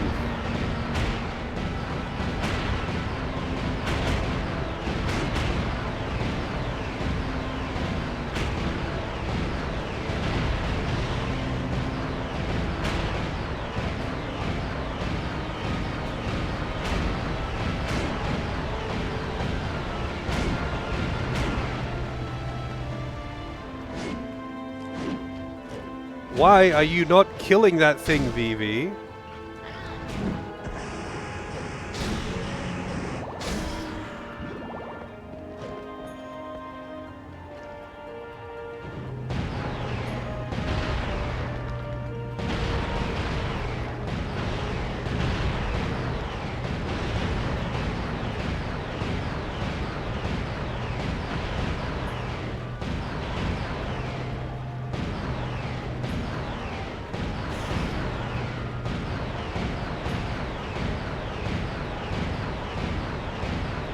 Wait, am I shooting over it?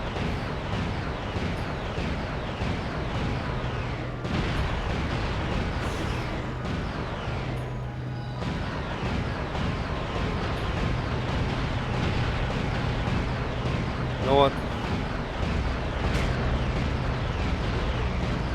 What the fuck is that guy doing?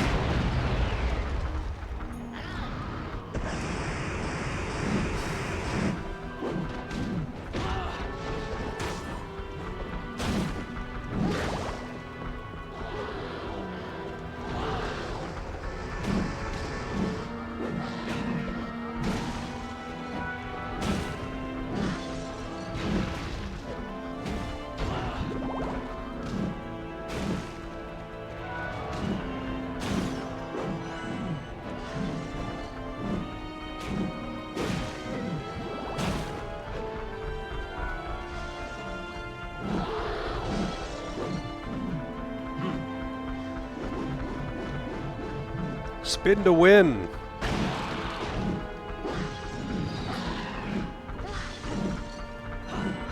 Man, it's like that fish boss all over again.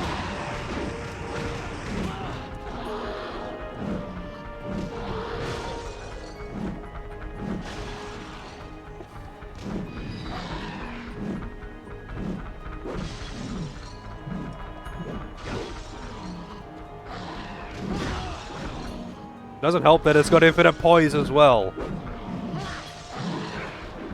Granted, a faster weapon would work wonders.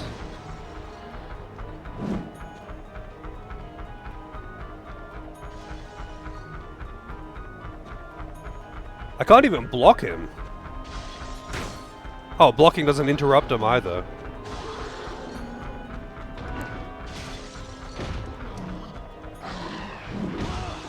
Oh my god, dude. Oh, fucking hell, man. Jesus. Finally. Why did they have infinite poise? Keep in mind, this game has got basically no ranged attacks outside of the meme special weapons like the minigun.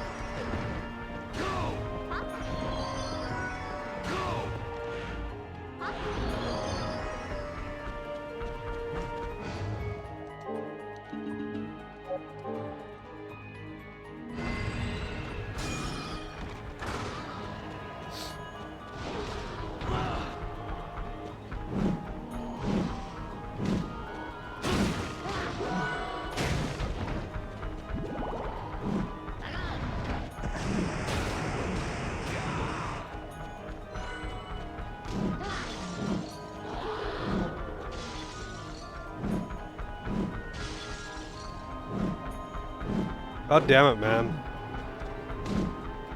Yeah, that one actually did hit him.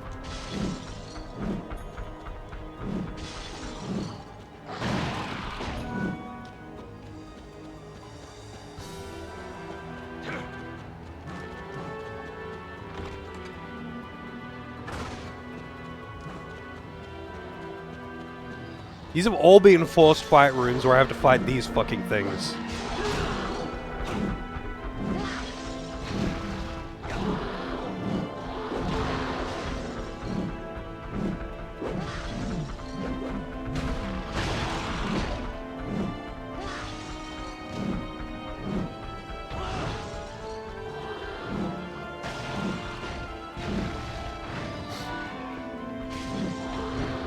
Okay, I don't have to fight those ones. The door is open.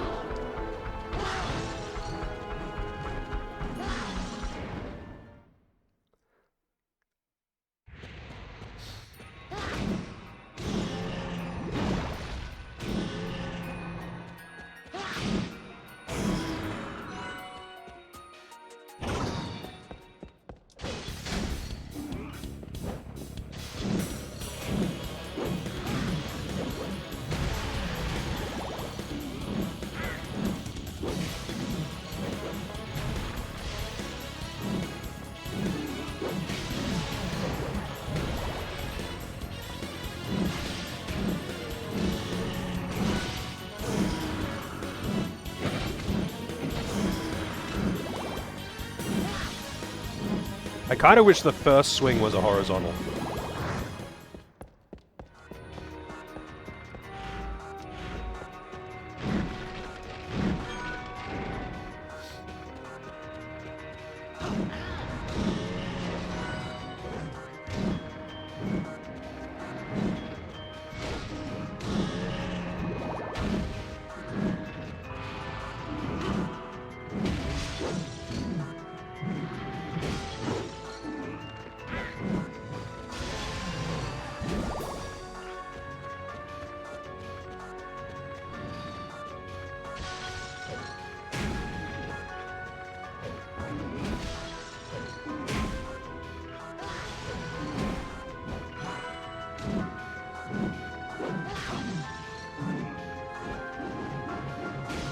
Spin to win, baby! And you'll never really be able to use that either. Because, you'd never get it off versus weaker enemies, and on bosses, they, you wouldn't have enough time to... before they just hit you and interrupt you. There's like 4-hit, 5-hit special finishes. Cool, but... essentially useless.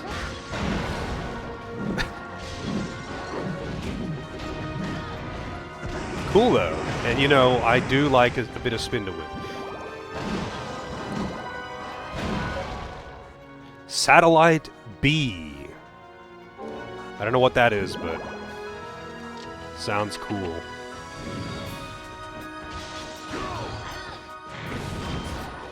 Oh, little laser things that just keep on shooting. Damn.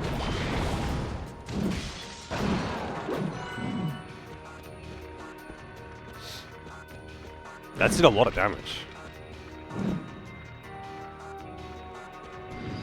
How's it going, Bonk? Rachel in Ninja Gaiden Sigma.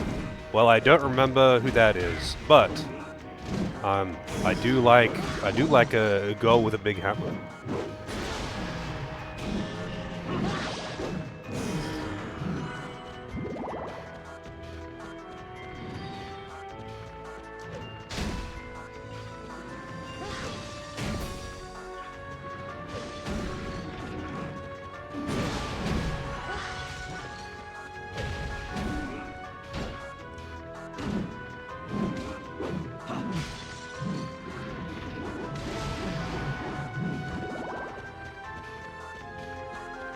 Spin to win.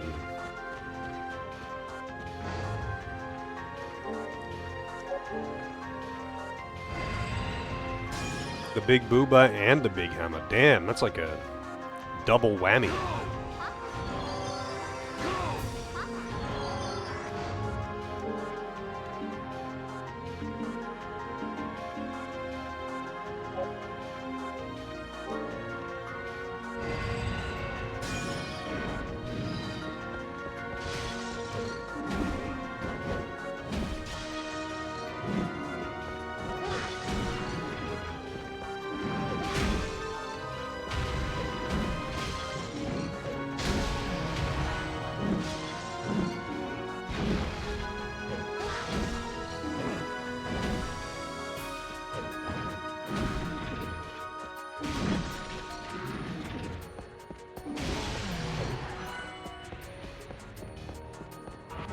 What's her name? Rachel, Ninja Gaiden? Alright, let's see this.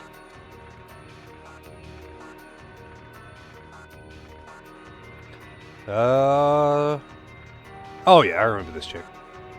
She looks like a character out of, like, fucking... what's it called? Dead or Alive.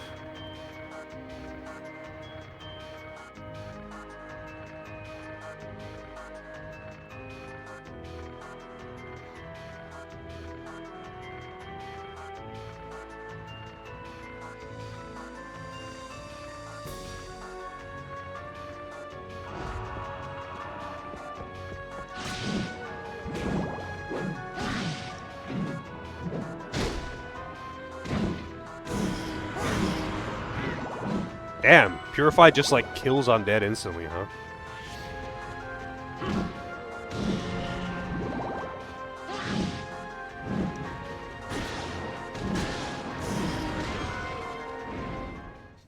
I wonder if this game has got, like, diminishing returns on the EXP.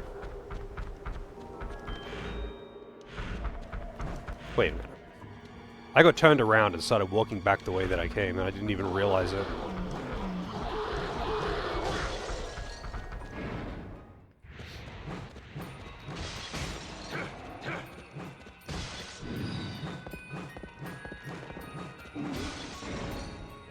I wouldn't mind replaying that. I'm pretty sure it's Sigma, the one that was on PS3.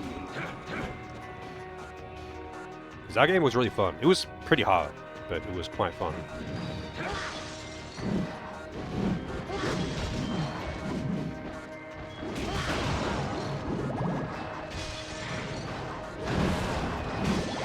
Oh yeah, I don't have to fight these.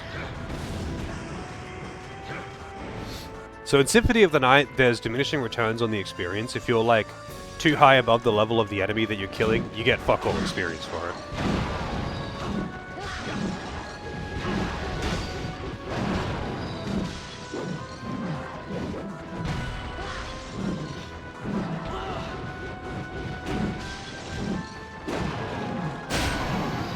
Oh, nice.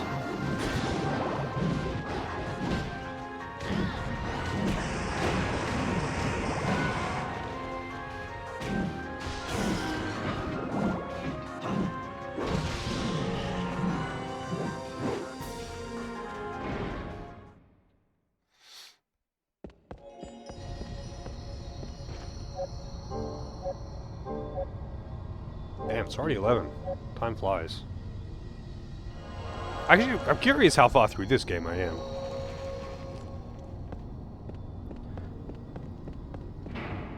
I feel like I'm not progressing quickly, but, you know, Metroidvanias are usually on the fairly short side.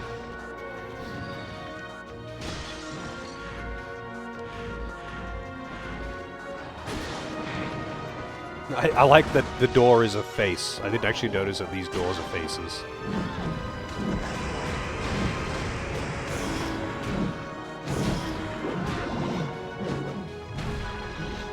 Oh yeah, which of the monsters gives the bowling ball ability?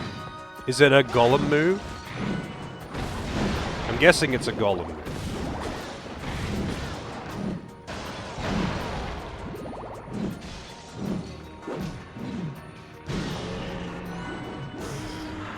Here it is. He's oh no, he's passing a gallstone.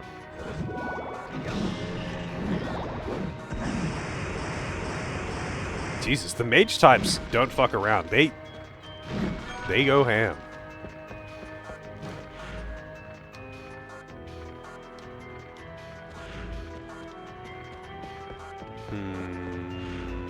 Which way to proceed? I feel like the mapped area is going to be the way to proceed. One of the golem forms? I might, like, try and work on that next. If I can... If you want to tell me which one it is. I'm imagining it's all just, like, on the wiki, but, you know, I'm lazy. Because it seems pretty fast if you know what you're looking for.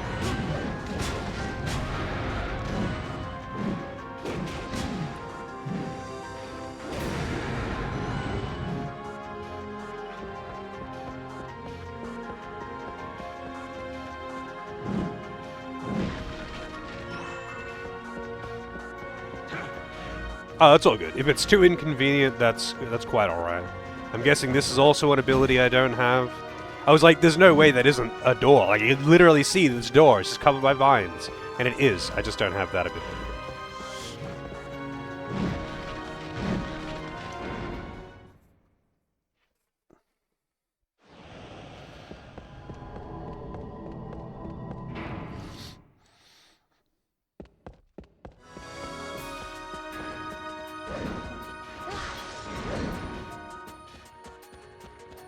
I wonder, actually, if the sorcery flame can handle it.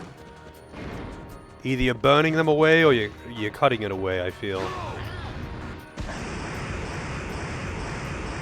Yeah, they didn't even tell me that that was something I could use to get around.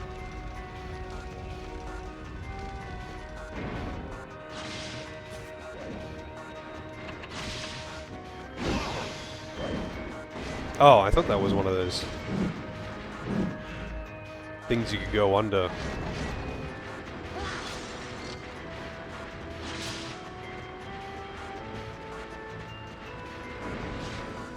Alright, there better be some good shit down here.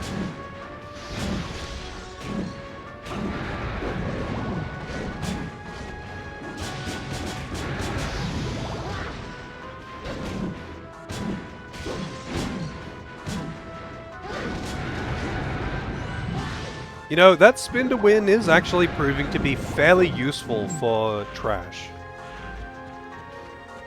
It'll be pretty useless versus bosses, because bosses, like, you don't get that big of windows of opportunity to attack them.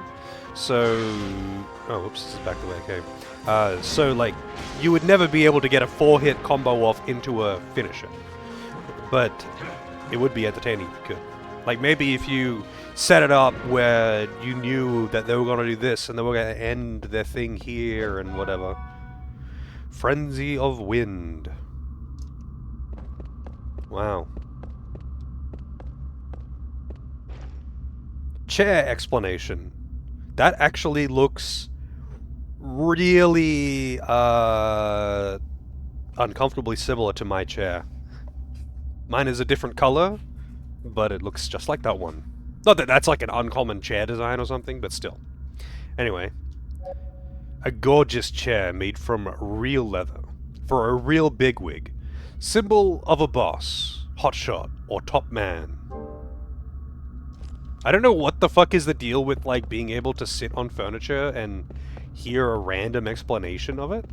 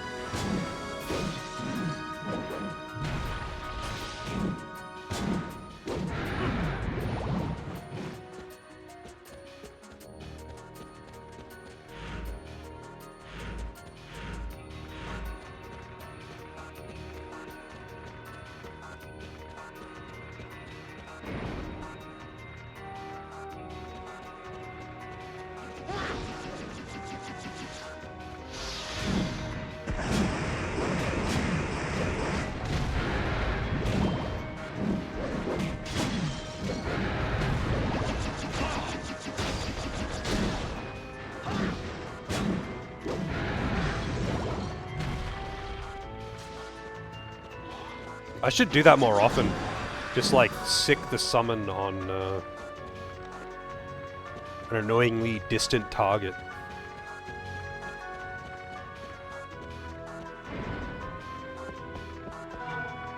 Damascus steel. Oh, we got another chair over here to sit on. It's a whoopee cushion chair. Hilarious cushion.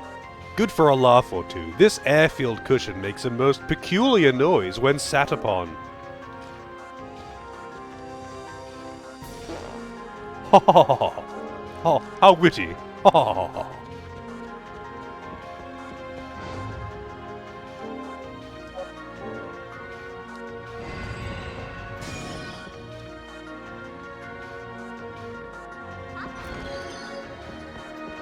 Hey, max HP up. Damn, Vivi's my highest level demon now. I mean, I've been using the accessory that gives him all of the experience for a while now, so I'm not surprised. But still, Pixie is quite high level because I did both of the towers with Pixie out because like I needed the healing in the second tower, and yeah, she got quite a bit of experience out of that.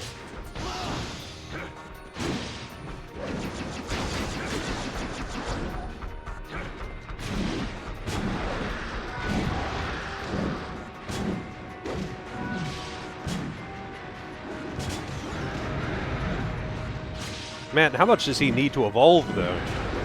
It can't be much more. Here it is! Wow, there you go. Complain and you get it. First evolve to the right, second to the left.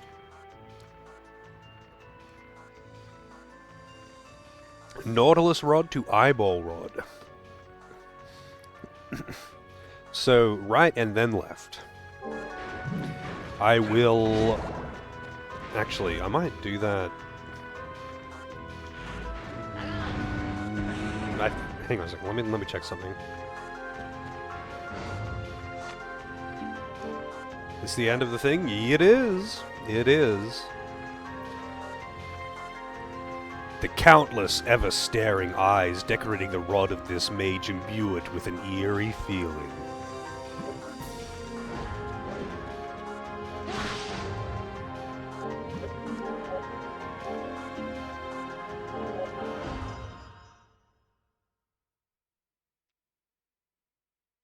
Final form with the crown, yep.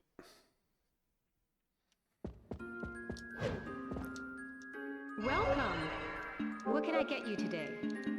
Incubate a new one?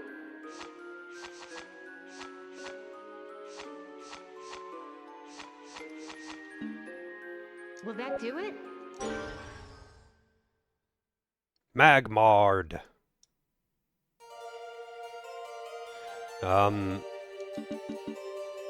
Anyone want to name this guy? I won't just call it Doris II. Unless, well, I mean, unless someone's got a name for it. I will call it Doris II if someone doesn't have a name. Or if no one has a name. Whatever, English.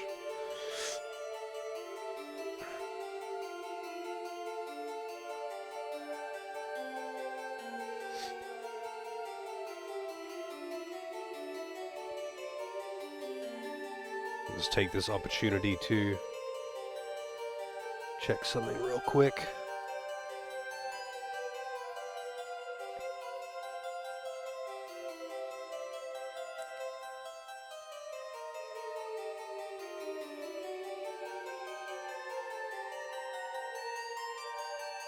Where is this?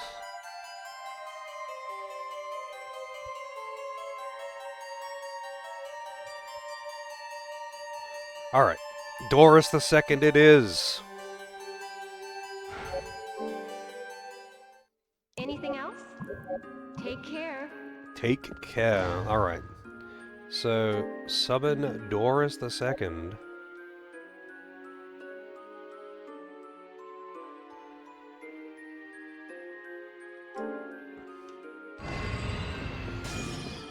Alright, so... chart. So this one, and I like that it actually shows you the paths that you've already taken, which makes, you know, completing it much easier. Alright, so swords or special first. So I'm sorry, Hammer, but you have to go away for a while. Let's go with the...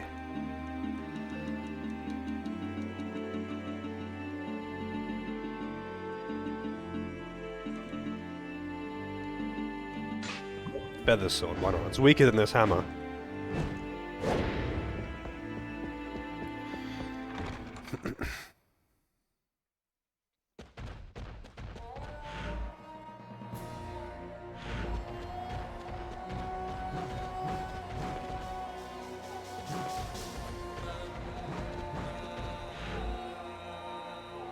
I'm so curious what I'm gonna be able to do. Oh wait, I can actually go in that passageway there now.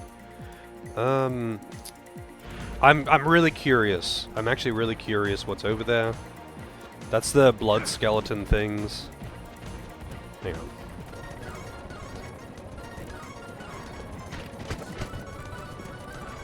Gotta go fast!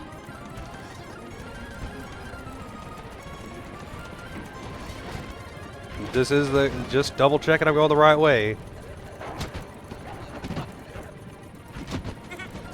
I'm in danger! I am in danger!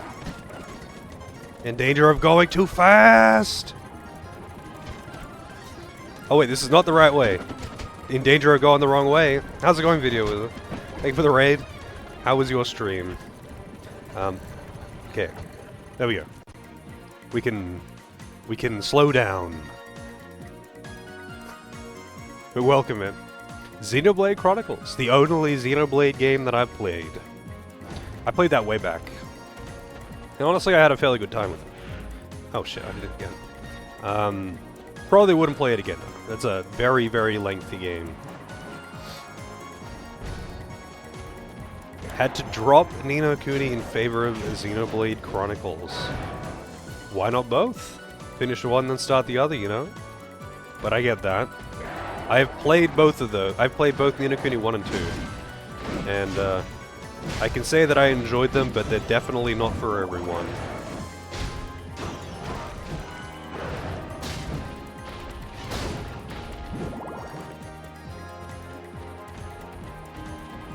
Hey, wait. Okay, I was going to say, it's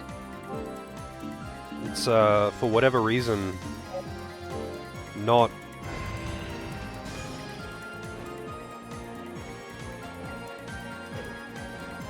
Let's see.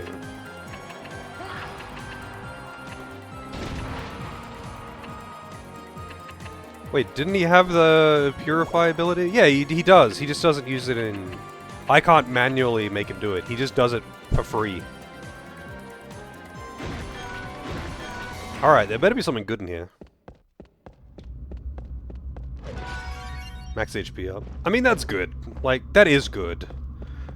But, I don't know.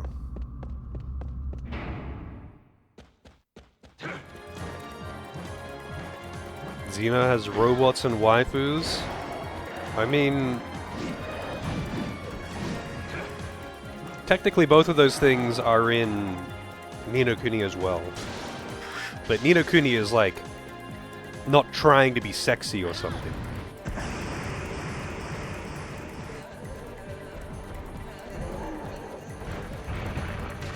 And most of the playable characters are children. Which I guess isn't saying much, because you've only got 3 playable characters in the first game, right? Wait, what am I doing? I can just teleport. I'm also going the wrong way. Actually, while I'm going the wrong way, I'm gonna have a look at this again. This waterfall.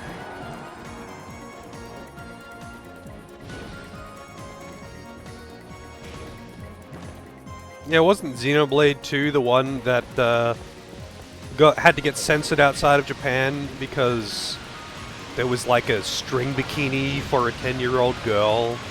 And it's like, come on, man, like... Chill. Just chill.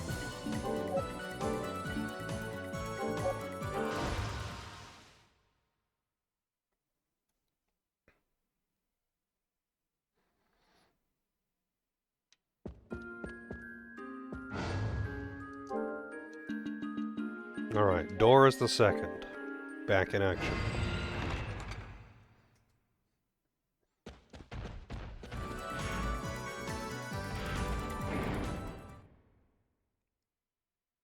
I know it was one of the Xenoblade games, but I can't remember which one it was. I think it was 2, but it might have been like X or something.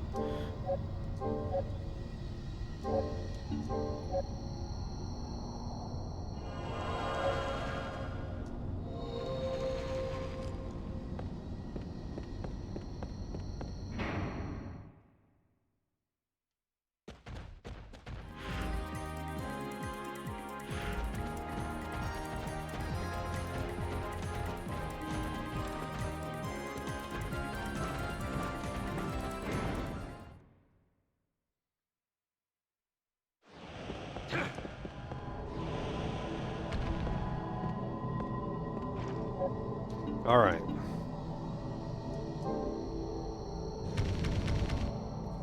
Back to progressing. I just wanted to get to the new Doris so I can start working on the next golem.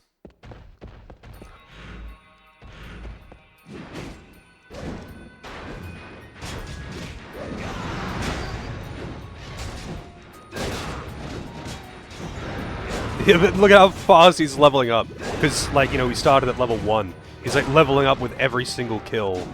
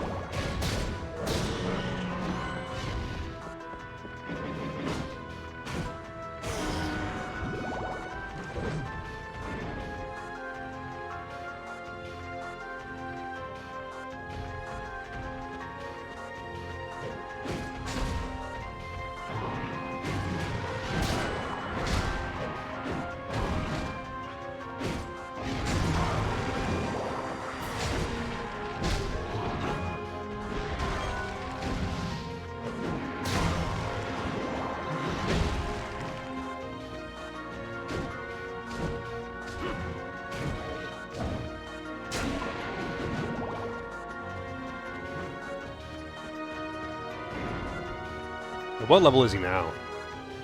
20 already!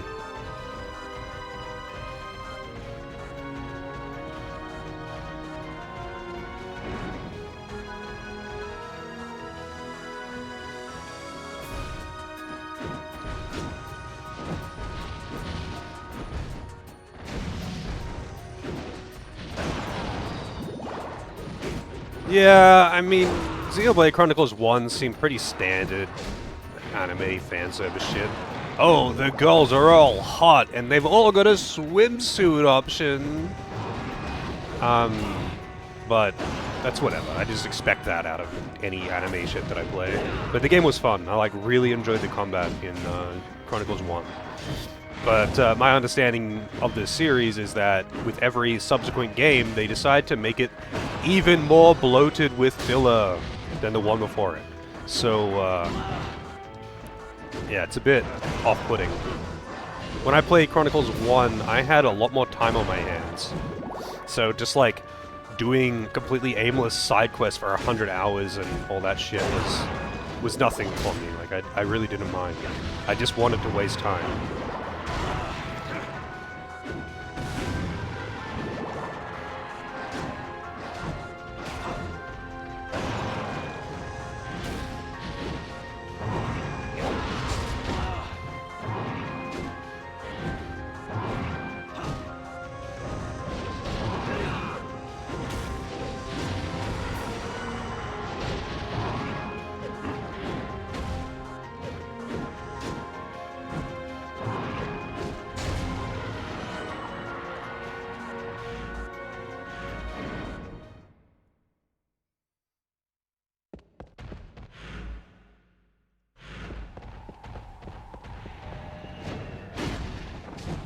It's the game on!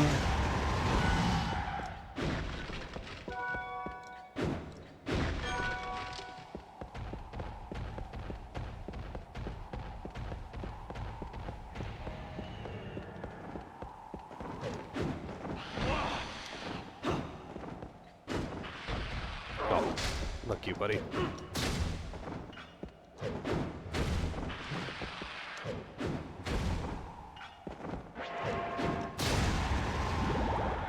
Man, Doris does not want to evolve. Vivi was really quick.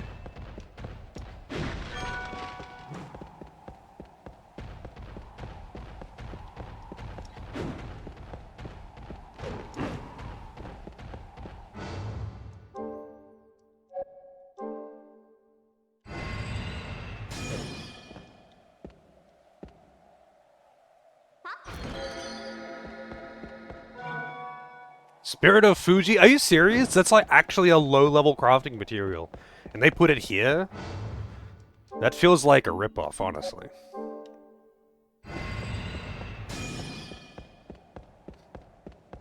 Like, I was getting those ages ago. They're in like the second zone.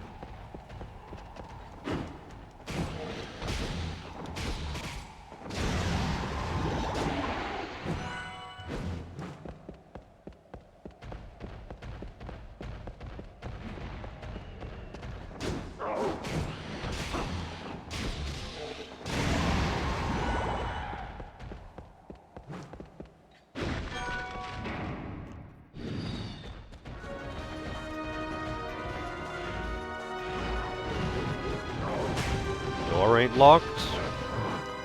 Fuck 'em. I hate fighting those, Sahagan things.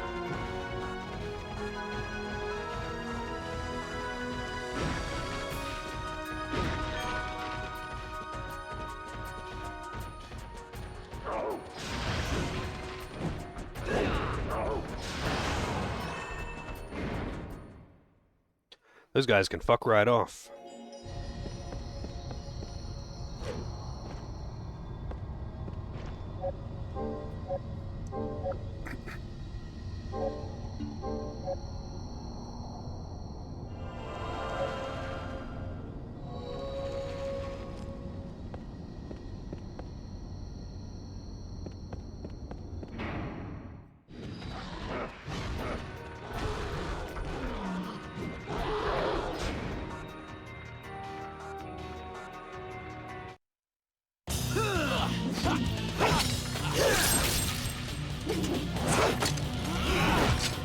You are not without skill.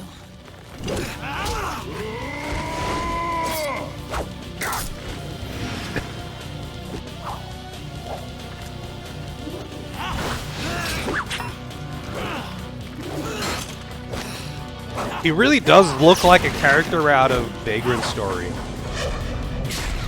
But holy shit, that guy is gayer than Kuja. Dracula by a fluke, a mere twist of fortune. Yet I grant you are adept. Hector!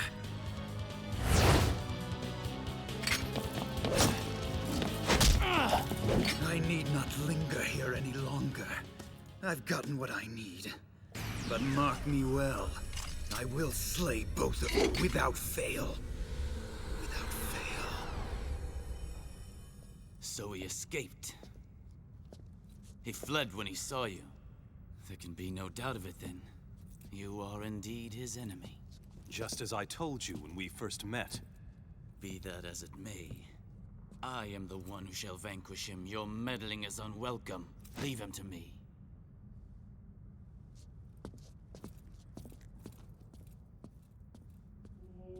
Pity. How unfortunate. Such a rare opportunity squandered. On the contrary, to obtain the vengeance I seek, Isaac must be slain by my hand alone. Ergo, nothing was lost. Think you so? Then you shall be glad to know where he is bound. And where might that be? The castle ruins where we first met. Do you remember the place? How could I forget? Well said. At the top of those ruins there is a hidden chamber. 'Tis there you shall find him. Then that is where I must go. Ah, I'd almost forgotten. Saint Germain gives you his regards. Saint Germain, you say? Did you meet him in the clock tower? Just so. He pledged he would no longer interfere in this matter. It cannot be. No, that is not possible. I must make haste to complete the final touches. I beg your leave. Adieu. There's absolutely fanfic about Hector and Isaac. Or whatever his name is.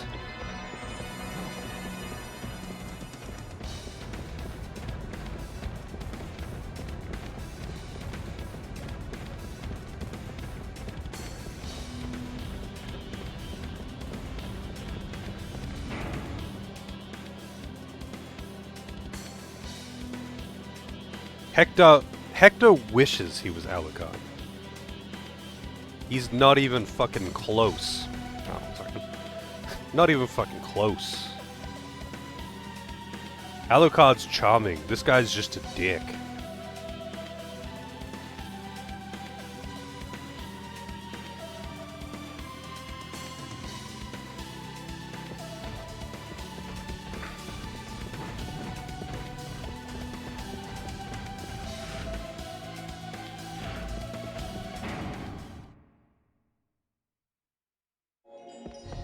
Who doesn't wish to be Alucard? I mean, I don't think I would want to be Alucard.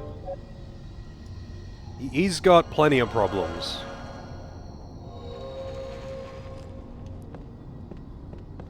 But you know, if I could just, like, glamour his entire appearance over me, I'll take it.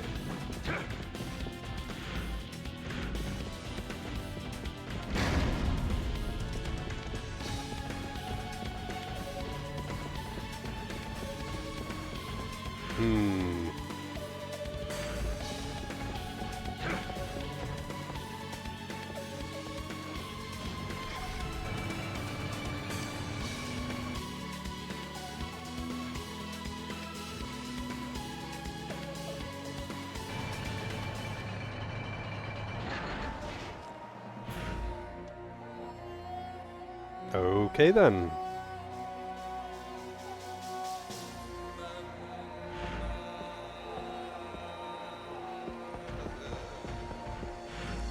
Was that just inactive last time I was here?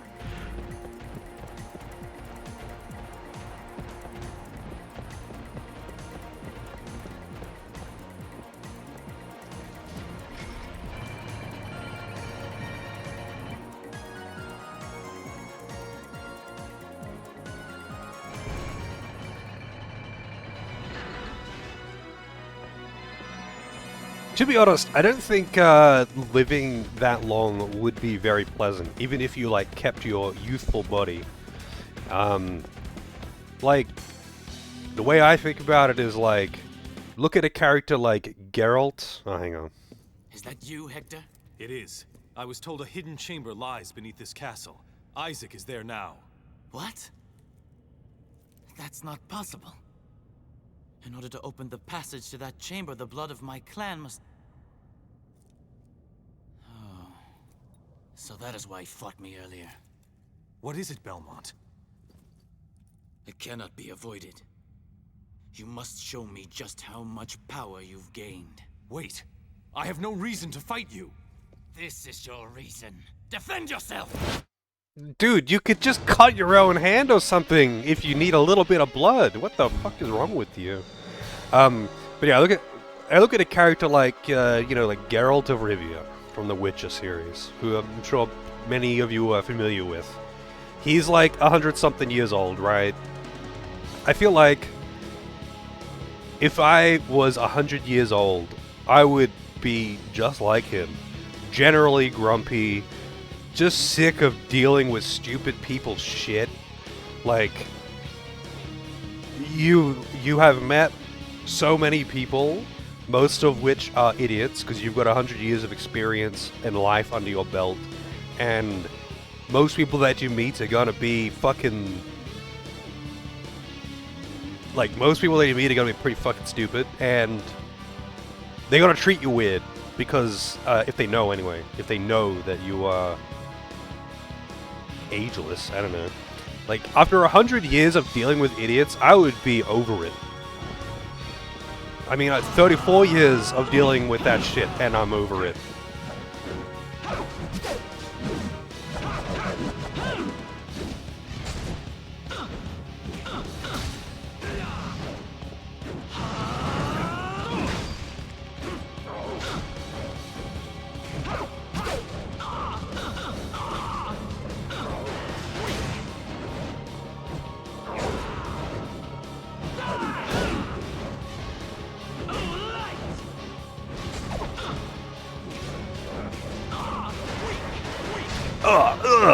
Weak! He's a lot less tanky than last time.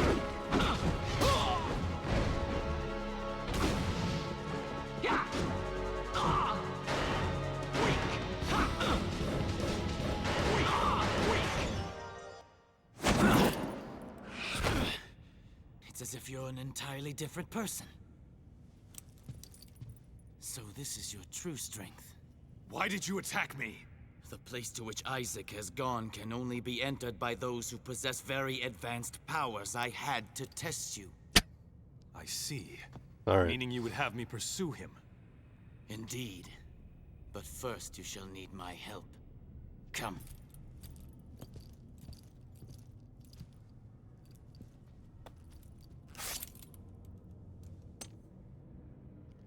Does it like the most dramatic and painful way possible. Instead of just like pricking his finger or something, he like cuts himself across the palm, which has a reasonably good chance of actually making, like, reducing the function of his hand. The Belmont blood acts as a key. And what lies beyond this point? Do not ask. Yeah, that too. If you knew, your heart might waver. Perfectly But good now glove hold ruined. the image of Isaac in your mind. Think only of defeating him. Very well. Yeah, he used a combat knife too, which is probably filthy. Hector, hunt him down. And when you have him, show him no mercy. But yeah, like cuts himself straight across the palm on, like, there is no reason you'd ever want to do that, right? Because the chance of like nerve damage is very high. But yeah, used a combat knife. That thing is probably filthy. How many people you reckon he stabbed with that knife? Like, he could easily have just like gotten blood from somewhere else. Like, I don't know, cut the top of his forearm or just pricked his finger or something.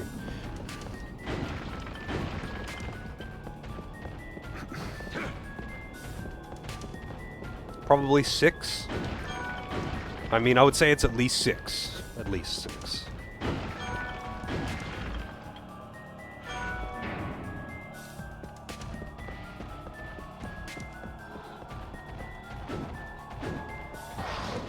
Man, Doris does not want to evolve, huh?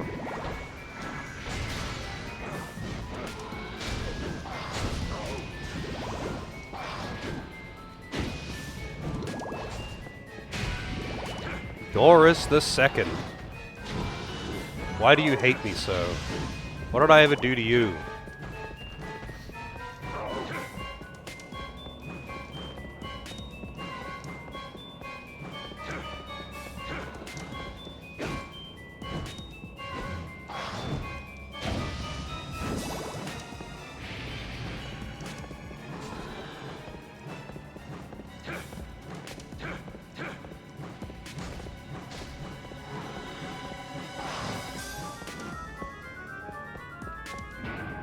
No, this is Doris's son. And by that I mean he passed a gallstone and I hatched that into a baby.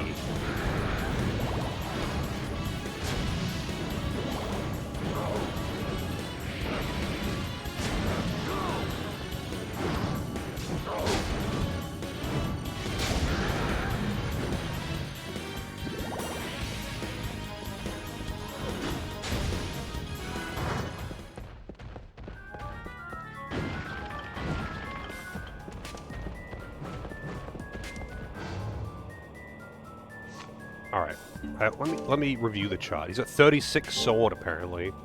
Oh, it takes 40. It actually tells you the number, I didn't realize.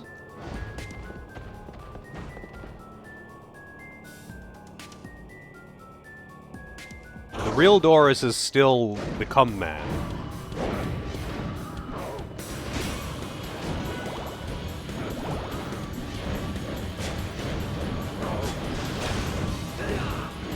And I don't think you can, like, de-evolve them, so I'm pretty sure he's stuck that way. Oh, here we go. Evolve! How's it going, Helico? Magmod to Golem. Alright, now I need... yes, that's the one. It requires specifically the, special weapons. So it's like guaranteed that you will not be able to get it at the start of the game. when you first get the golem, because you can't create any special weapons for quite a while. So it looks like I'm going to be fighting things with... what do we got for special weapons? I can't use the whips. They don't work with this character. Let's go with the boomerang. I haven't used this one. I don't even know what it looks like to use.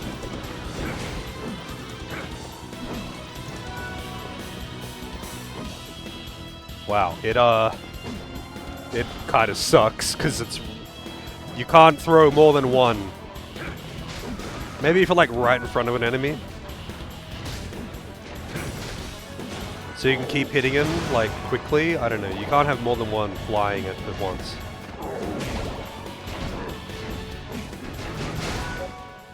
Hip press. Alright, I'm gonna use a different weapon. Yeah. We got whips, we got the bat. Spike shield. Hien. It's just a weird fist weapon, essentially. The special weapons are all kind of memes. Oh, wow. Thanks.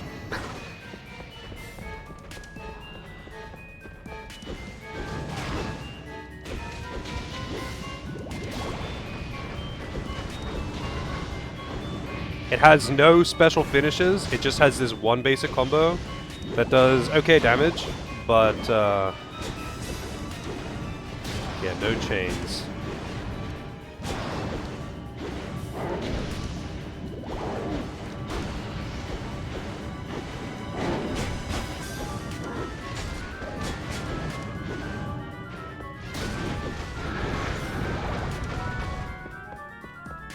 Adamantium, wow. Suspicious cracked ground somewhere in the mountains. Oh, can the butt slam break that? It did look very sus.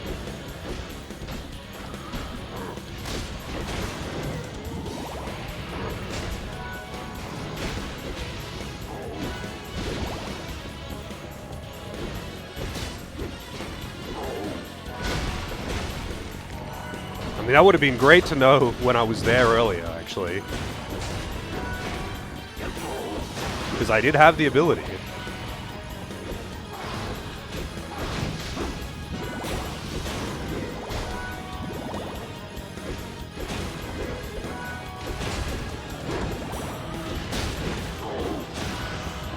Man, I'm actually getting a lot of these things, these Evo crystals.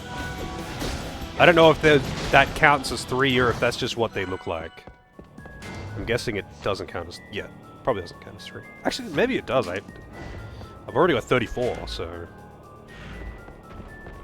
oh, that's alright. I don't expect people to, like, sit there the entire time and fucking guide me through the game or something. I was just musing.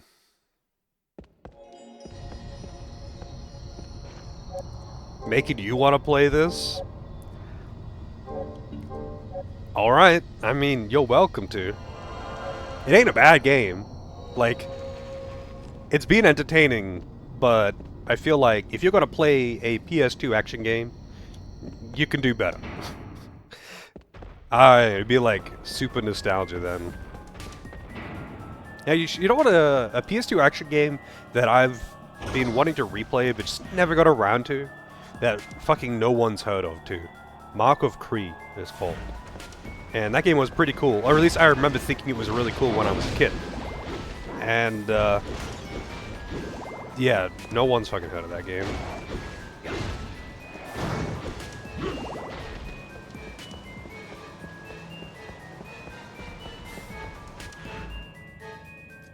What would I play as a PS2 action game?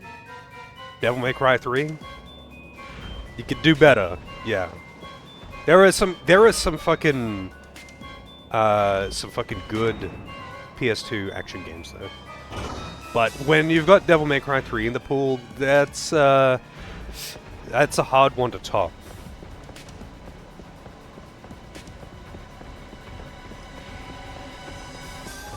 But yeah, like God of War, I think the later Onimusha games, when they removed the tank controls, I think those ones were pretty good. But I might just be misremembering, because I played a lot of PS2 games when I was a kid, and, you know, nostalgia goggles and all that. I remember enjoying them, but how well they've aged is another thing.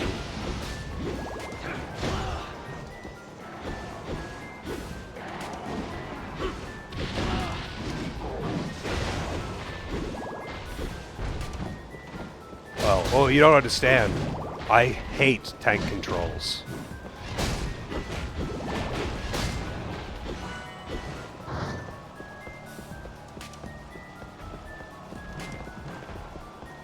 Monster Hunter counts as an action game? I mean, yeah, unless there's like a turn-based Monster Hunter on PS2. I have not... I've only played 2 Monster Hunter games. I played World and I played Rise. And they're both good fun. But I have not played any of the old ones. Oh, I know a few people who love tank controls.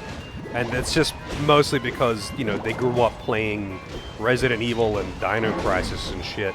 And they got into it because it's like... memories! That's their childhood. And I get that. I get the nostalgia.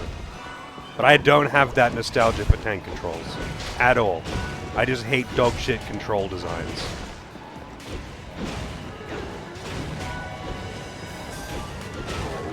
It doesn't help that it's also often paired with the worst camera you could ever imagine.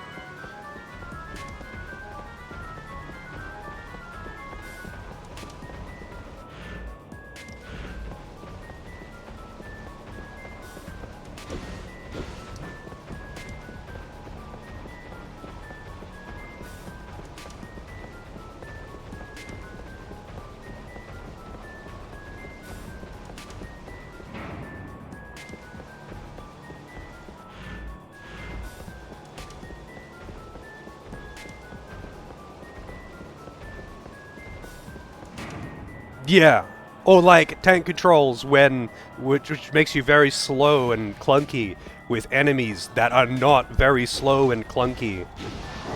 Like, slow and clunky is fine if like the entire game is designed around slow and clunky.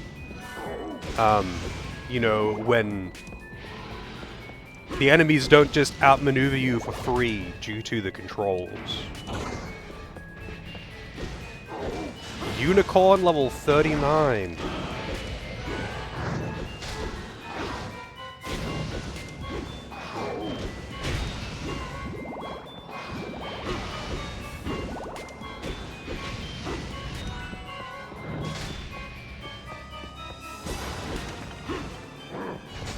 I do not recognize that name.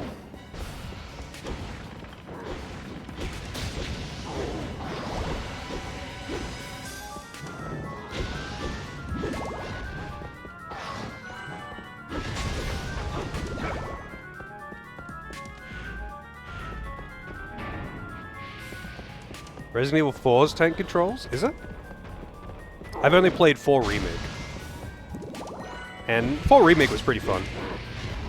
But it's like, the reason why I enjoyed 4 Remake is because, like...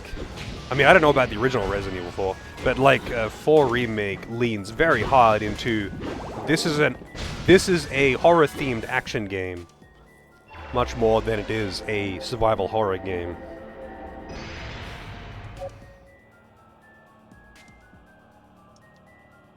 There it is. Wow, that's a look. That's a look you got there, Doris.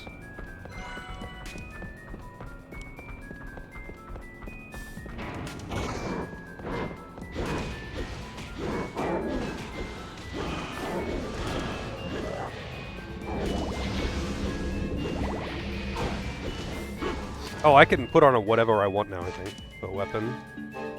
Yeah, this is the end of the line, but it learns the bowling ball ability. A gentle beast. The fur on its entire body is amazingly soft, as are the pads on its paws. That looks like some kind of, you know, the horror things that are like based on things that are supposed to be fun and entertaining for children, you know, like Five Nights at Freddy's, that kind of bullshit. That's what it looks like. It does not look like a big cuddly teddy bear.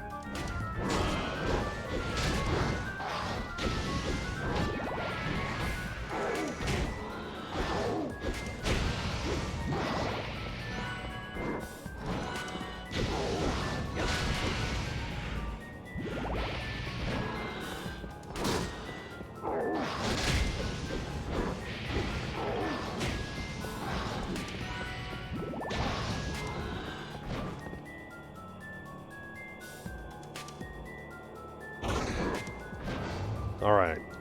I can use a different weapon. Actually, this weapon is not bad. As far as the special weapons go, it's probably one of the better ones. But I would still rather just use a different weapon, because they're more fun. Let's go with the laser blade. Why not?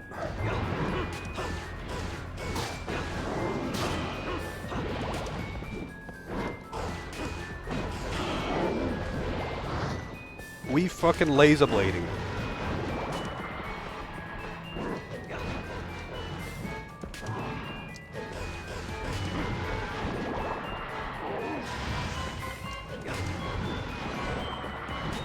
I didn't even have to kill all those things. For some reason I thought this was locked. Yeah, it's actually just a big big floppy dildo. This is actually Saints Row, and I got the Penetrator. Best fucking weapon. Best fucking weapon. Actually, maybe not best. I've seen some really cool weapons in games, but the Penetrator in Saints Row 3 is just so fucking funny.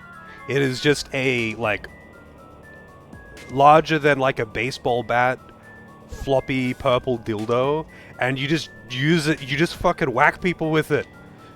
You just fucking whack people with it, and it fucks them up, too. It is satisfying. Shoulder ride! Okay, that's the ability. That's the ability I needed.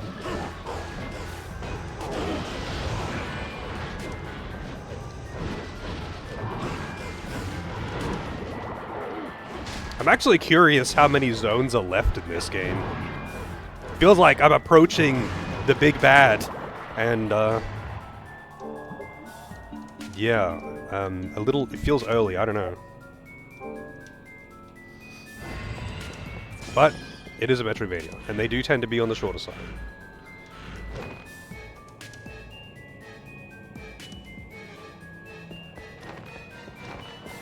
Yeah. I'm sure the treasure will be very worth the trouble. I bet the treasure is actually just like a crafting material. So it's totally useless to me because I just gave myself the weapons. But I'm not going back there to get it unless I'm doing it off stream.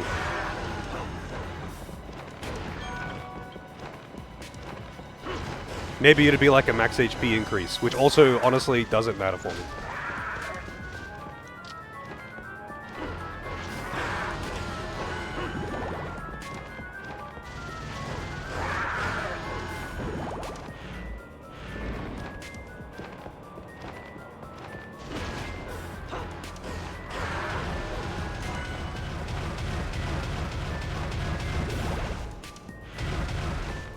I thought that was a door. It's not. It's just death.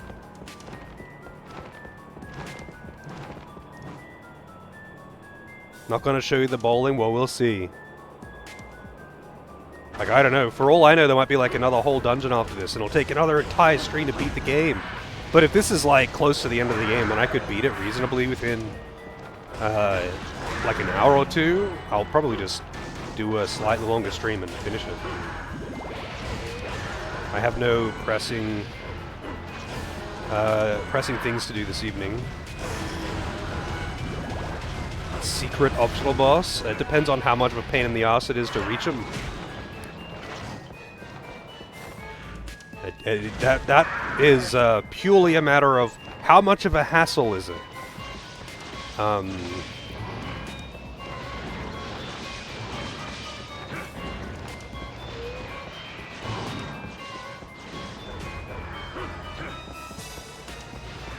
Because if I have to, like, do a whole bunch of bullshit, I don't want it. Reach or beat?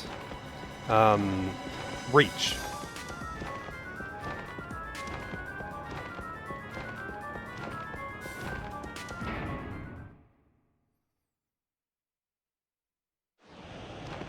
He's in Forgotten Temple. Let's teleport. Whoops. Is that the start of... That's the first games area, right? Oh, shit! Sitting on this one isn't just, like, flavor text. Just a whole bunch of chests. I feel like... at least one of these is gonna be a mimic.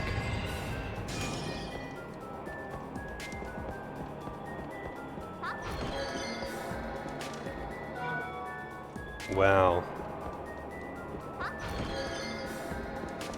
This has got to be like all garbage.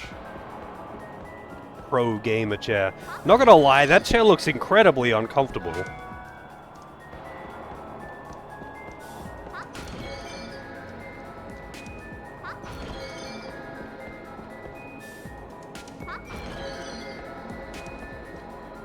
God, I hate the camera so much.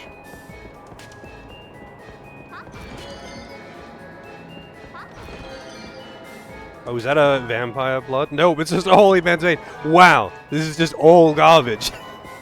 Just all garbage.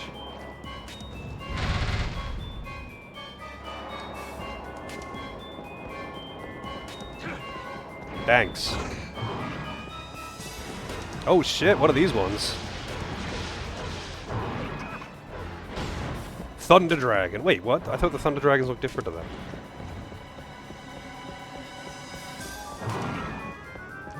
Oh, I have to kill them.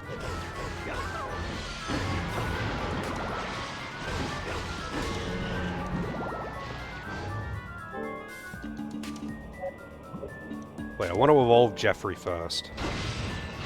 I want to see what skeleton bird turns into. Skeletonor bird. Even more skeleton than the previous skeleton. It's got like extra bones. You know when you get like empowered skeletons? And it's like a regular skeleton, except it's got like spikes on its bones. But otherwise it's just a regular skeleton.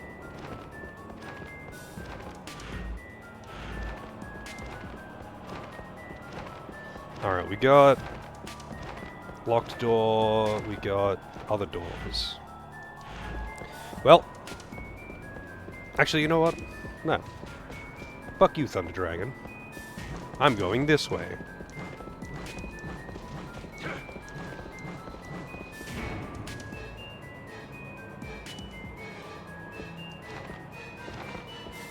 Yeah, I imagine, like, of all of the things to revive as, like, a skeleton fighter, birds would probably be the least useful. Not only would they be unable to fly, but birds have, for the most part, got hollow bones, because it makes it easier, it makes it much lighter, right? So, like, they would be really flimsy. So they would be unable to fly, and also be, like, especially squishy. Maybe like a magically animated emu skeleton, where he doesn't need to fly, you know? And it's solid, and it'll kick your ass.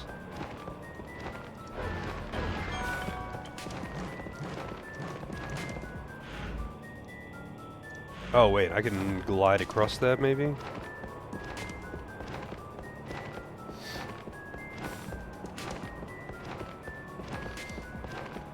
Hero's Bone Dragonfly? Wait, what? I have no idea what you're talking about, and I don't know if I can make it across there. I don't think I'm going to be able to make it across there. But I'll try. Yeah, not even close.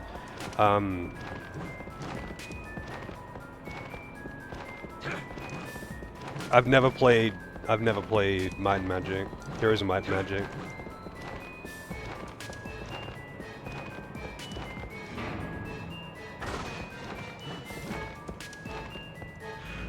I'm guessing that I will come in around another way to get to that one. I don't know.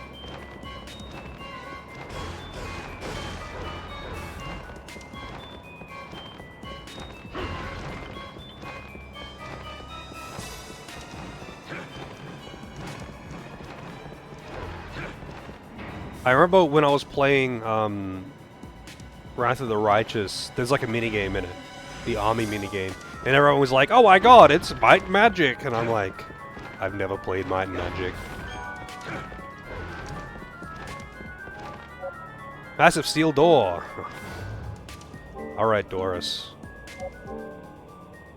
Show me what you got.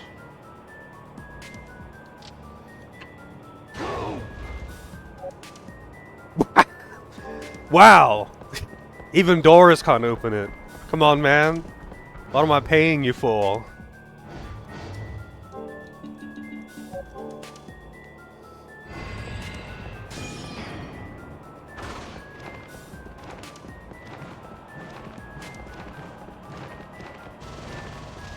Why is it like different enemies in here every time?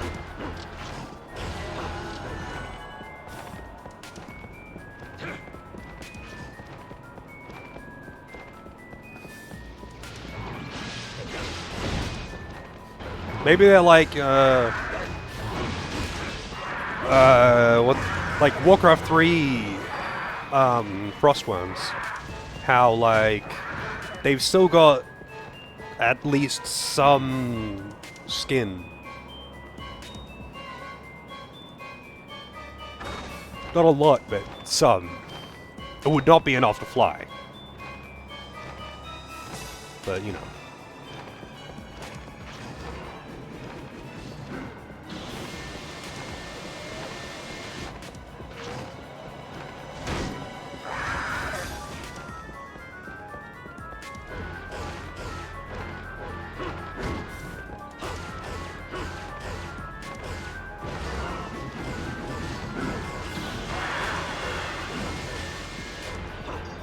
Man, those things have got a lot more health than last time.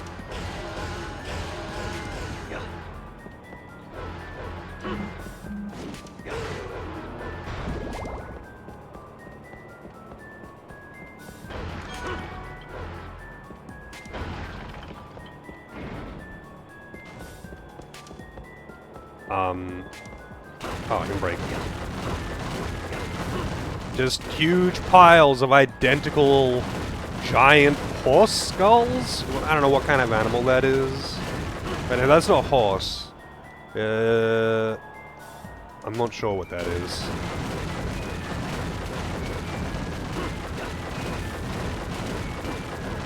I feel like those are going to be infinite. I'm going to have to like time stop or something. Yeah, that's definitely infinite. I can probably deal with that. Or maybe the shoulder ring.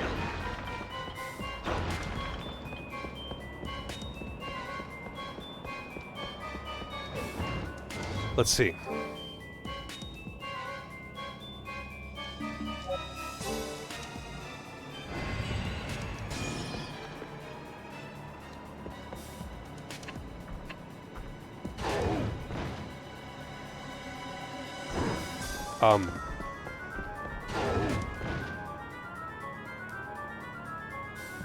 He's just sliding around. This is his shoulder ray?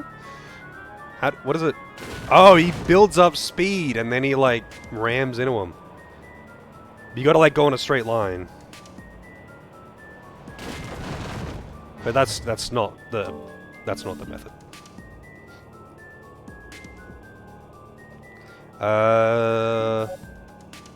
Oh wait, maybe I can do this. Yeah, that is fucking stupid looking. That is pretty fucking stupid looking. Nope. Can't go under it.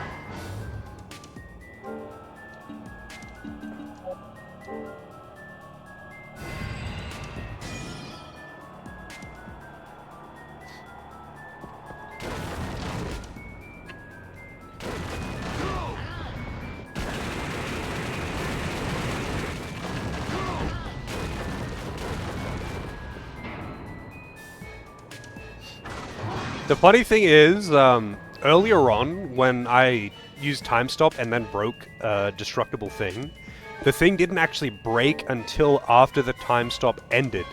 So I was like, will time stop even work? And the answer is yes, obviously. But it's like, okay, it works when it's supposed to for this mechanic, but otherwise it doesn't. Oh, this is probably going to be locked down here, isn't it? It is!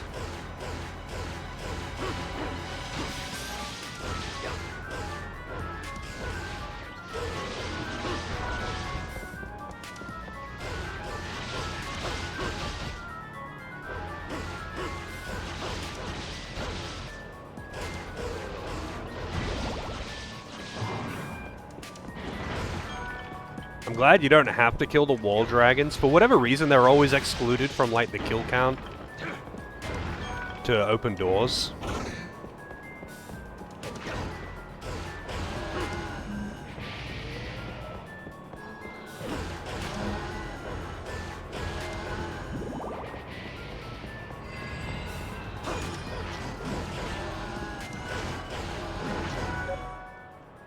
Bone shot.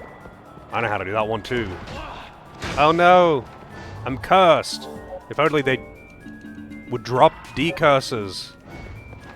Like, all the time. So I was always capped on them.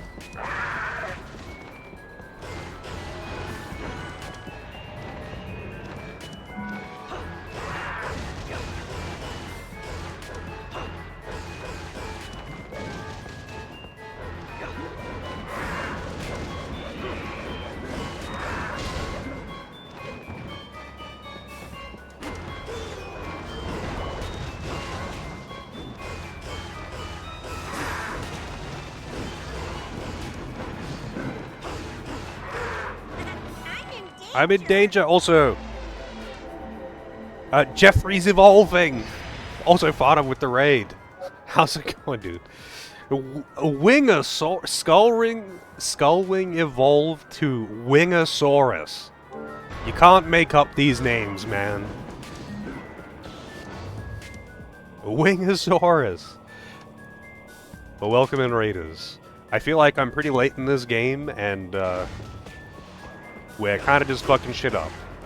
But I hope the Ninja Gaiden's going well. Yeah, like, there's the default name, but, like, by the way, this bird that I've got, its name is Jeffrey. That's its default name. I didn't name it Jeffrey. Jeffrey is the default name of the crow demon that turns into a skeleton demon that turns into a dinosaur bird? I don't know, man. Hello, can I have some dinner? Oh, you enjoy your dinner. I've got pizza waiting for me, and I'm kind of hungry. But, you know, the motivation to play more is pretty real. Food can wait. Video games are more important than sustenance.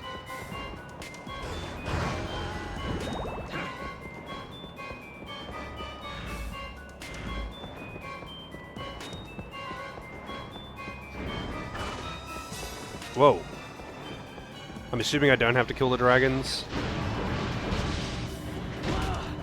I feel like I probably want to kill the dragons because they are very much in the way.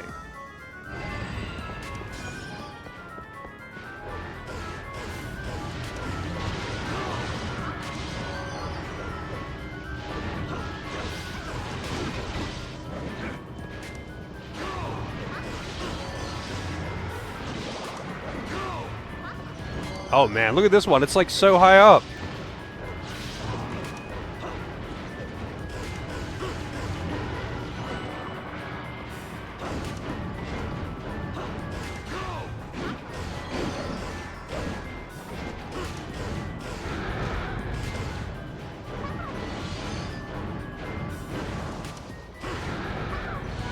Yeah, I did not have to kill those dragons, but they were like kind of more threatening than the rest of them. To be fair though, it's a low bar. Those knights are not actually very threatening.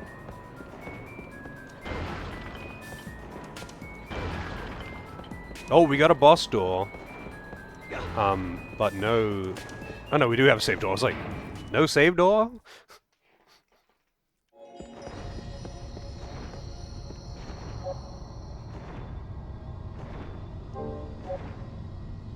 Eat with your ass for best results. It depends on what results you're looking for.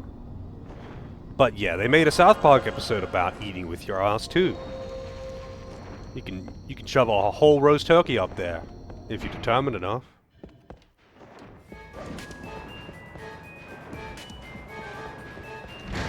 But yes, if you put your drugs up your ass, it's probably gonna get you more fucked up faster.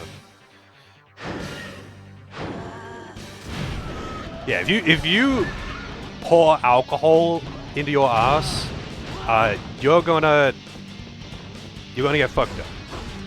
If that's your goal, that's not necessarily a bad thing, but it is a pretty surefire way to get way more wasted than you bargained for, you know.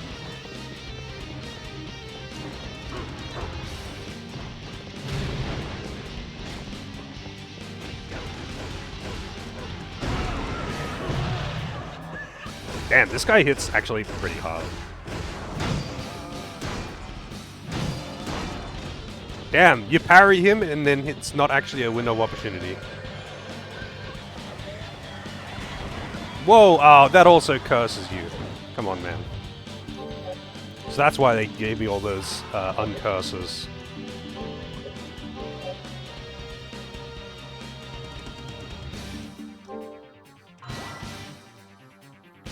Experience? I have never put alcohol on my ass. I can't say that I've ever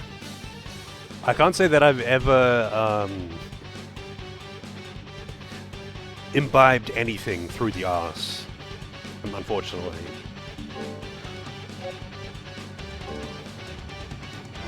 If the police pull you over, would you blow in the breathalyzer or fart into it in that case?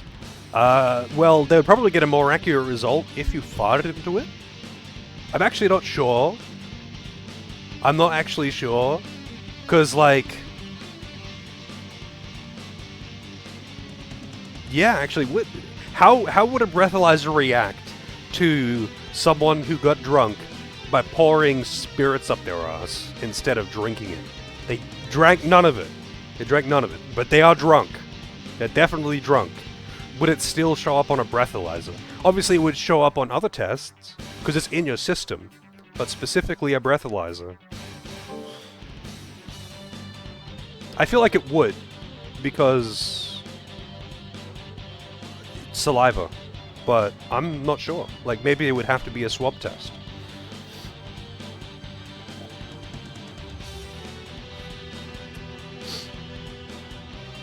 Butt chugging, yeah.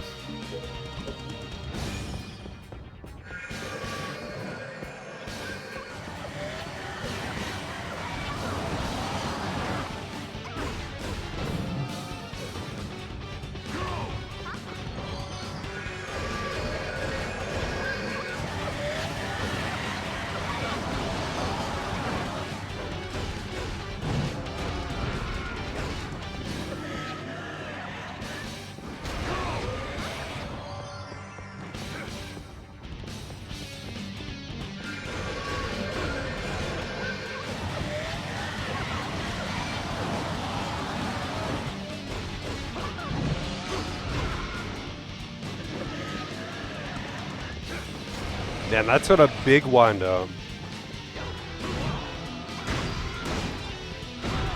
Kinda silly that he, wow. Even if you parry him, he doesn't actually get a window of attack.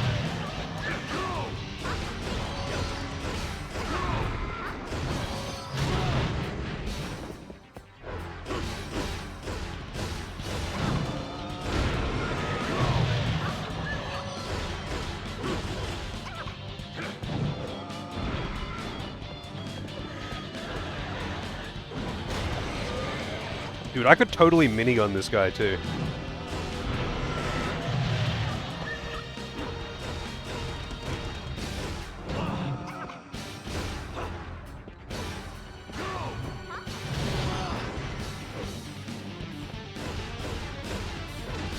Man, he's got so many attacks that you have to specifically avoid by jumping, too. Also, damn, I'm getting kind of fucked up. Oh, we can, eat some ramen.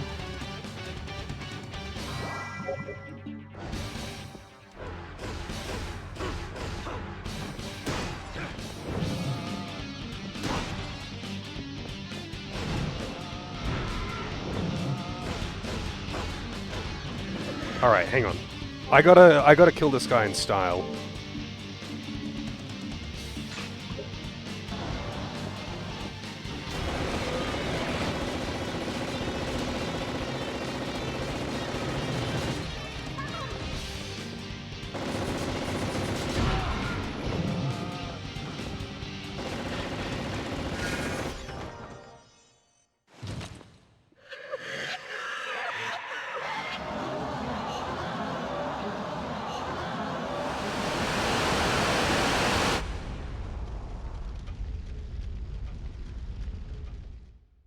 Just fucking shoot him, yeah. Just pull out the fucking minigun. What is this?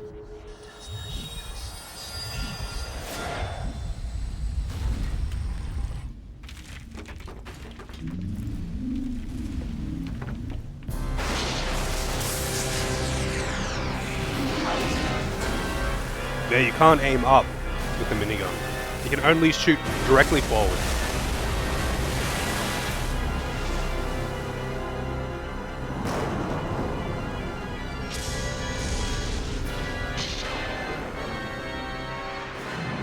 Enormous power! Dracula's castle? Have I arrived too late?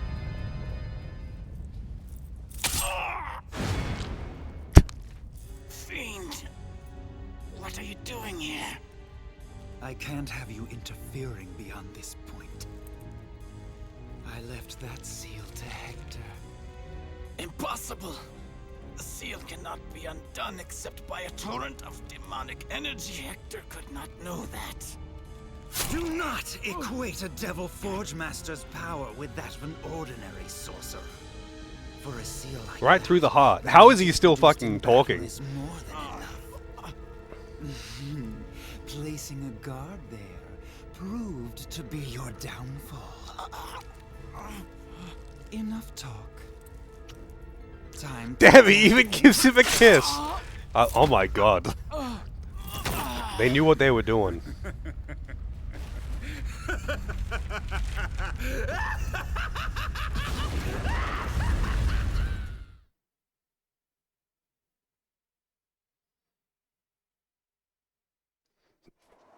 How's it going, Spooky? Yeah, that was a thing. Alrighty then.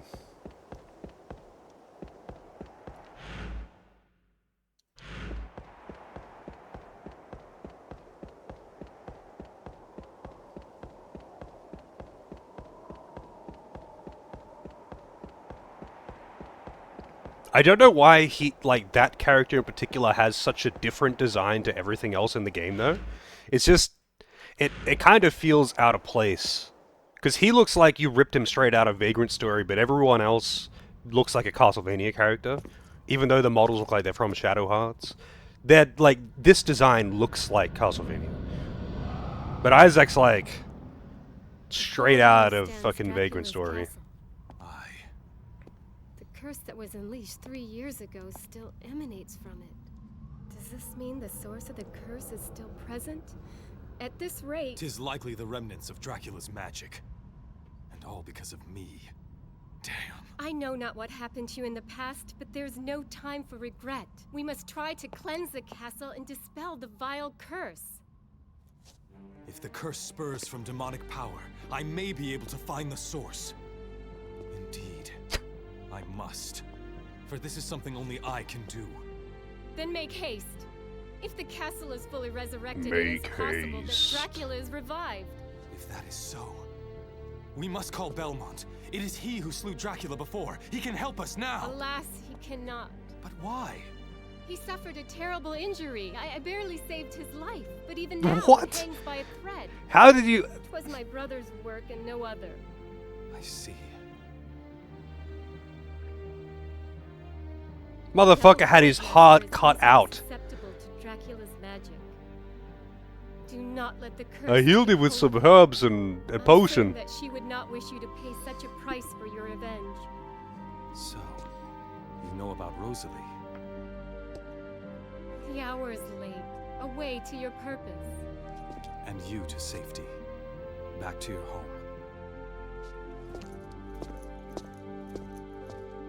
Yeah, they're going pretty hard into the Victor, please. writing style.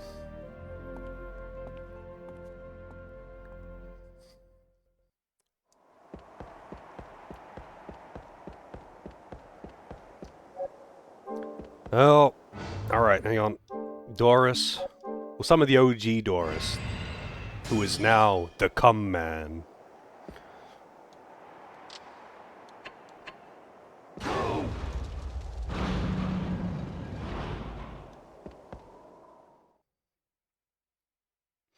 And the funny thing is, not everyone talks like that. Some of the other characters don't. Yeah, it's just Isaac, who's like mostly naked and just generally being kind of weird about it. I mean, stabbing the guy in the heart and kissing him does make it a lot more weird. He definitely upped the ante for weirdness in that last scene. But, what's more weird is that somehow that chick saved a guy who just had his heart cut out. Like, he was stabbed by a very large knife straight through the heart, and he was like, you know, plunging in there. He wasn't fucking around. That man was dead.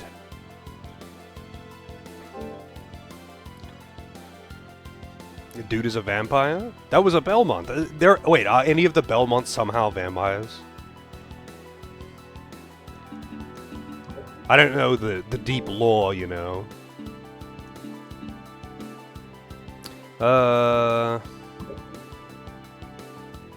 What? You know what? I'll just go with whatever. He's gonna evolve into whatever he's gonna evolve into. Oh, wait, I've still got the minigun out.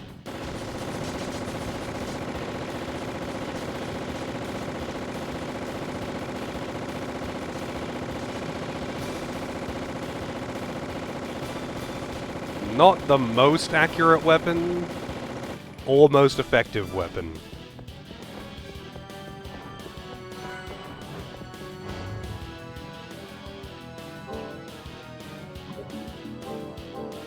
Let's go with... You know what? Fuck it. Let's go with Death's Scythe. It's like the most high attack on any of the weapons in the game, and it's got several unique moves.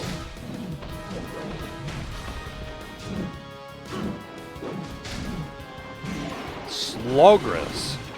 I really don't like fighting those guys.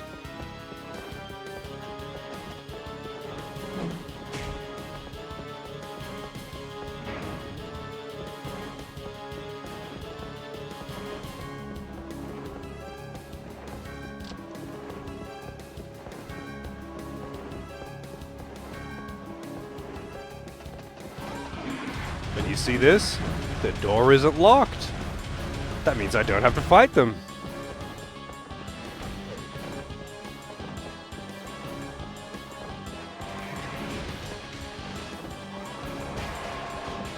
I should probably take off that accessory as well. At this point, I probably could actually be getting experience.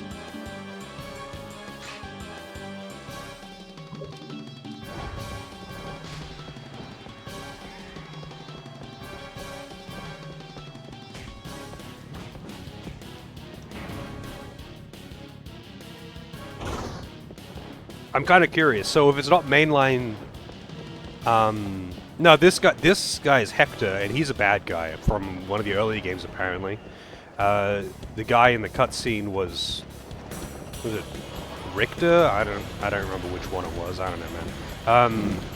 But yeah, if it's not mainline canon, does that mean like that is worded very specifically to imply that a spin-off that is not canon does have a vampire Belmont?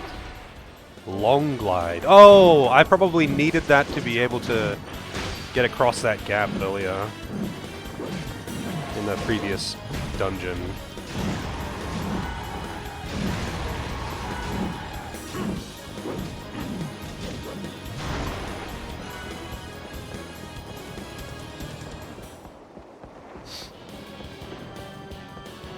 Was that Trevor? Or, I don't know, man. I can't fucking remember the names of any of these characters, except for Hector.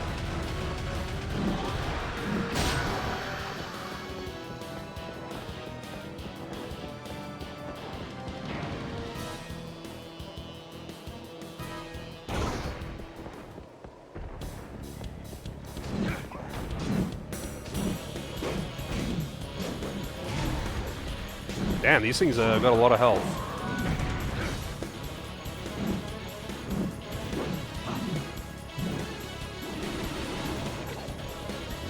Yeah, they don't actually do very much damage. It's just a lot of really weak hits that amount to like one hit.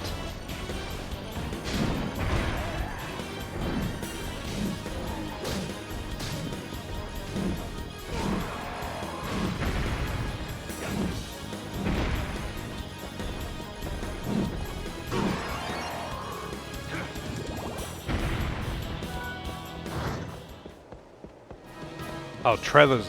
Oh, bad. I need to know the deep Castlevania lore. You know, it's a little different every time you kill Dracula.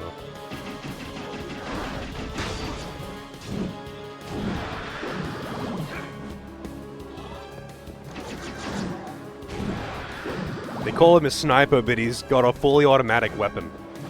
I don't think he's sniping shit. He's just going ham.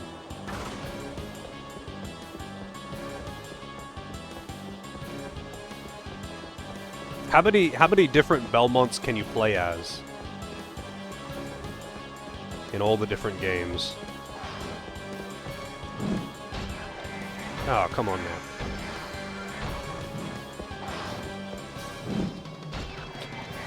Really?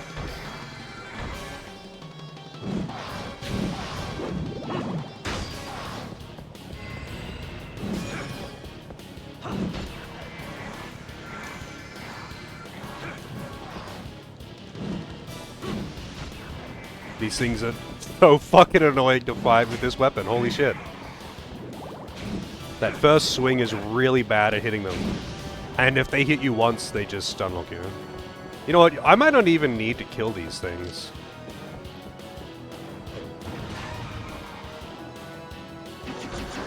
Oh.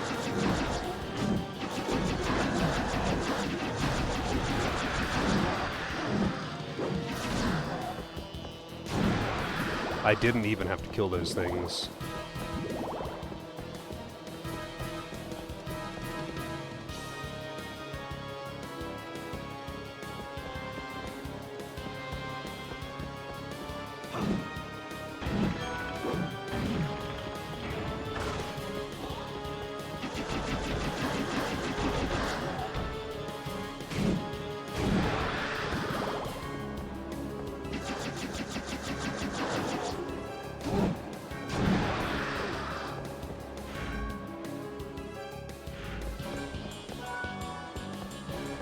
See.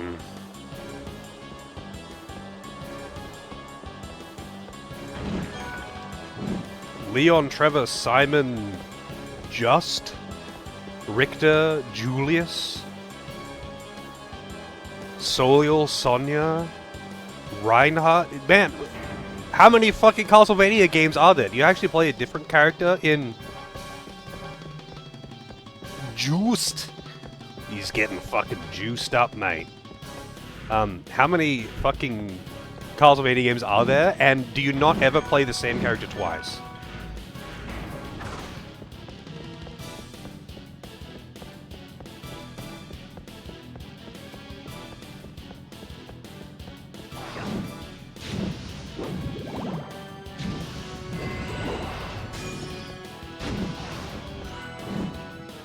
Ah, fuck you.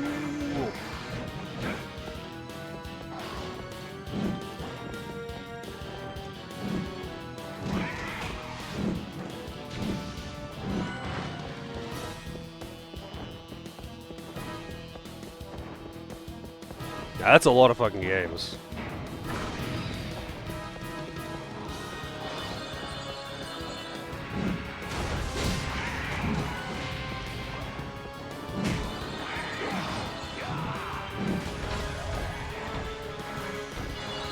I think I want a different weapon right now. This is not the weapon to be fighting these enemies.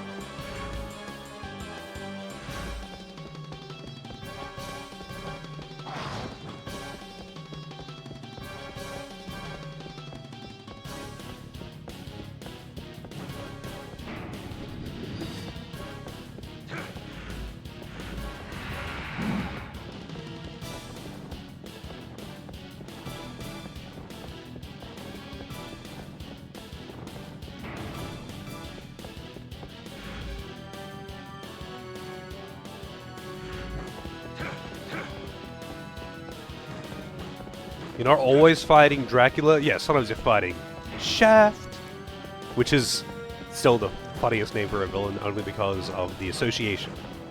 But also just the name is just funny. Like, it's free jokes. It's free real estate.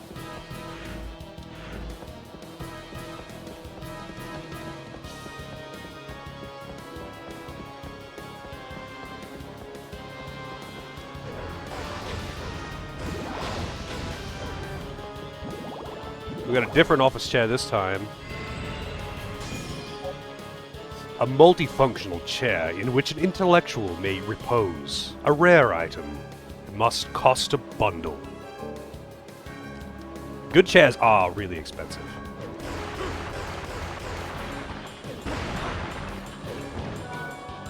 Medusa ring. Protection against being turned to stone.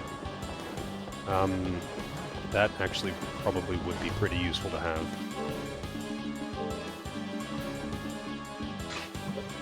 I haven't actually seen any Medusa heads. Like, I don't think this game has them.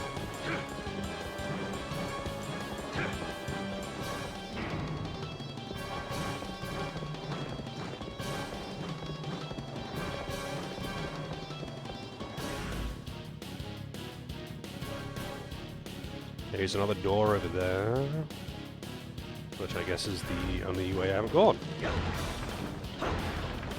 Oh yeah. Gimme that floor chicken. Chicken.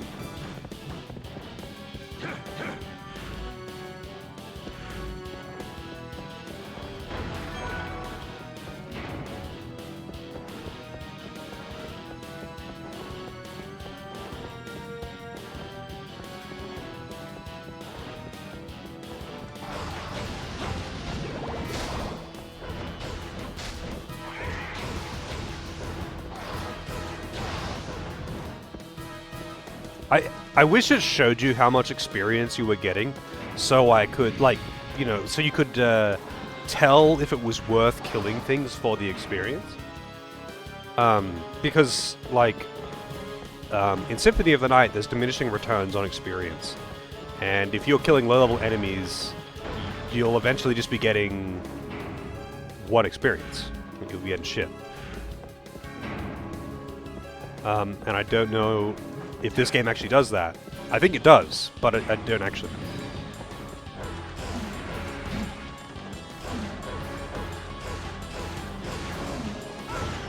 Oh, shit! Oh no, he's just passing the gallstone. Jeffrey, I'm sorry you had to go through that.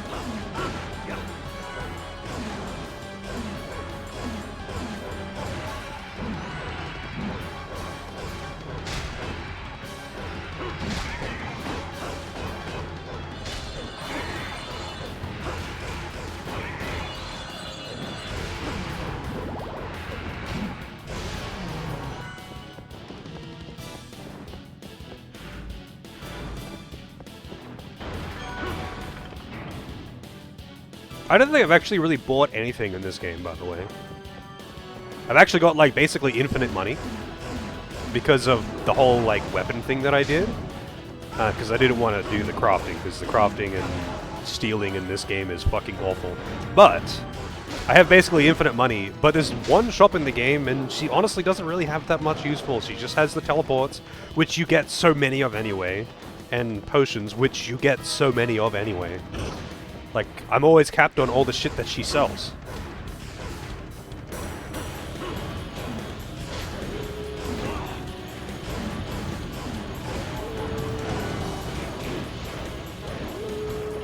Wow. These wolves are fucking sonic booming me.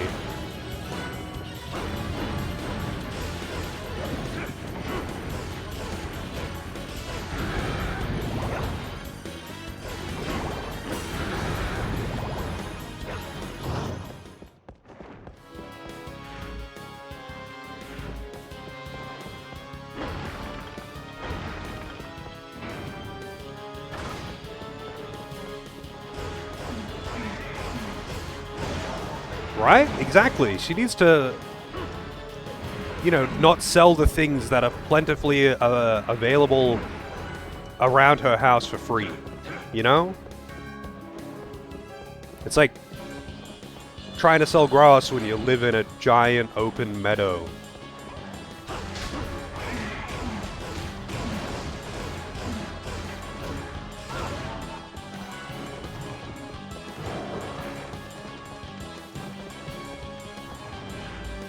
Oh, it just loops back around. I should have actually looked at the map.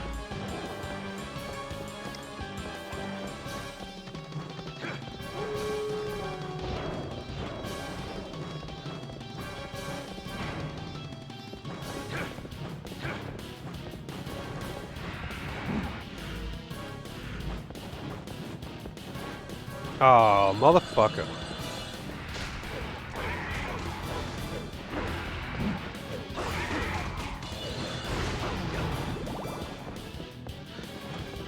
Why did it lock it with only one enemy? Like, why? And I've already passed through here even.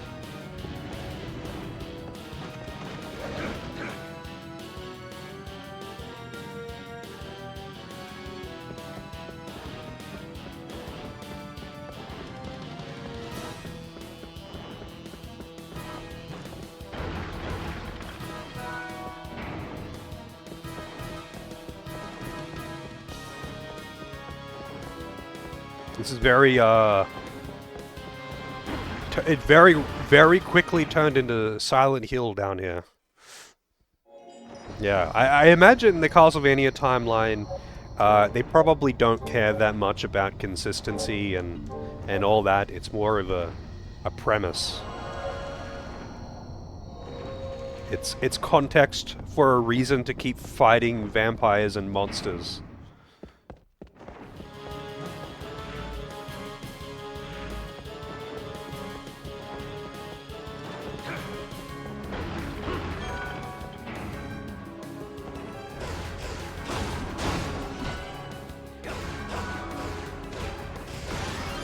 Nice. What level are these things? Oh, too late. You have to lock onto them to see their name and level.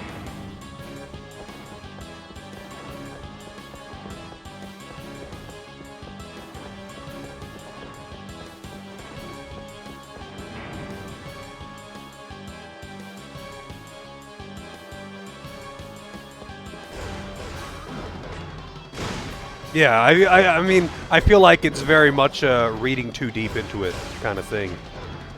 Making something out of nothing. Like trying to find the timeline in Zelda games. It's like, dude, just accept them for what they are. It's a vague retelling of the same story. They don't need to be connected. Yeah.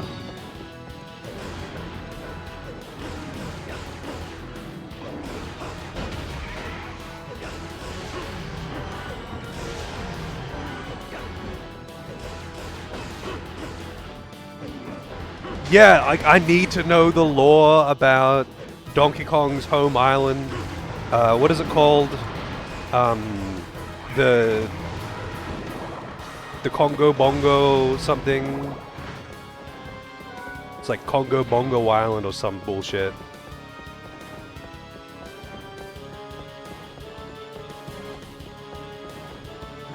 I watched 3 episodes of that Donkey Kong like animation cartoon thing, whatever, and it is not good, but it did reveal a lot about the deep lore of the Donkey Kong universe, you know? The expanded Donkey Kong universe. And I think memories were mentioned at least once, so that means it's canon in Kingdom Hearts. The lore of the crystal coconut! Yeah. Level 43. Okay.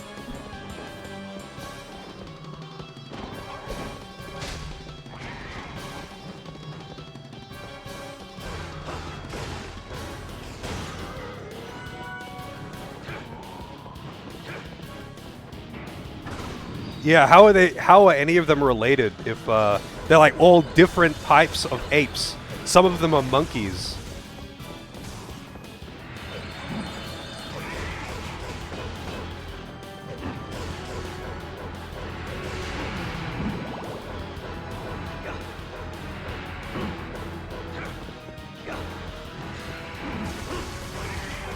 Also, for whatever reason, K. Rool is like a warlock or something in one of the episodes where he casts a spell on a curse on Donkey Kong, but he just did that once and then he doesn't do it again or anything like that.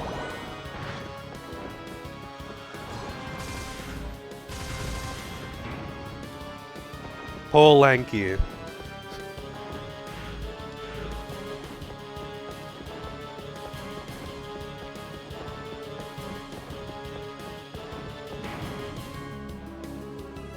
I feel like if they didn't, like... So, with that Donkey Kong animation, it's not that the animation quality is terrible or anything like that. I mean, it is, because it's old.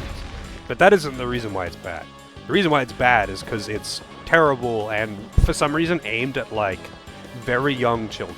It's not aimed at, like, you know, 12-year-olds or something. It's, like, aimed at, like, fucking 6-year-olds.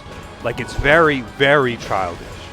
And it's like, I get it, video games, kids, whatever, but you like targeted the entirely wrong audience. They could have made it like goofy, not serious antics about, you know, the Kongs doing their bullshit and not targeted to such a young audience. But that's what they went for. It is an absolute goldmine for memes and fucking emotes, though. It is absolute goldmine for memes. I mean, just look at... which one do I have? Oh, I thought I had more than one. I must have removed one of them. Look at this shit.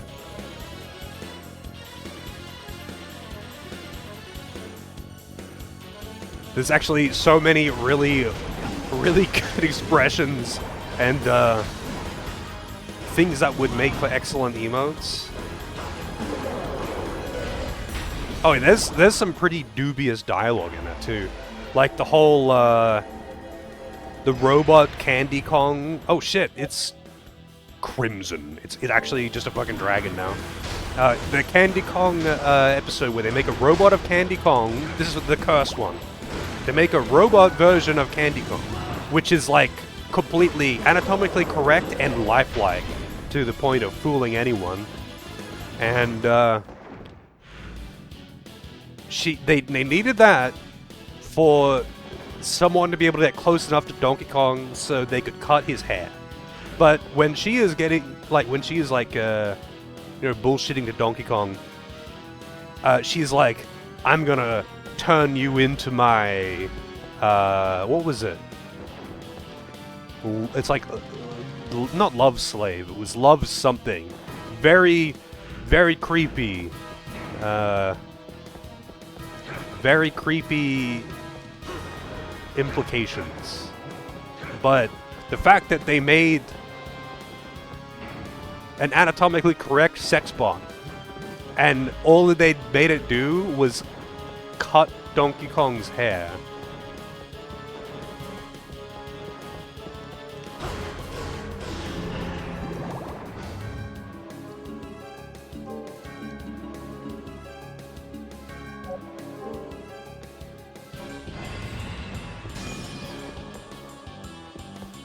Oh yeah! Man, there is some fucking gold in that show. For memes. It's like completely unintentional. It really is like one of those like you know, watching an old horror movie and finding it entertaining for the wrong reasons. Like it's not trying to be funny, but it's funny because it's shit. It's funny because of how not scary it is. And yeah, it's very much that. It's so unintentionally funny.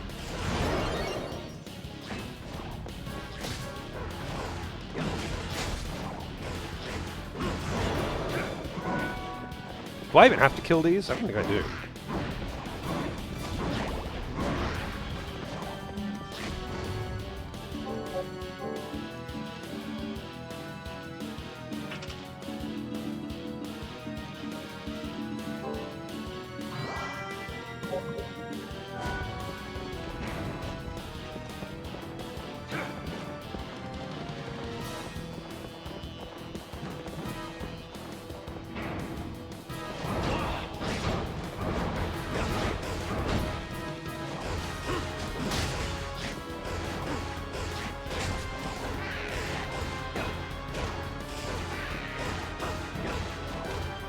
Man, these things have got a lot of health.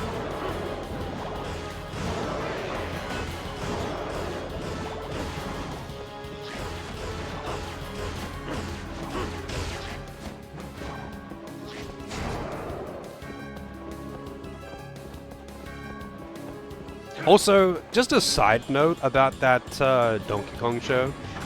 I find it kind of weird, like, just the way they made Diddy Kong's character. Like, he's like a very anxious, timid character, right?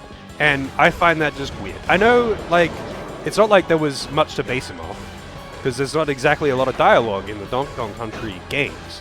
But I feel like the way Diddy Kong is portrayed in the games, he's like, he's not a anxious little timid boy. He's more of a, he gives me more of the Bart Simpson kind of vibe, you know? Like, if he beats a level and whips out an electric guitar just to style on the people that he beat up, he's not going to be like, I better not go to a K. Rool, you know, he might beat me up.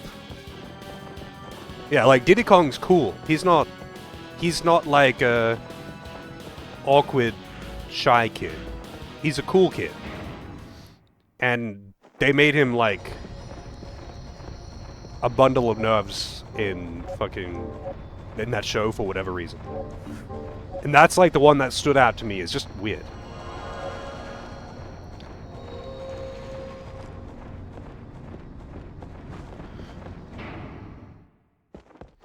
Yeah. Maybe.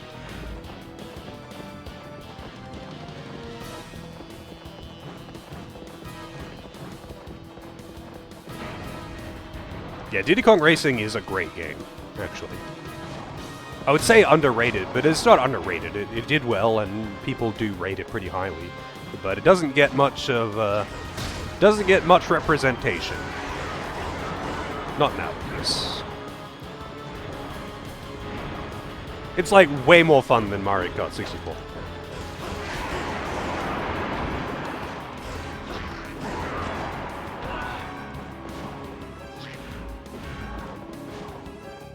Harder than Dark Souls? I mean, some of those, like, time trials were rough.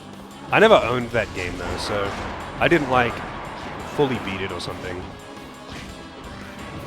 Like, I've raced on probably all the tracks many times because I played a multiplayer a whole bunch, but single player in it, I never really delved too much into because I never owned it.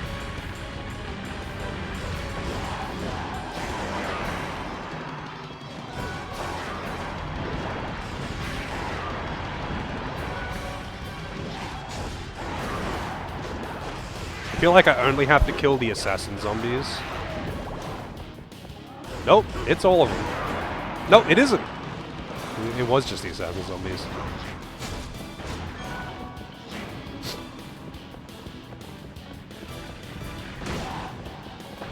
Although I've said it many times before, I feel like harder than Dark Souls is a pretty low bar.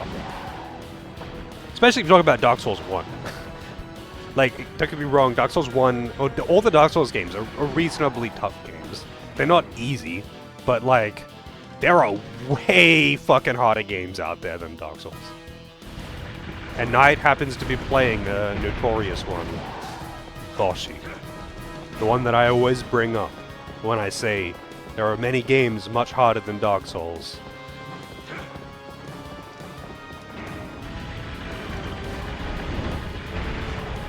Dark Souls is just in that sweet spot of it's hard enough that you need to like actually learn how to play the game to some extent. You can't just like completely face roll it and just wing it. Like, you won't really succeed if you do that. But it's not actually that hard. Like, it's just hard enough to make you try.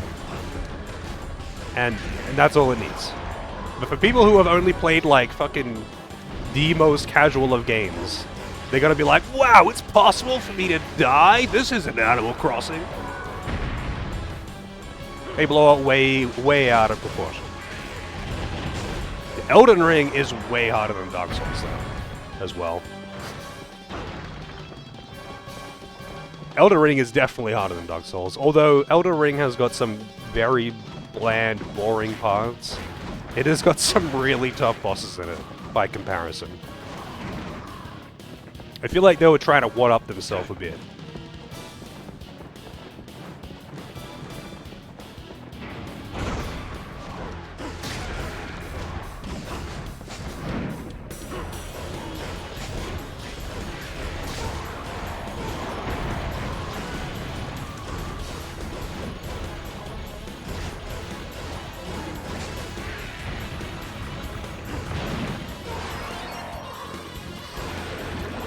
Yeah, like, I'm the same way, like, so Elden Ring has got really high highs, but it's got really low lows, and there's just way too much shit in them. Like, they've got, in the main dungeons, they have some of the best design in the series for, like, dungeon design, and some of the bosses in it are really good. But there's also just so much bullshit. And I like the fact that the other ones aren't just absolutely fucking loaded with bullshit. But, like I said though, like the main dungeons in Elden Ring are really good. I think in the entire franchise, what's it called? The school, the magic school, Rey Lucario or whatever, is probably my favorite dungeon in the entire franchise. Like, it's such a fun dungeon to explore. And there's so much just like, if you feel like, hey, I could probably get onto that roof, you probably can. And it probably leads to like a different part of the dungeon that's got good shit in it. Like, there's just so much in it. Demon's Souls is your favorite? I mean, I did enjoy Demon's Souls. And I would have played it more if I had better access to it. I've only played it once though. If I had Demon's Souls at my disposal, I would have played it much more than I have. But Demon's Souls very much felt like Dark Souls 1 to me, mechanically. And it's, like, compared to the others, it's very easy. The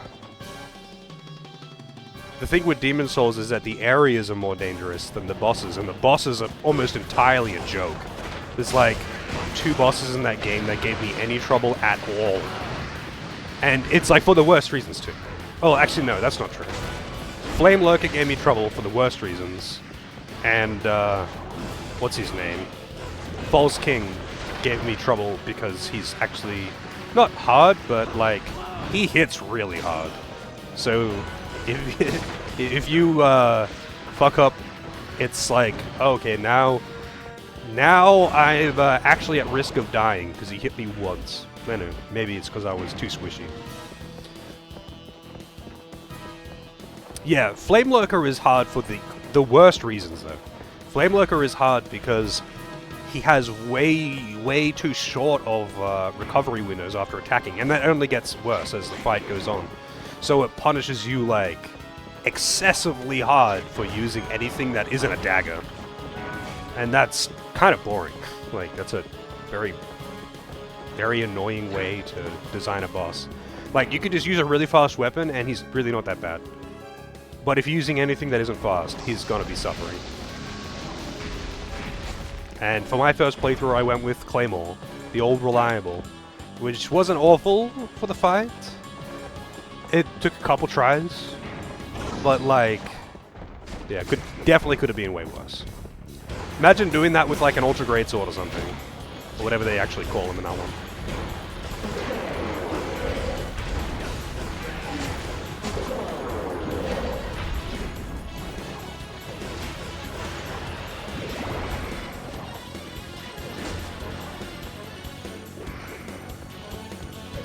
Dude, get down here. Lady!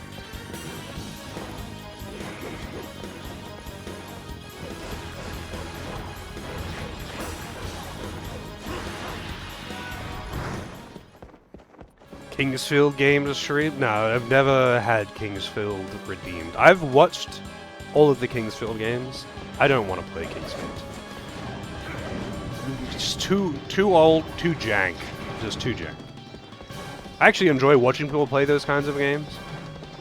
It's like, you know, like NES RPGs. I enjoy watching people play them. I don't like playing them. I don't want to play Final Fantasy 1 on the NES.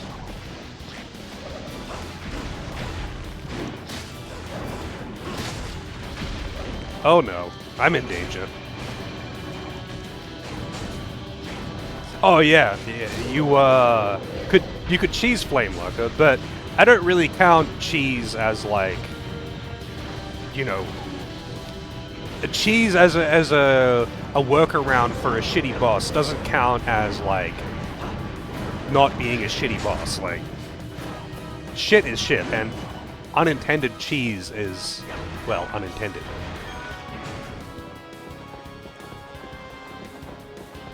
Yeah, like, Kingsfield is a pretty heavy-duty jank. And, not for me. No thanks.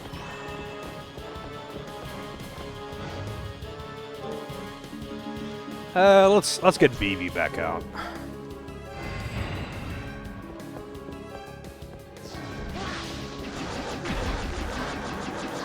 I mean, it could be entertaining, right? It could be entertaining, but, like, if a boss is, like, just shit by design, and you can cheese it in a funny way, that doesn't make it a good boss. That just means it's funny to cheese it.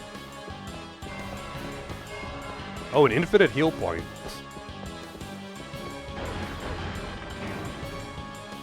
Like, take Ceaseless Discharge in Dark Souls 1. Ceaseless Discharge has an intentional instant kill, which is kind of annoying to pull off, and you're probably not gonna do it without knowing, right? But even though, like, if you discount that, which I know that is an intended instant kill, if you take away that instant kill, Ceaseless Discharge is a fucking awful fight.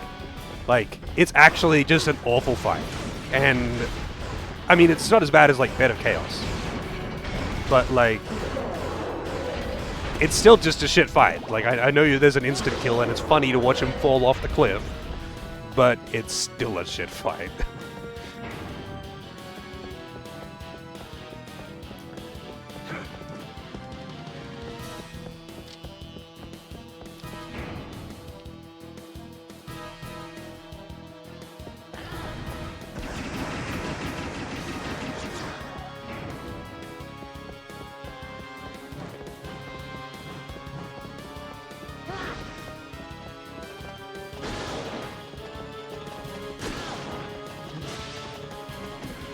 Oh, look at that! A door that isn't locked!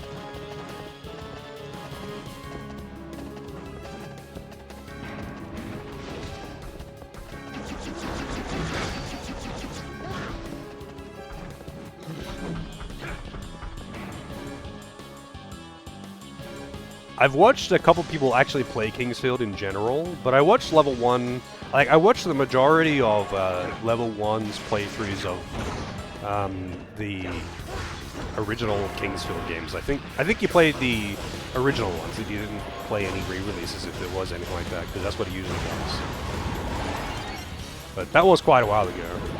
But it's like, you know, I'm happy to watch people play games like that, because it's like interesting to see. It's interesting to see like older games like this as more of a, I don't know, seeing a piece of video game history.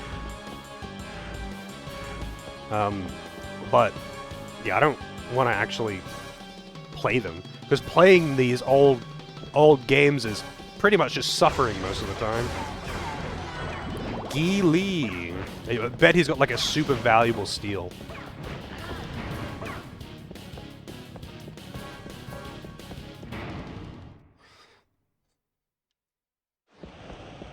You got a teleporter.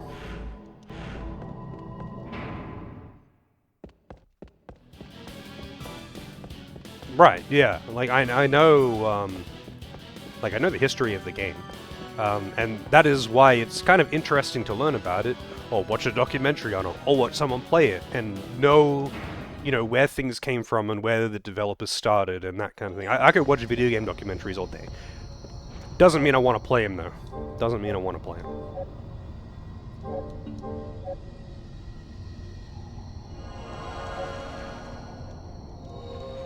Learn about them? Absolutely. Watch them? Sure, why not? Well, there's a lot of older games are actually pretty shit to watch too. But like, yeah, learning about that kind of history is actually really interesting. Just not so much to suffer through it.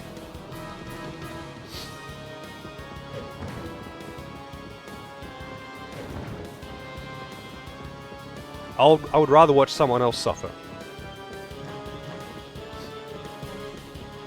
Oh, also, 1 second. I didn't realize the time, so hang on.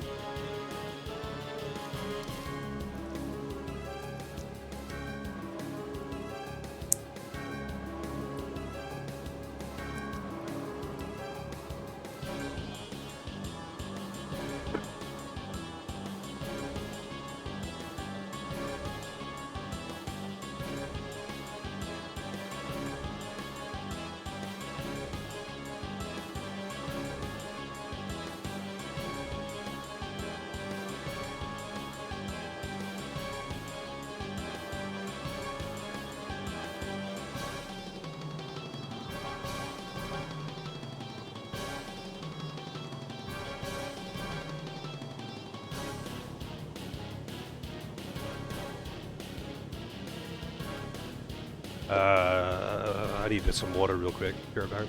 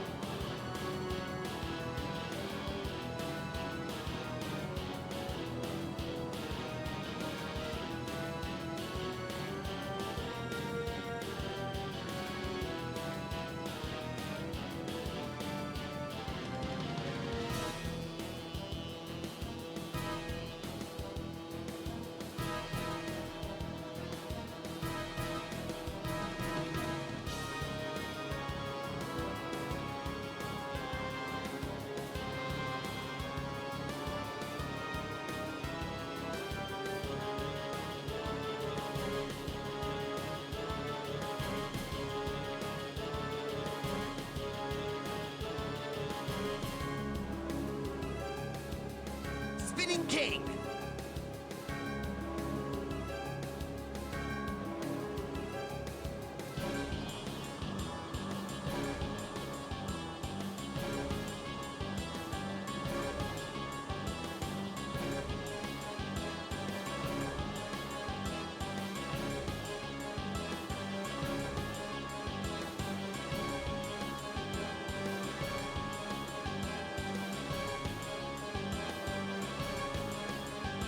Alright.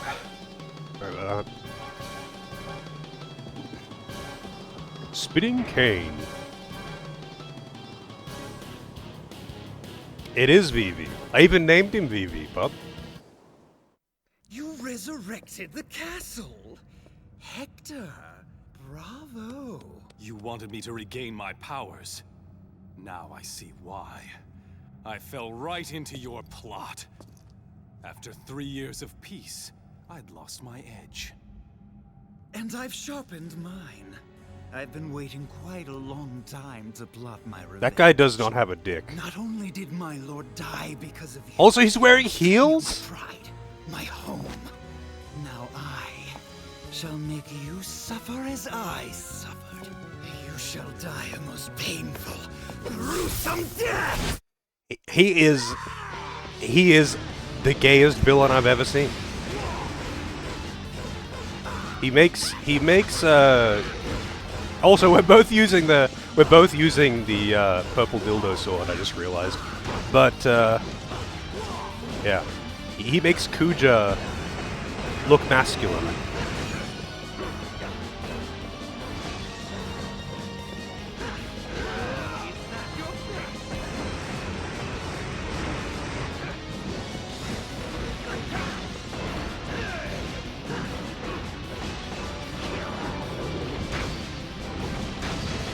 What the fuck, man? This barrier.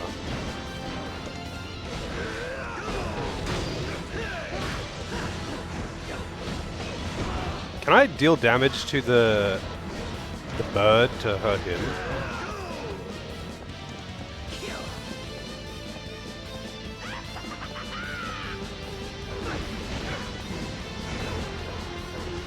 He actually just has invulnerability. I think I have to kill his pet.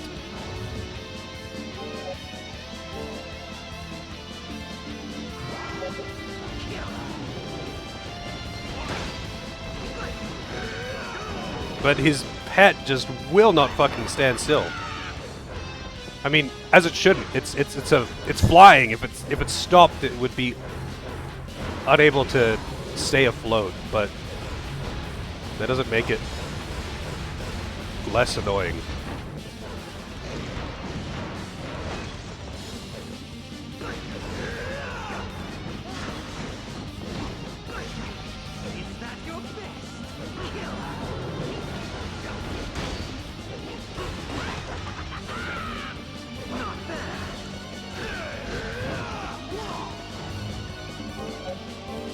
Gotta eat that hot dog.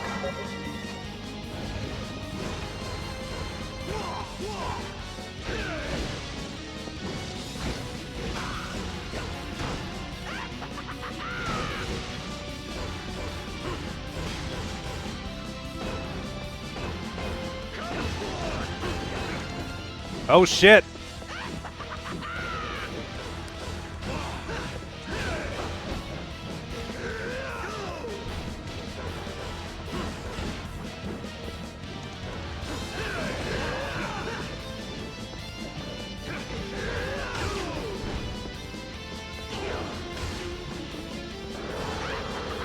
Oh my god, he's got an actual stun.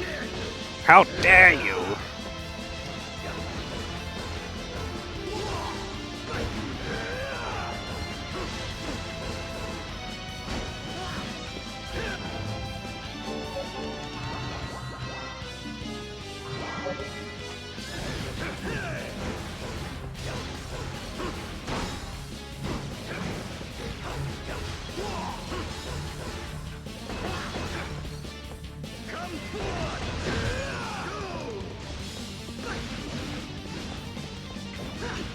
Damn!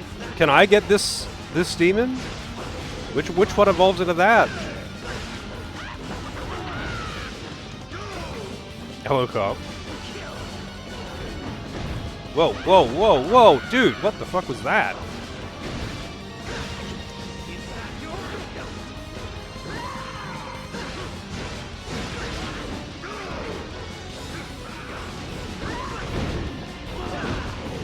Damn, dude, he like actually fucking throws you around in the air with that.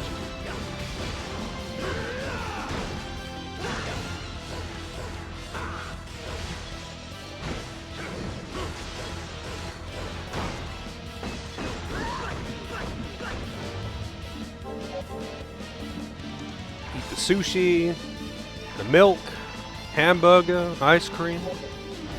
He's just like getting choked out, but he's just having a whole buffet.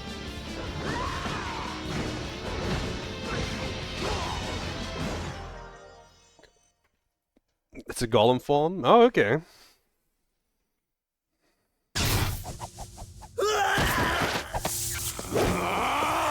Die, Isaac, die! Do not let the curse take hold of you. I'm certain that she would not wish you to pay such a price for your revenge.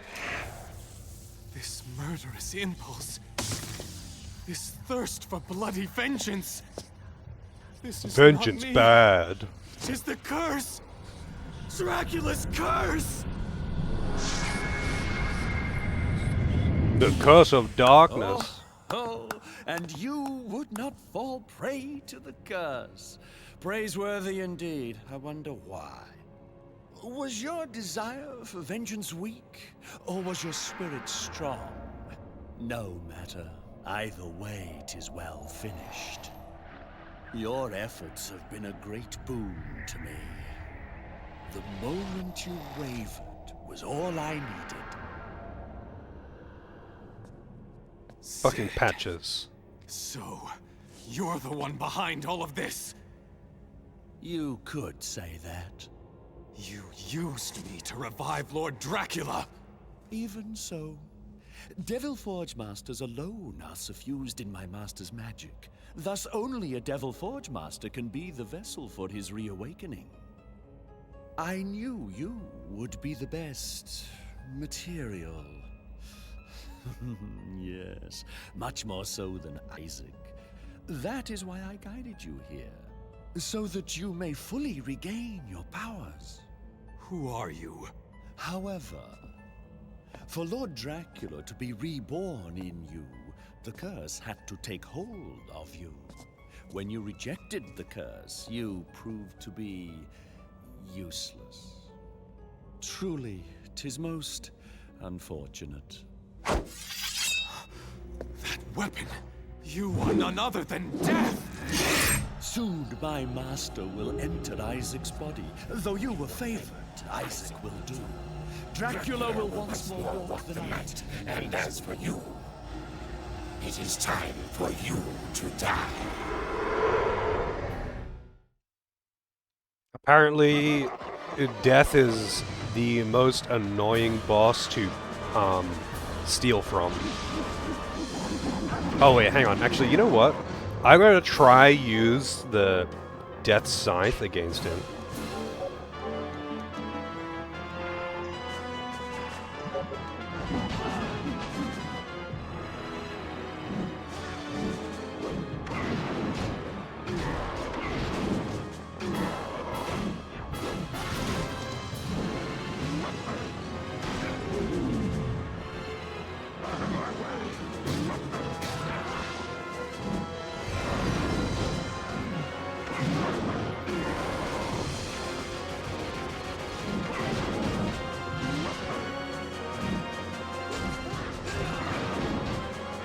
Damn, dude. I'm actually getting fucked up. But, yeah. Hit it with a Phoenix down? Dude, I wish.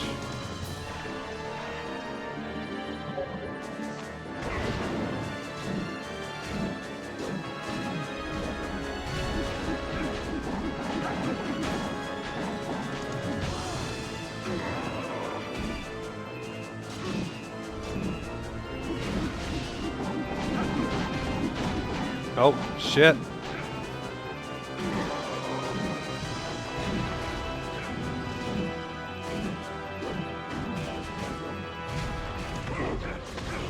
Whoa, that is a big fucking explosion. Alright, Pixie. Show me what you got. God damn, man. Yeah, use a gold heal. Damn! Okay, that's a bit okay.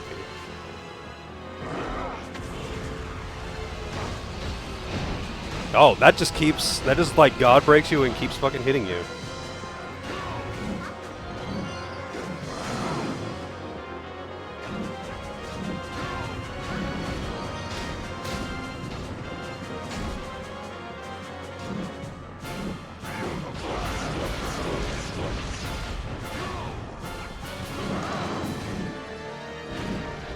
Oh, that does not last very long.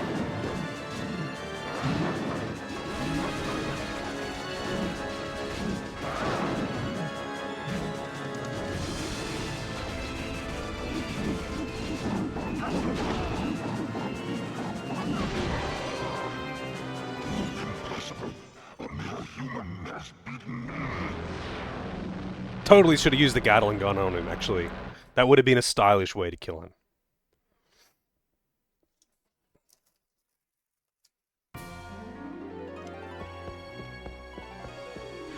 Huh? Oh, okay, go further in.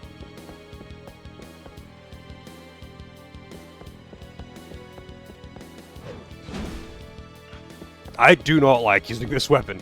It is way too clunky. Way too fucking clunky. So now I guess we fight Dracula. 'Cause that's the only logical thing to do, right?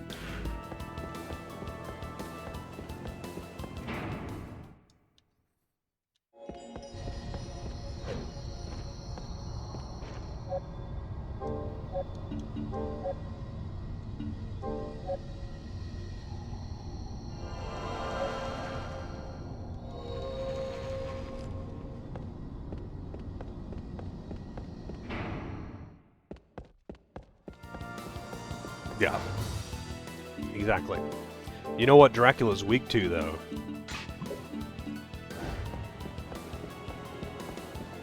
Ah, bullets! My only weakness! How did you know?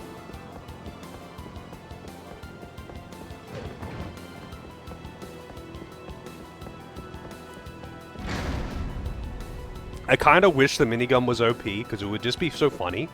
But it's actually shit. It's funny to use, but it's actually a shit weapon. Like, on very specific bosses, it would be pretty strong, though. The traitor Hector. Also, his model looks way cleaner than everyone else's. Why did you betray me? Why did you unleash your hatred upon the humans? When you began slaughtering them indiscriminately, I had no choice but to disobey you. You side against me for the sake of humans. Humans are not worth the air they breathe. I was simply cleansing the world. It is not your place to judge the worth of humans. The powerful always judge the weak. The humans made their judgment of me as well. Thus, I sentenced them to extinction. Sympathy is Dr. merely a Acula, form of I weakness. presume. You betrayed me, Hector. And for that, the punishment is death. I stand ready. I will not flee as I did before. It's Hephaestus. It's so cool that they would make a Final Fantasy XIV reference like this.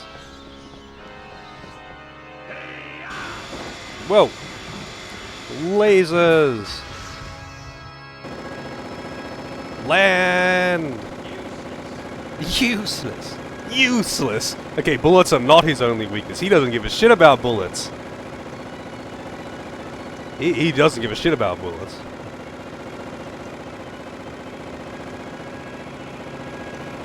Feel like bosses talk too much in games?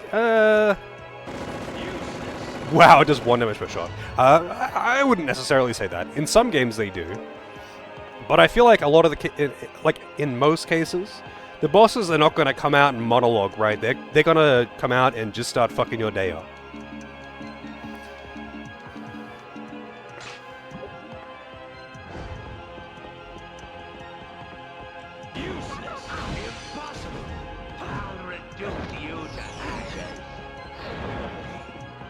Wow. That isn't even like a hard steel. Hang on. That's like such a big window.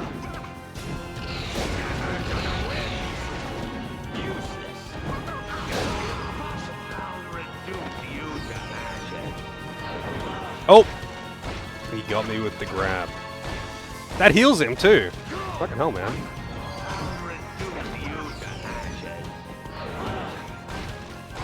Okay, I guess that's what the I'll reduce you to ashes is.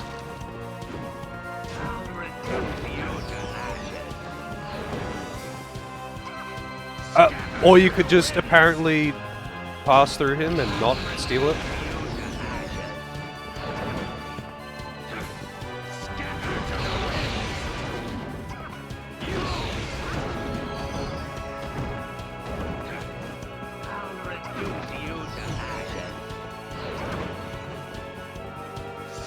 He doesn't want to steal it! It's like such a big window, but every time I try to do it, he like just moves around him. The best 3D Castlevania game. It does not want to steal.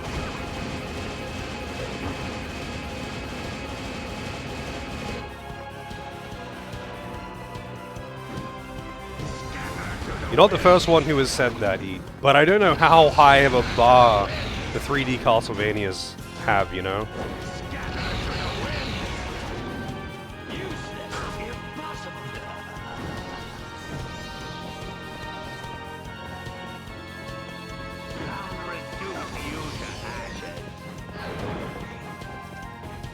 Dude, why the fuck can he not hit with that steel? This is like, there was another enemy that was like that too, where it just like kept passing through him.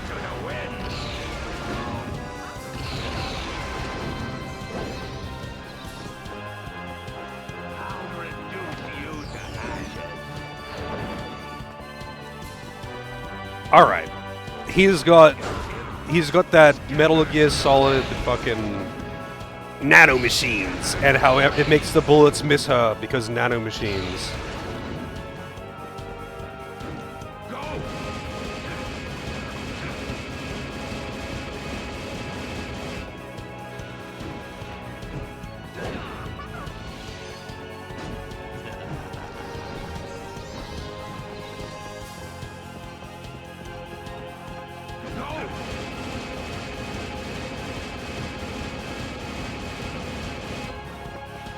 Oh, of course they stay active. Go.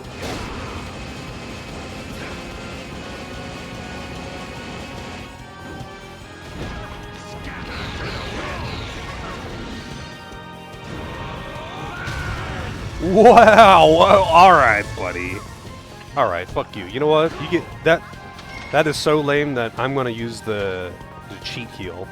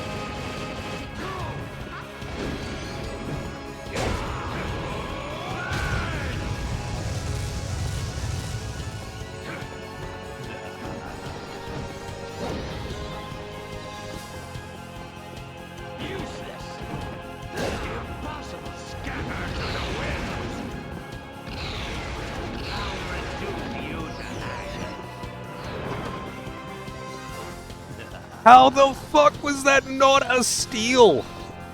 What the fuck? It's like such a big window, but for some reason he just can't hit it with it. He just can't hit it with it. He always just like passes through him. You probably have to position it like at exact distance away from him, or it auto aims away.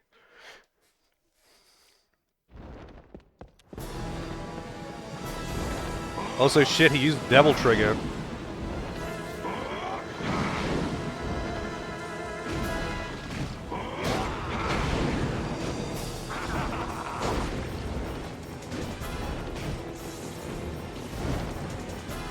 Maybe this is gonna be... Whoa. Maybe this is gonna be the minigun phase. Here we go. Come on now. Big target like that. 1 damage per hit. And it, like, fully animation locks you. The Gatling gun is actually so trash. Now we fight Mundus, yeah.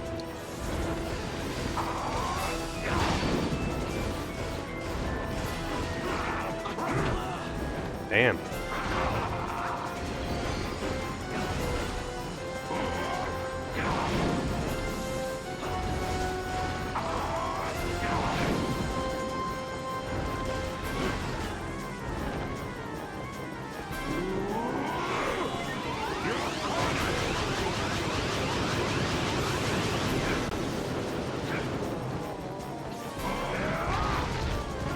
What?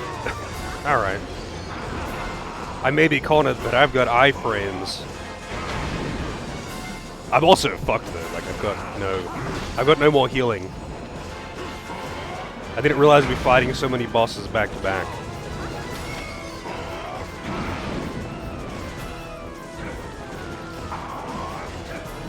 And I really wasn't expecting him to have so many lingering hitboxes.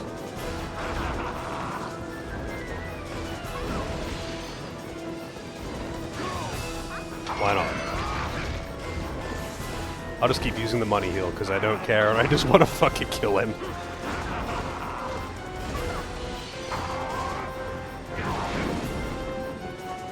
I'm glad you can't fall off the platform.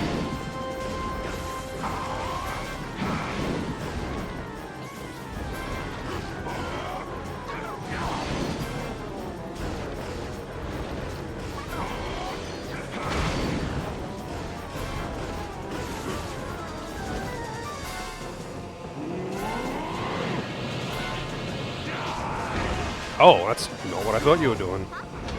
I thought you were doing the other one again.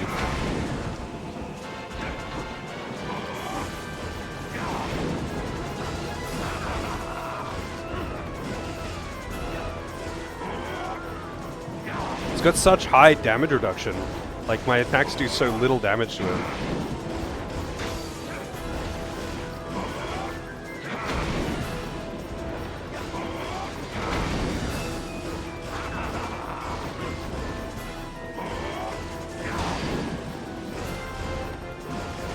It's not just that he has a lot of health, like I'm actually doing very little damage with these attacks. Alright, which one are you doing? Oh, something new entirely. Oh, he's doing the camera angle attack.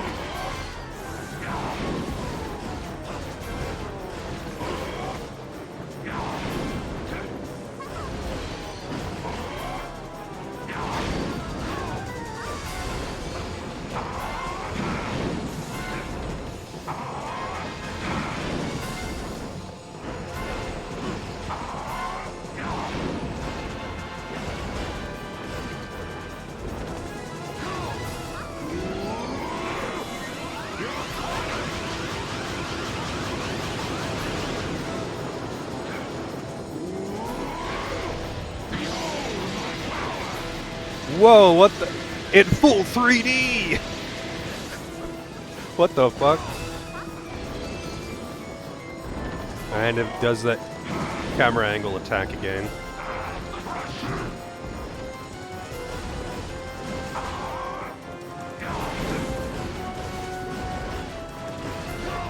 Oh, come on, man. Just fucking stay in range. I accidentally double tapped the jump.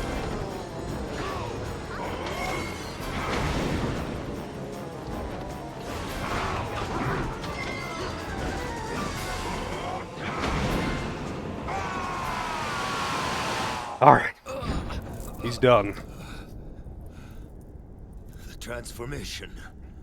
Was it not complete? So it would seem. Oh, the curse. My soul may return to the abyss, but the curse will not be lifted. It will fester in the hearts of humans until they obliterate themselves. Have you forgotten? I am a Devil Forge Master. I can turn your curse aside, transform it into something harmless, and so it shall be. Rest in peace.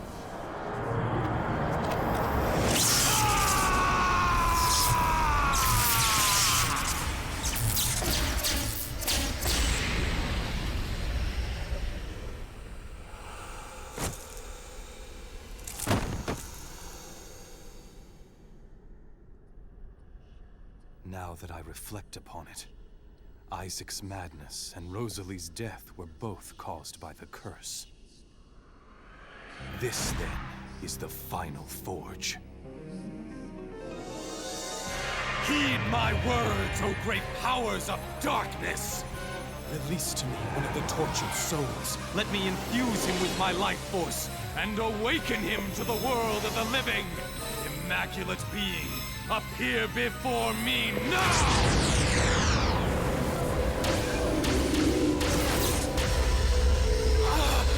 It is too monstrous!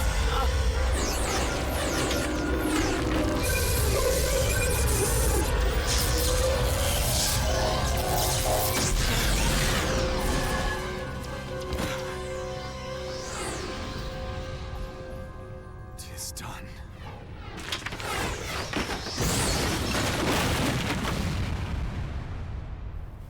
The struggle has ended.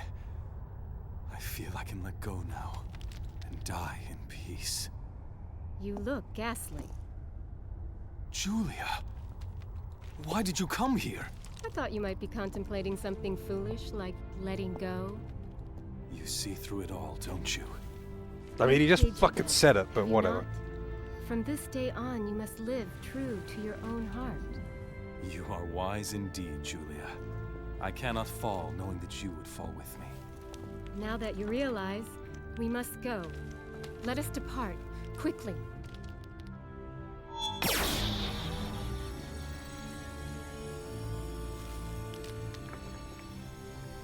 Farewell, Isaac.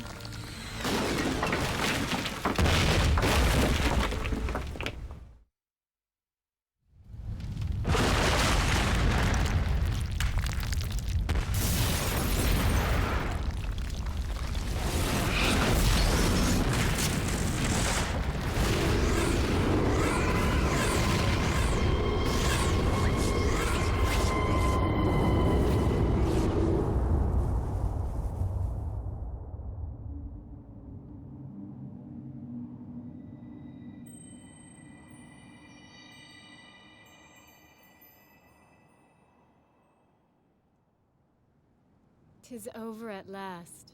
Even so, I pray this will truly free the people's hearts. Those hearts are yet filled with darkness. The curse has reached deep inside of them. Its mark will not easily vanish. For my brother, Deep inside of them. only death could erase it. Julia. All the same, people are not such fools. Their hope lies in one another. They shall realize that in time. Scars will fade and be lost to memory. Let us have faith in the morrow. Indeed.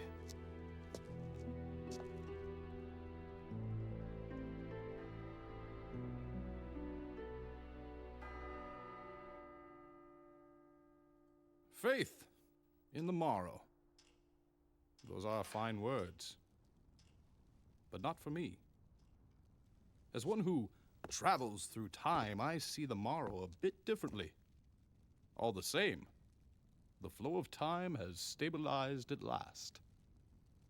For myself, I think I will go far into the future and see what awaits. There is one great battle yet to be fought. The final battle between Lord Dracula and the humans. Perhaps they will I hate remember fourth your wall breaking fate, bullshit. or perhaps it will start anew.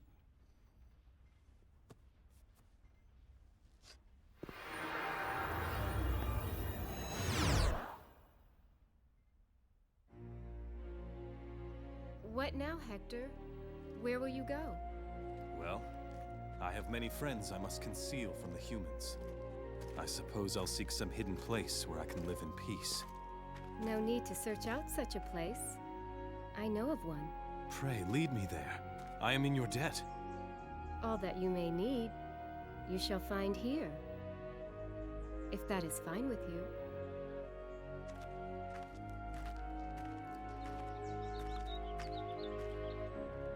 Well, I suppose. Damn, she's just thirsty. To stay here with you, Julia. 'Tis not a bad idea. He wants some of that booty. He's like, there's nothing weird about this. Like, isn't she like basically identical to his dead girlfriend or something?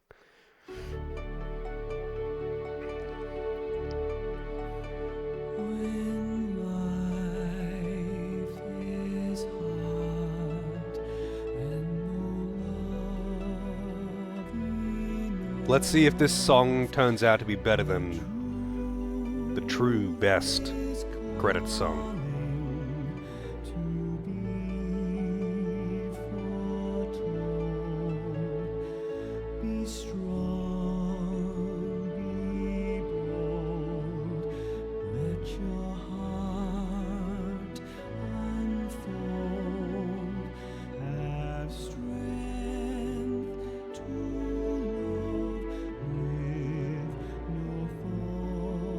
Rip muted VOD.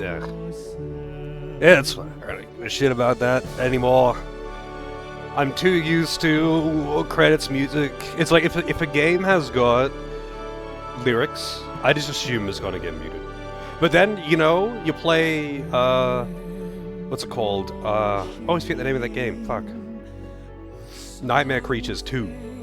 And it's got like the soundtrack is a whole bunch of radio versions of Black Sabbath songs. Rob Zombie. I always say Black Sabbath. It's got a bunch of actual radio versions of Rob Zombie songs, and none of them, not a single one, got DMCA'd.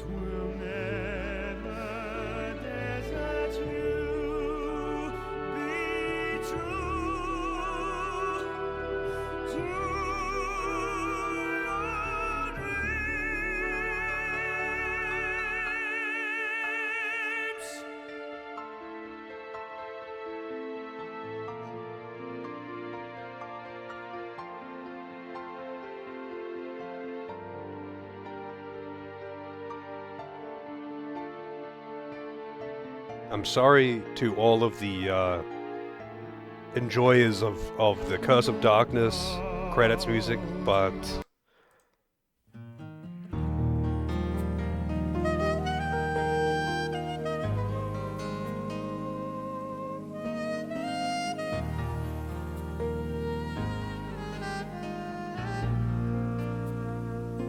Just like the wind, I've always been drifting high up in the sky that never ends. this is like such an unfitting credits song for Symphony of the Night, but that soundtrack was just all over the place. And this will forever be just imprinted to me. But it fits, you know, it's called I Am the Wind. And the best of me is all I have to give. Just like the sun, when my day's done. Sometimes I don't like the person I've become. Is the enemy within our thousand men? Should I walk the path my words so bad I have? Is someone testing me every day? Gas Gas Gas is a guaranteed DMCA, unfortunately. I don't think this one is, though, weirdly enough. I'm pretty sure this one doesn't get it. But I really don't care. That's why I usually wait to give final thoughts after the credits. And I don't know if I will pass this way again. All things must end. Goodbye, my friend. Think of me. Crazy mode.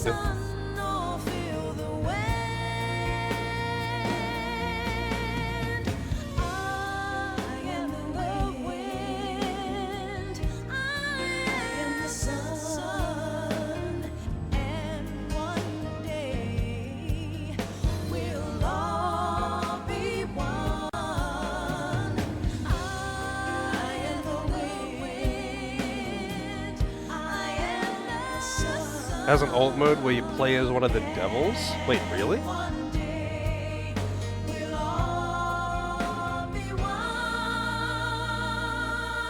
I have the wind. I do. Anyway. I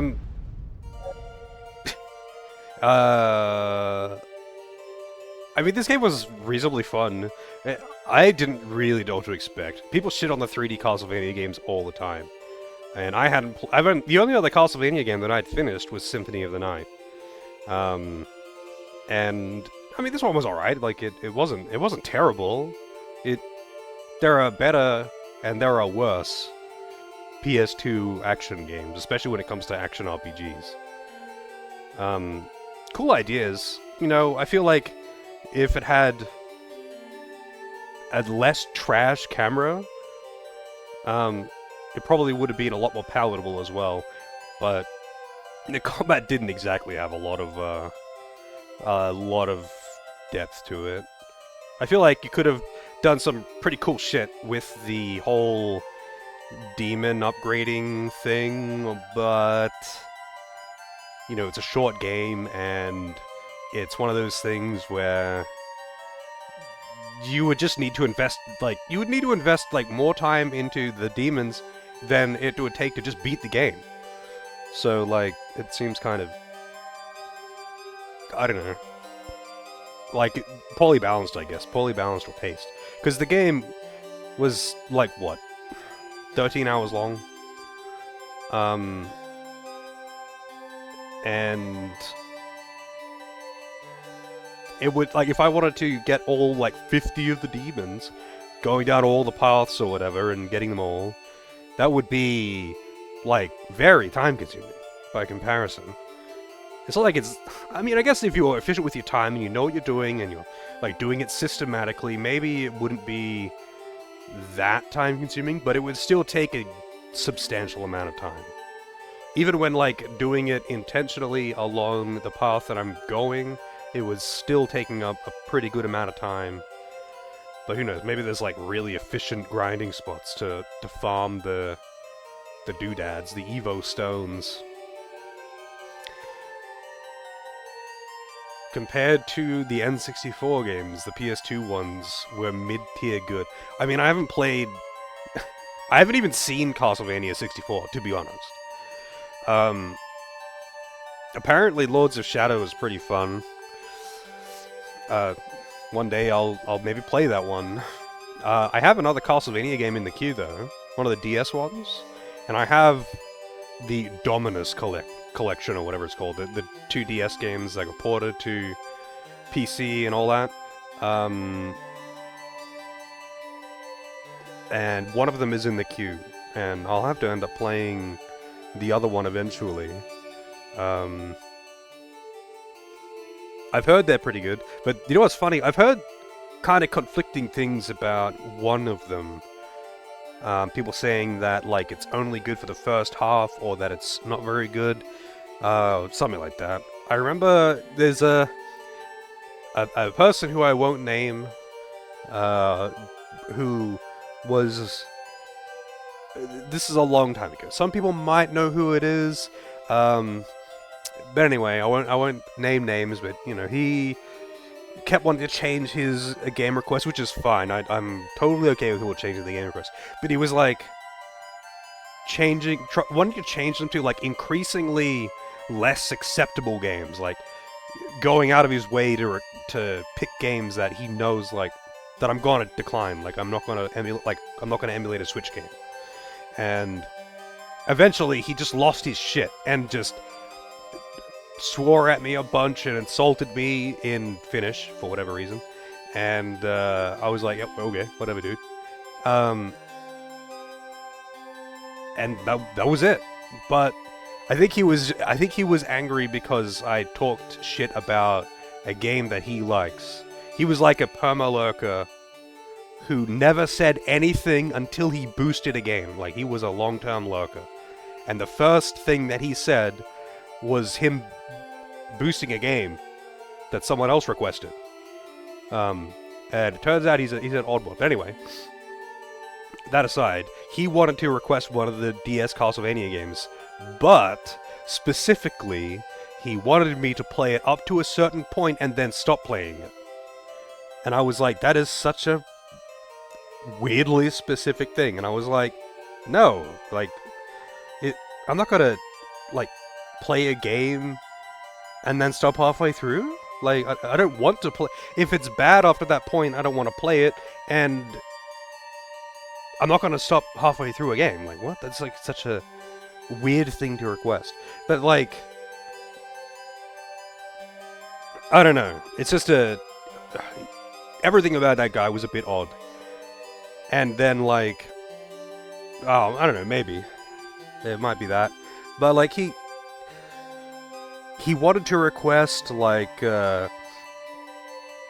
intentionally frustrating games, and I was like, no, I don't want to, like, I want to play games that are, like, fun.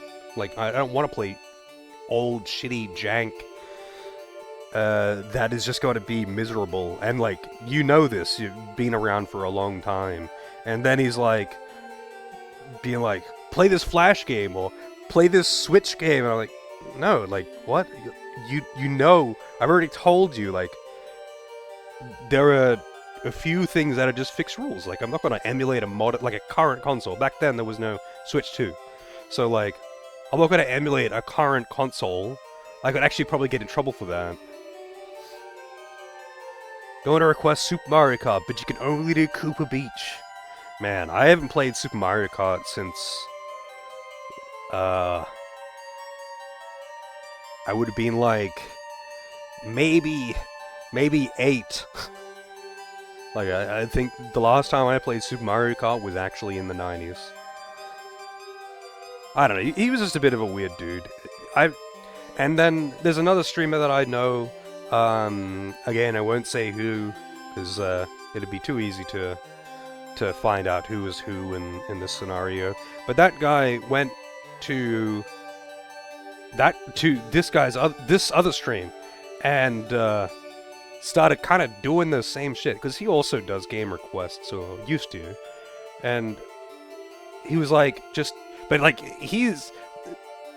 this friend of mine is way more, I guess, not necessarily patient, but he is willing to suffer.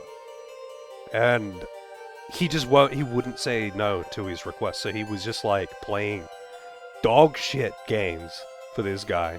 I don't know if he still does. He doesn't stream very much anymore, if at all, really. But it was just so weird.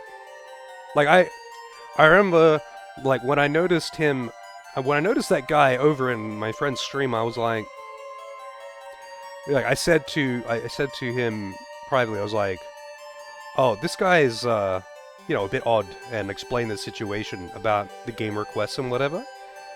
And he was like, oh, okay, I understand. And I didn't want to be like, hey, ban him or something. Like, he is his own moderator. But yeah, he allowed the suffering.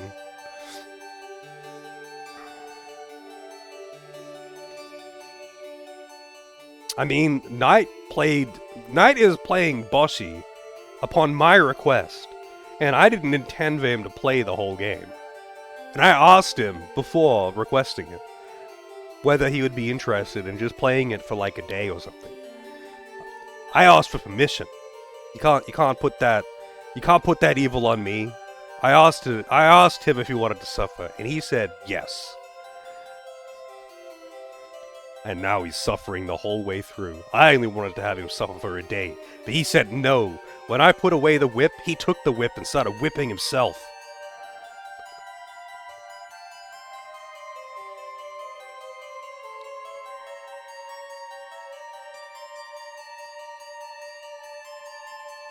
Knight just enjoys suffering. It's like, actually, that one enemy at the end of Lords of the Fallen. It was brief, so many probably don't remember this.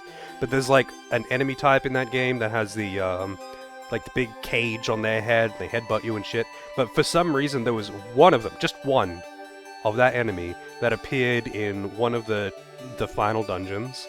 And when it's not aggroed, it just sits there with a lash and just keeps smacking itself on the back over and over again until it gets aggroed. It just sits there whipping itself. And it's like, that's Knight playing Boshi. That's hours of dying to Mario. Oh man.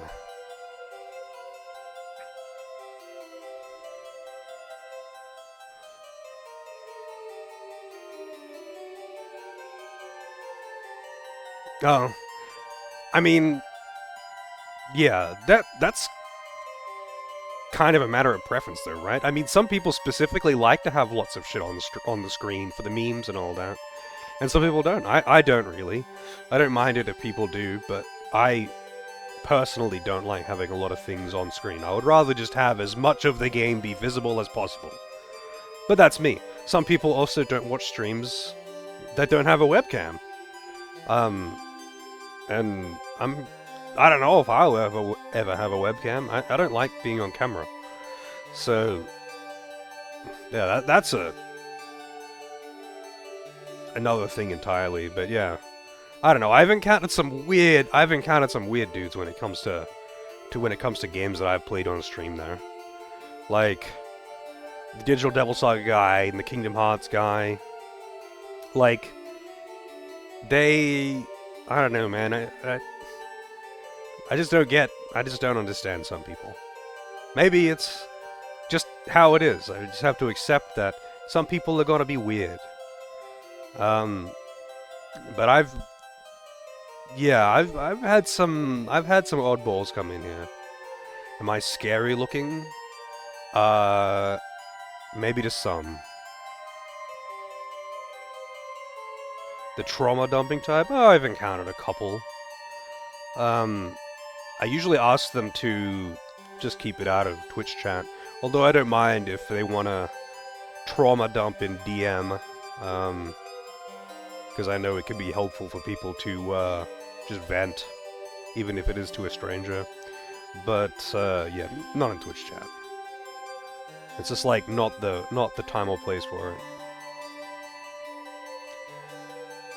Yeah, like, that's a bit weird. But, like, if someone came in, like, in my encounters with this, it's more someone who's been around who is dealing with some shit, and they brought it up in chat because that's just what's on their mind, you know? Yeah, like, I don't know, it's like bringing politics to Twitch, right? It's not the time or place. We're here to talk shit and play video games. You're not going to be swaying anyone's political opinion here, and you certainly are not going to be actually accomplishing anything, other than getting mad at a stranger on the internet. So it's like, being into politics? Great. Be into politics in the way that actually impacts politics. Go join a protest and complain to your local council, mayor, whoever is in charge, your local senator, I don't fucking know, man.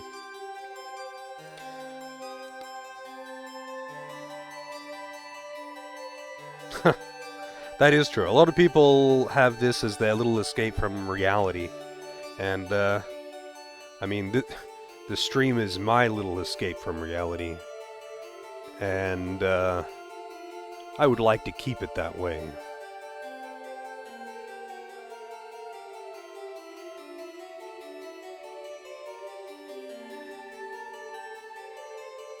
The Green Bay Packers?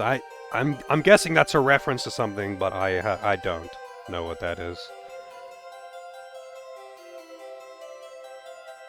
Although, speaking of religions, I love watching documentaries about cults. And, that just instantly made me think of that.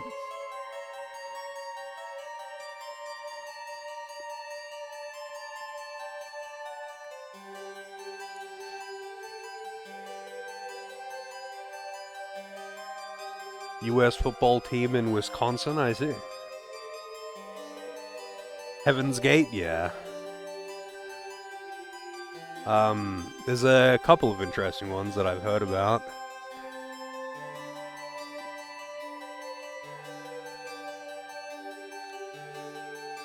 There's also there's other cult-like shit which is pretty interesting, like breatharianism.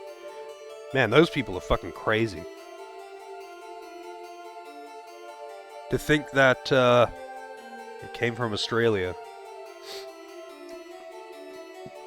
I would care if I had any kind of pride for being Australian. But a lot of crazies seem to come out of Australia.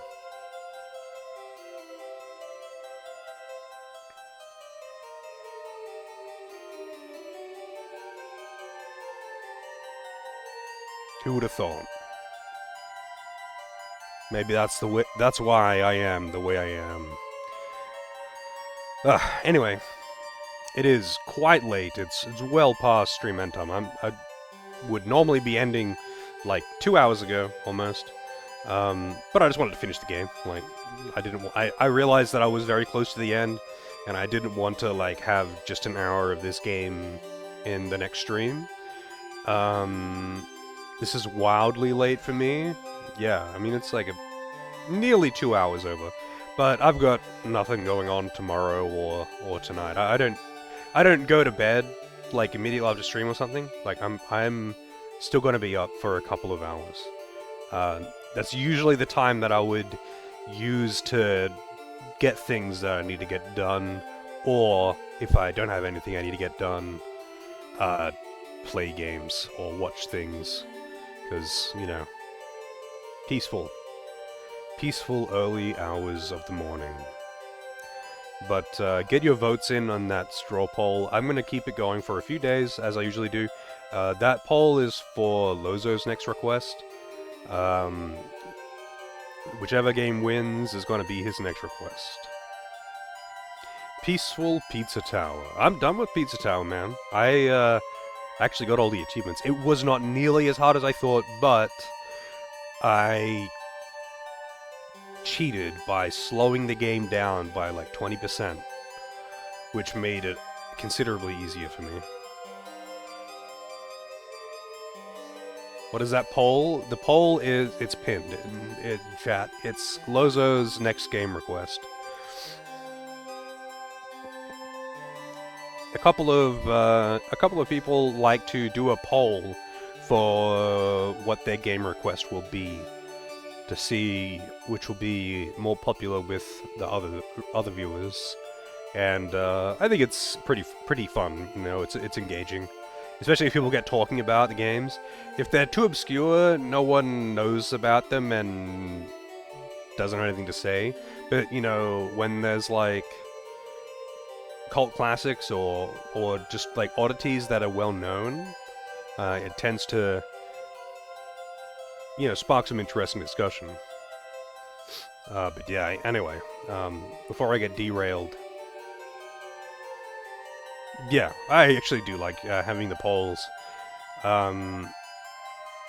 It is easier if I am told outside of stream though. Like, if you message me on Discord, like, I'm happy to do it. Just if message me on Discord and be like, I want to do a poll for my request, and these are the games, and I'll just put up a poll.